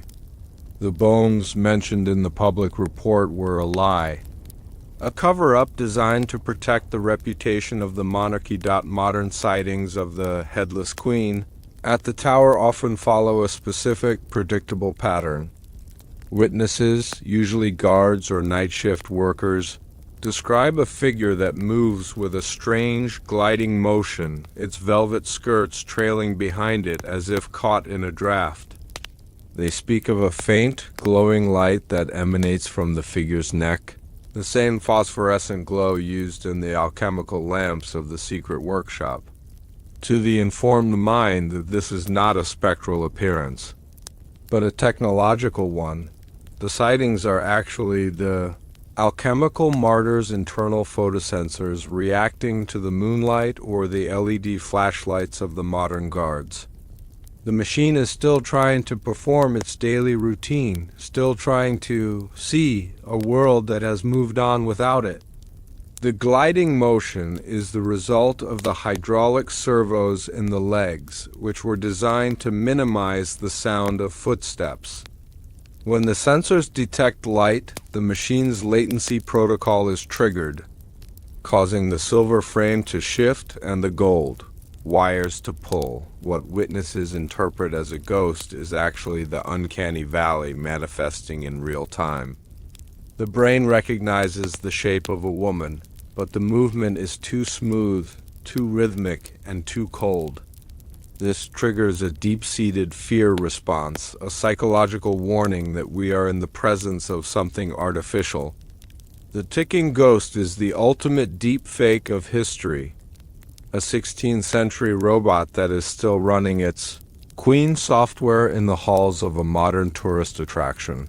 The persistent ticking is not just a result of the mainspring. It is also fueled by a process known as crystalline decay, the interaction between the silver lead alloy of the skeleton and the pressurized whale oil over 5 centuries has created a unique chemical reaction. This process generates a low-voltage electrical current, enough to keep the gold wire nervous system in a state of perpetual latency. The machine is in a state of permanent half-life, a technological purgatory. This decay also produces a fine mist of mercury vapor that lingers in the chapel of St. Peter ad Vincula.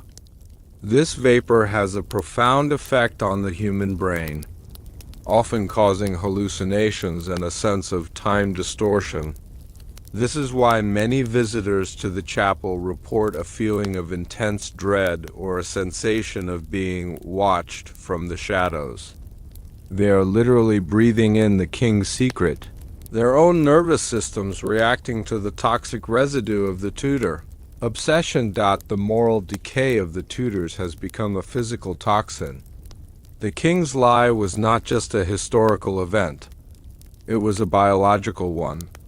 He used mercury to simulate the vitality of his queen, and now that mercury is poisoning the very air of her grave. The ticking ghost is a reminder that the materials we use to build our lies have a shelf life that far exceeds our own. The machine is not just a ghost. It is an environmental hazard. A ticking bomb of alchemical waste hidden beneath the feet of the public. The yeoman warders, the beefeaters, have their own secret traditions regarding the ticking ghost, while they tell tourist stories of spectral queens and tragic executions.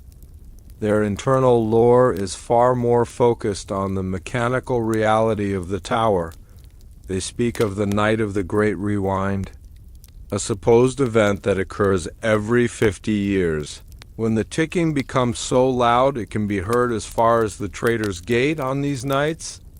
The guards are ordered to double their patrols and to keep their lanterns bright. They are told it is for security, but the senior warders know the truth. They are guarding a machine that is trying to wake up.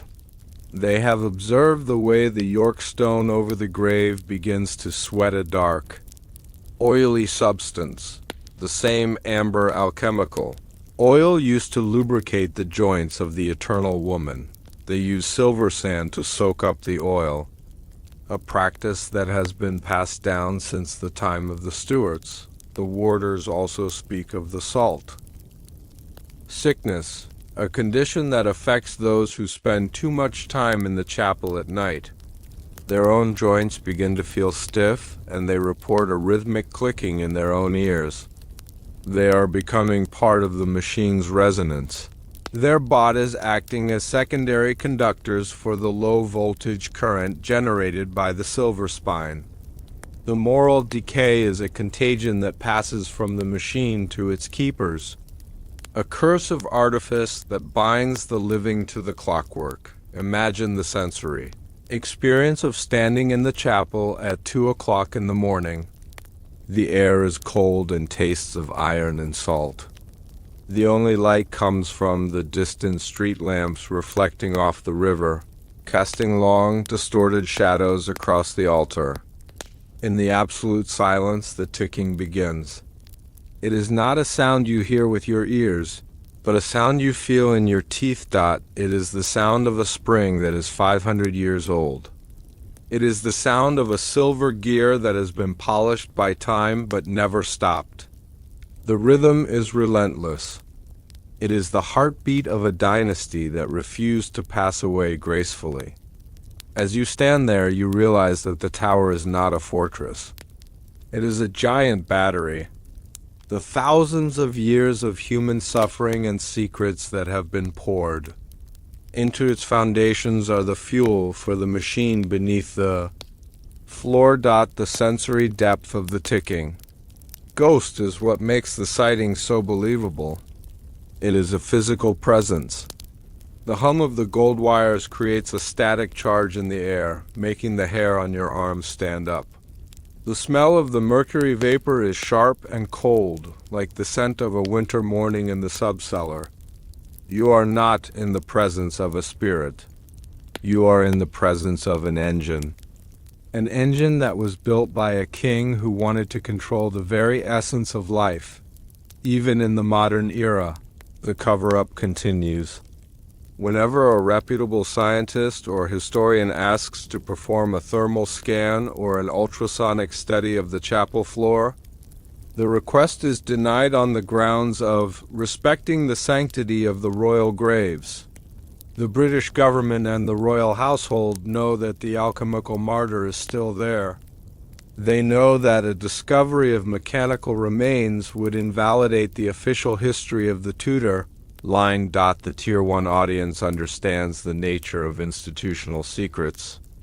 The preservation of the narrative is more important than the revelation of the truth. If the world knew that Anne Boleyn was replaced by a machine, every other royal miracle would be called into question. The ticking ghost is protected by the same walls that were built to imprison it. The secret is safe because we choose to call it a haunting rather than a malfunction. There are rumors that in the 1970s, a team of military engineers was brought in to stabilize the chapel foundations after a series of tremors. The classified report from that operation mentions the removal of several large lead-lined containers and the presence of a high-frequency mechanical hum that interfered with their equipment. These containers were taken to a high-security facility in the north of England, where the ticking can presumably still be heard in the silence of the underground vaults. What does the existence of the ticking ghost tell us about the human condition? It is a reflection of our own fear of being replaced, our own fear of a technology that outlives its creators. The alchemical martyr is the first artificial intelligence, a 16th century ghost in the machine that is still running its queen protocol in a world that has forgotten the language of the RTIFICER. The machine does not know it is in a grave. It does not know the king is dead or that the secret workshop is a ruin. It only knows that its mainspring has tension and its gears are clear. It is a masterpiece of single-minded purpose, a vessel of moral decay that has been stripped of everything except its programming. The psychological horror lies in its indifference. It ticks because it must. It stares because it was built to stare. As you lie in the quiet of your own room, the rhythmic pace of this story settles into your mind. You begin to hear the ticking of your own clock, but is it just a clock? Or is it a counter-rhythm to the silver heart in the tower? We are all living in a world of machines, and the ticking ghost is just the oldest among them, a silent observer of the passing of the flesh. The night at the tower is drawing to a close. The first light of dawn is beginning to touch the battlements of the White Tower, and the gray fog is receding toward the river. In the chapel of St. Peter ad Vincula, the ticking begins to slow as the photosensors react to the change in light. The alchemical martyr is entering its daytime latency, its gears cooling and its gold wires relaxing. The silence that follows is not a peaceful one. It is the silence of a machine that is waiting. It is the silence of the king's secret, safe behind the York stone and the lead nails. The scent of the iron and the mercury lingers for a few more minutes before being washed away by the morning air. The yeoman warders change the guard, their boots thumping on the cobbles, a sound that masks the final, microscopic click of the Queen's heart. The secret remains buried, but it is not gone. It is a part of the architecture, a part of the history, and a part of the moral rot that defines the Tudor legacy. The ticking ghost is a witness to the passing of 5 centuries, and it will be there for 5 more. Its silver spine a monument to a lie that refused to die. Think of the persistence of the gear. Think of the tension of the spring. We build things to serve us, but we often become the servants of the things we build. Henry VIII built a machine to replace his wife, and now that machine has outlived his name, his church, and his kingdom. It is the ultimate irony of the eternal woman. She achieved eternity, but only in the dark. The rhythmic clicking of history is a sound we all must listen to eventually. It is the sound of the consequences of our choices, the sound of the secrets we try to bury. The ticking ghost of the Tower of London is a story about the end of the human and the beginning of the artificial. It is a story about the cost of a lie. As you drift closer to the edge of sleep, listen to the rhythm of your own heart. It is messy, it is biological, and it is fragile. It is the opposite of the machine. It is a sound that will eventually stop, and that is what makes it beautiful. The machine in the tower has no such beauty. It only has the relentless, cold precision of the gear. What would happen if the mainspring were to finally uncoil? Some say the tower would collapse, its foundations held together only by the mechanical tension of the secret. Others say the ghost would finally be at peace, the porcelain fragments finally turning to dust. But for now, the ticking continues. It is a sound that defines the tower. It is a sound that reminds us of the moral decay that lay beneath the gold and the velvet of the Tudor court. The secret is out, but the machine is still there, ticking in the dark. The truth is safe in the masonry, but it is a truth that is waiting for the day the clocks finally stop. The light of your candle is fading. The shadows in your room are long and soft. The ticking ghost is silent for now, but she is there. She is always there, waiting for the moon to rise and the censers to catch the light. The story of the Silent Queen is coming to its final act. A resolution that has been 500 years in the making. The machine in the tower continues its relentless mechanical vigil, its ticking a secret known only to the stones and the yeoman warders. But the ticking ghost was not the only relic of the secret workshop to survive the centuries. In the private library of Windsor Castle, there is a royal ledger that has never been opened by a modern historian. It is a ledger that contains the final instructions of Henry VIII, written in his own hand during the last hours of his life. These instructions speak of a final hour, a moment when the mechanical dynasty would reach its peak, and the line between the crown and the clockwork would vanish forever. And as the modern members of the royal family gather for their private rituals, they are seen wearing a specific kind of jewelry, a silver and gold pendant in the shape of a star, a pendant that hums with a faint, high-pitched frequency that matches the ticking in the tower. What is the final hour, and how does the clockwork secret still influence the monarchs of today? We will reach the final 1 hour psychological collapse and the moral decay in our next chapter. The gears are turning for the last time, and the clock is about to strike. History records the final breath of Henry VIII as a moment of profound spiritual terror. But the archives of the secret workshop tell a far more mechanical truth. In the winter of 1547, as the king lay dying in a chamber filled with 2,000 ticking clocks, the betrayal of his own humanity reached its final clinical resolution. Henry did not die a man, he died a prototype. The moral decay that had begun with the replacement of Anne Boleyn had finally consumed the crown itself. While the world believed the king was praying for his soul, he was actually initiating the final hour, a forbidden protocol that would ensure the clockwork secret lived on in the very bloodline of England. The real queen had died years ago in the shadows of the north, a ghost who watched her mechanical double rule in her place. But her revenge was etched into the silver gears of the royal vault. The king's body was not buried, it was decommissioned, sealed in a lead-lined sarcophagus designed to dampen the sound of a heart that refused to stop ticking. Every royal star-shaped pendant worn by the monarchs of today is a silent antenna, a connection to the engine that still hums. Beneath the stones of Windsor. This is the truth the king buried, a legacy of brass and shadow that replaced the human heart with the relentless precision of a machine.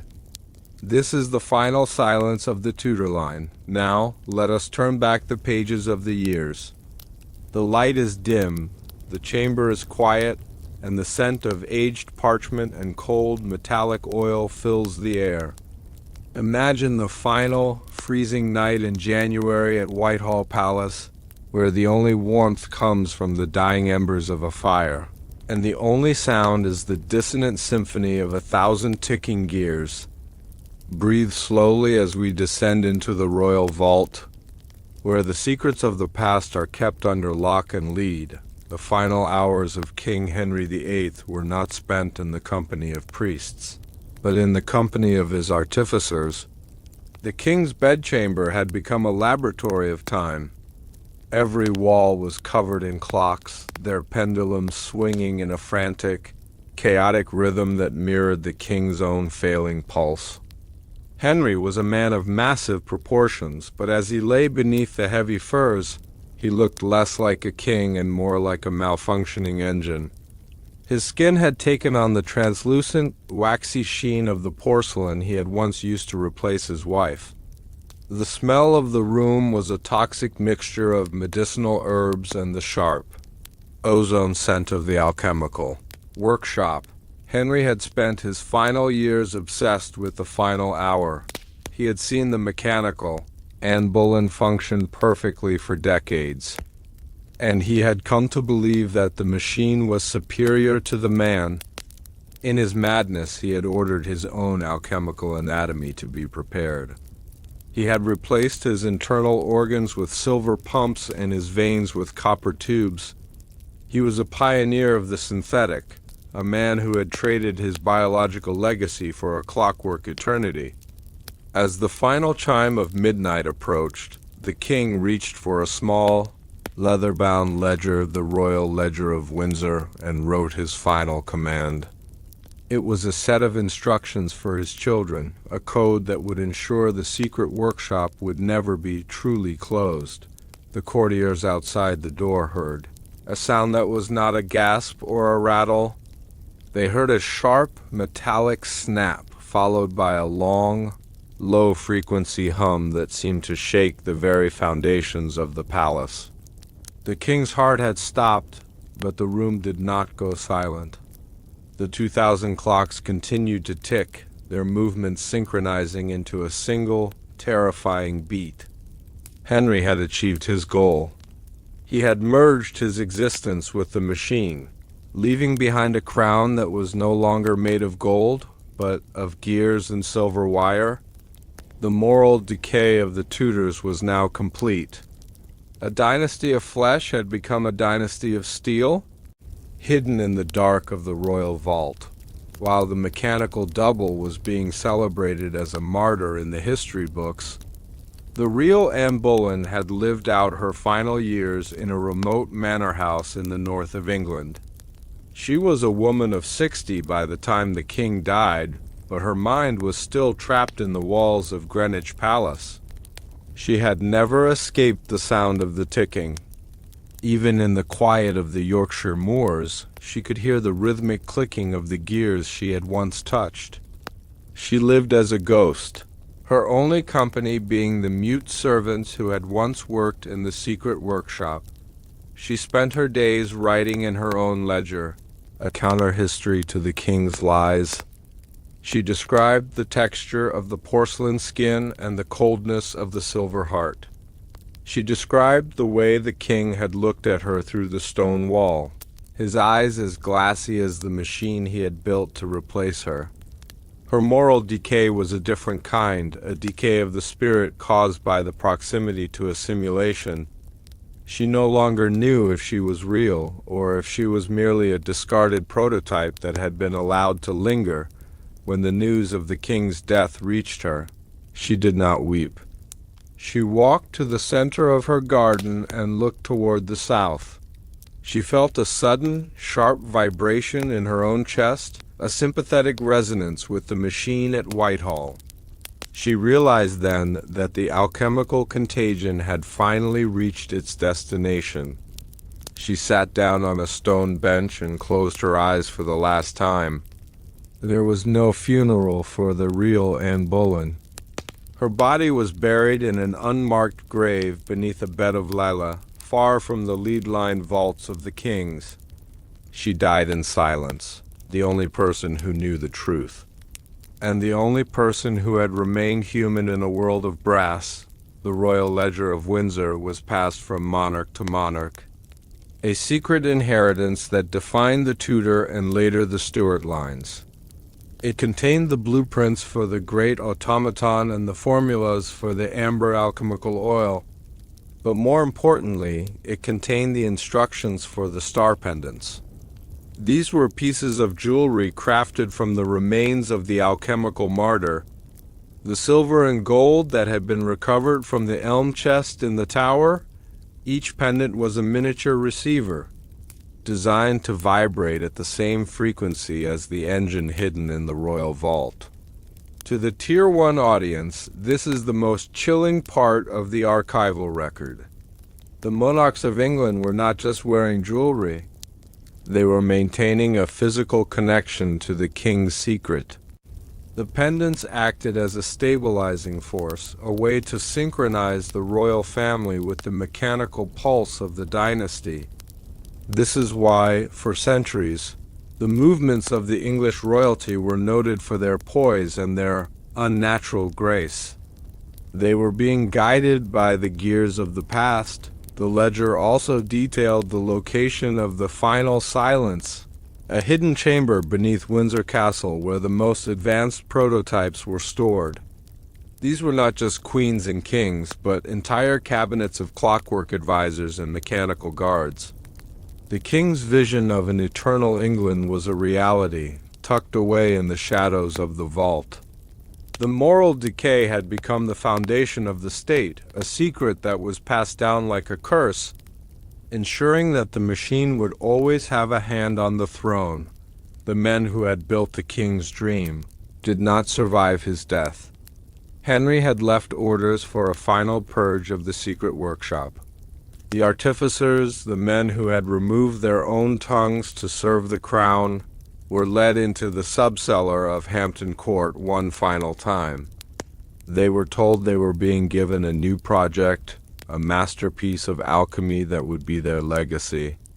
Instead, the doors were sealed with lead and stone, and the ventilation shafts were closed. They died in the silence of their own workshop, surrounded by the failed limbs and the porcelain heads of the Garden of Errors. Their psychological collapse was total.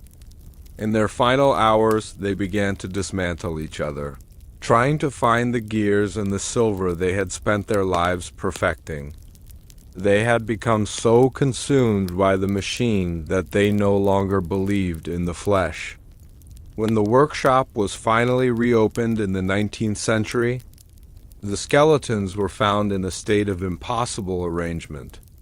Their bones interlocked with the rusted brass of the machines. The master of the forge was the only one who left a final message. He had scratched a single sentence into the porcelain forehead of an unfinished queen. "We have built a god that does not know how to sleep." This was the true nature of the Tudor secret. They had created a force that was beyond their control, a mechanical momentum that would continue to turn long after the architects were dust. The moral rot had created a monster of precision, a creature of gears that had no room for mercy or for love. While the ticking ghost of the tower is the most famous, the sightings at Windsor Castle are far more disturbing. Staff members and residents speak of a low-frequency hum that permeates the Great Hall during the winter months. They describe the sensation of a cold draft that smells of ozone and metallic oil. And they speak of the Lady in the Mirror, a figure that appears in the reflections of the royal galleries, moving with a stiff, rhythmic gait. This is not a haunting of the dead, but a haunting of the active. The engine in the royal vault is still running, its mainspring still under tension, its gold wire nervous system still seeking a signal. The sightings are the result of the machine's internal sensors reacting to the modern world. The Lady in the Mirror is a projection of the alchemical martyr software, a ghost in the gears that is still trying to perform its role as Queen. The informative record of the castle's structural repairs shows a series of unexplained electrical interferences in the areas directly above the royal vaults. Engineers have been unable to find a source, for they are looking for wires and batteries, not alchemical resonance and pressurized mercury. The secret is protected by the very technology that seeks to uncover it. The modern monarchs continue to wear their star pendants, their faces calm and their movements precise. a silent testimony to the endurance of the king's clockwork lie. What does it mean for a nation to be ruled by a secret machine? The story of the Tudor silent queen is a meditation on the nature of power and the cost of perfection. Henry VIII wanted a world that was predictable, a world where love was a sequence of gears and loyalty was a wound spring. He achieved his goal, but in doing so, he created a hollow crown. He replaced the messy, beautiful reality of the human experience with a cold, silver simulation. The moral decay of the dynasty was not in its cruelty, but in its rejection of the soul. By building the eternal woman, the king had declared that the soul was an inconvenience, a malfunctioning part that could be discarded. This philosophy has lived on in the shadows of the Tier 1 empires, a belief that control is more valuable than connection, and that the image is more important than the truth. The royal vault is a monument to this belief, a place where the human remains are secondary to the mechanical legacy. As we look back on the history of the Tudors, we must ask ourselves, how much of our own world is built on a similar deception? We live in an age of algorithms and artificiality, where we often value the precision of the machine over the erratic beauty of the person. Henry VIII was the first modern man, the first to realize that you could replace a wife, a queen, and even a king with a masterpiece of artifice. The final silence of the vault is a warning, a reminder that the things we build to replace our souls will eventually become our masters. Imagine the royal vault at Windsor. It is a space of absolute darkness and absolute cold. The walls are lined with lead to contain the mercury vapor and the alchemical resonance. In the center stands the king's sarcophagus, a massive construction of stone and silver. If you were to press your ear against the cold surface, you would not hear the silence of the grave. You would hear a sound like a distant, rhythmic thumping. It is the sound of the great mainspring, still turning after 5 centuries. The smell in the vault is a sharp, metallic tang, the scent of the amber oil that has slowly leaked from the copper tubes and stained the stone floor. It is a scent that never fades, a chemical memory of the secret workshop. The air is heavy with a static charge. The gold wire nervous system of the king's prototype still conducting a low-voltage current. It is a sensory experience of total mechanical permanence. This is the final resolution of the story. There is no peace in the royal vault. There is only the relentless, cold precision of the machine. The king's secret is safe in the dark, but it is a secret that is still alive, still ticking, still ruling from the shadows. The sensory details of the vault, the cold, the oil, the vibration are the physical manifestation of a moral rot that has become the bedrock of a kingdom. The file on the Tudor silent queen is nearly closed, but the story has no ending. History is not a series of closed chapters. It is a continuous turning gear. The real Anne Boleyn is dust in a northern garden, but the mechanical Anne is still in the chest of elm, and the king is still in his lead-lined tomb. The secret workshop has been sealed, but the star-shaped pendants are still being worn.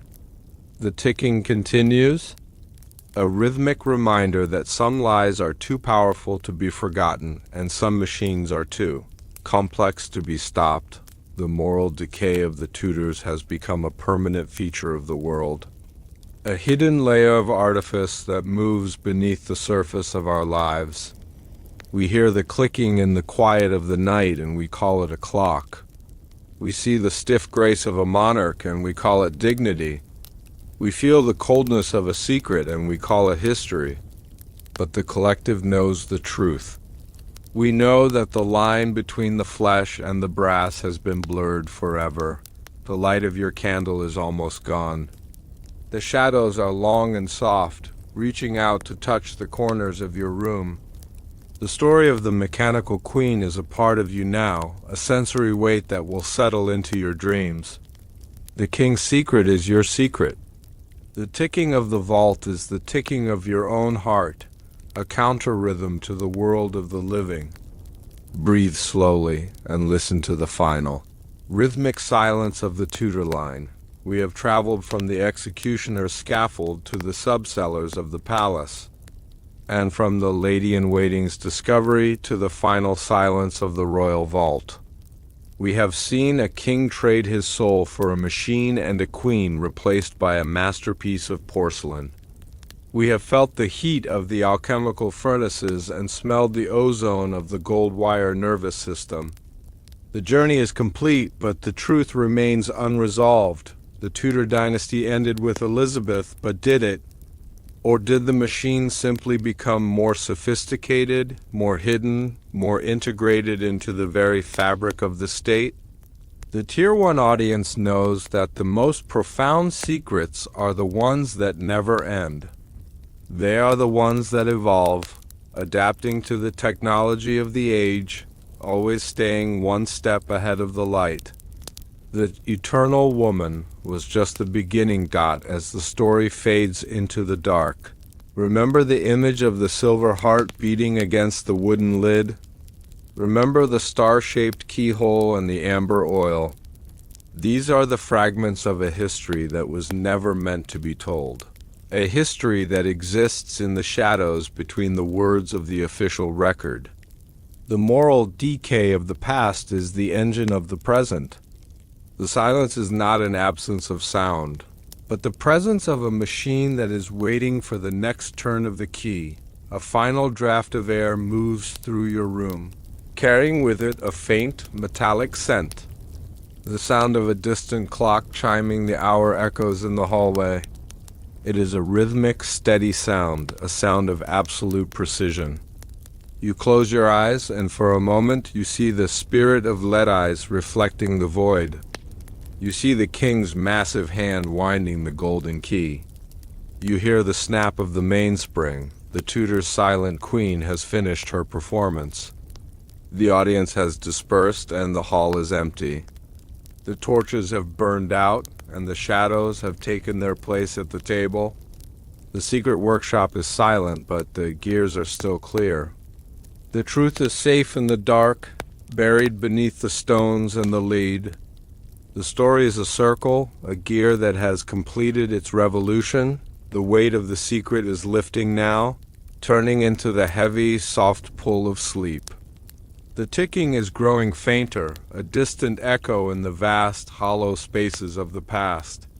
The moral rot has been documented, the betrayal has been recorded, and the curse has been spoken. There is nothing left to say. The mechanical queen is at rest, and the king is silent in his vault. Sleep now. The file is closed.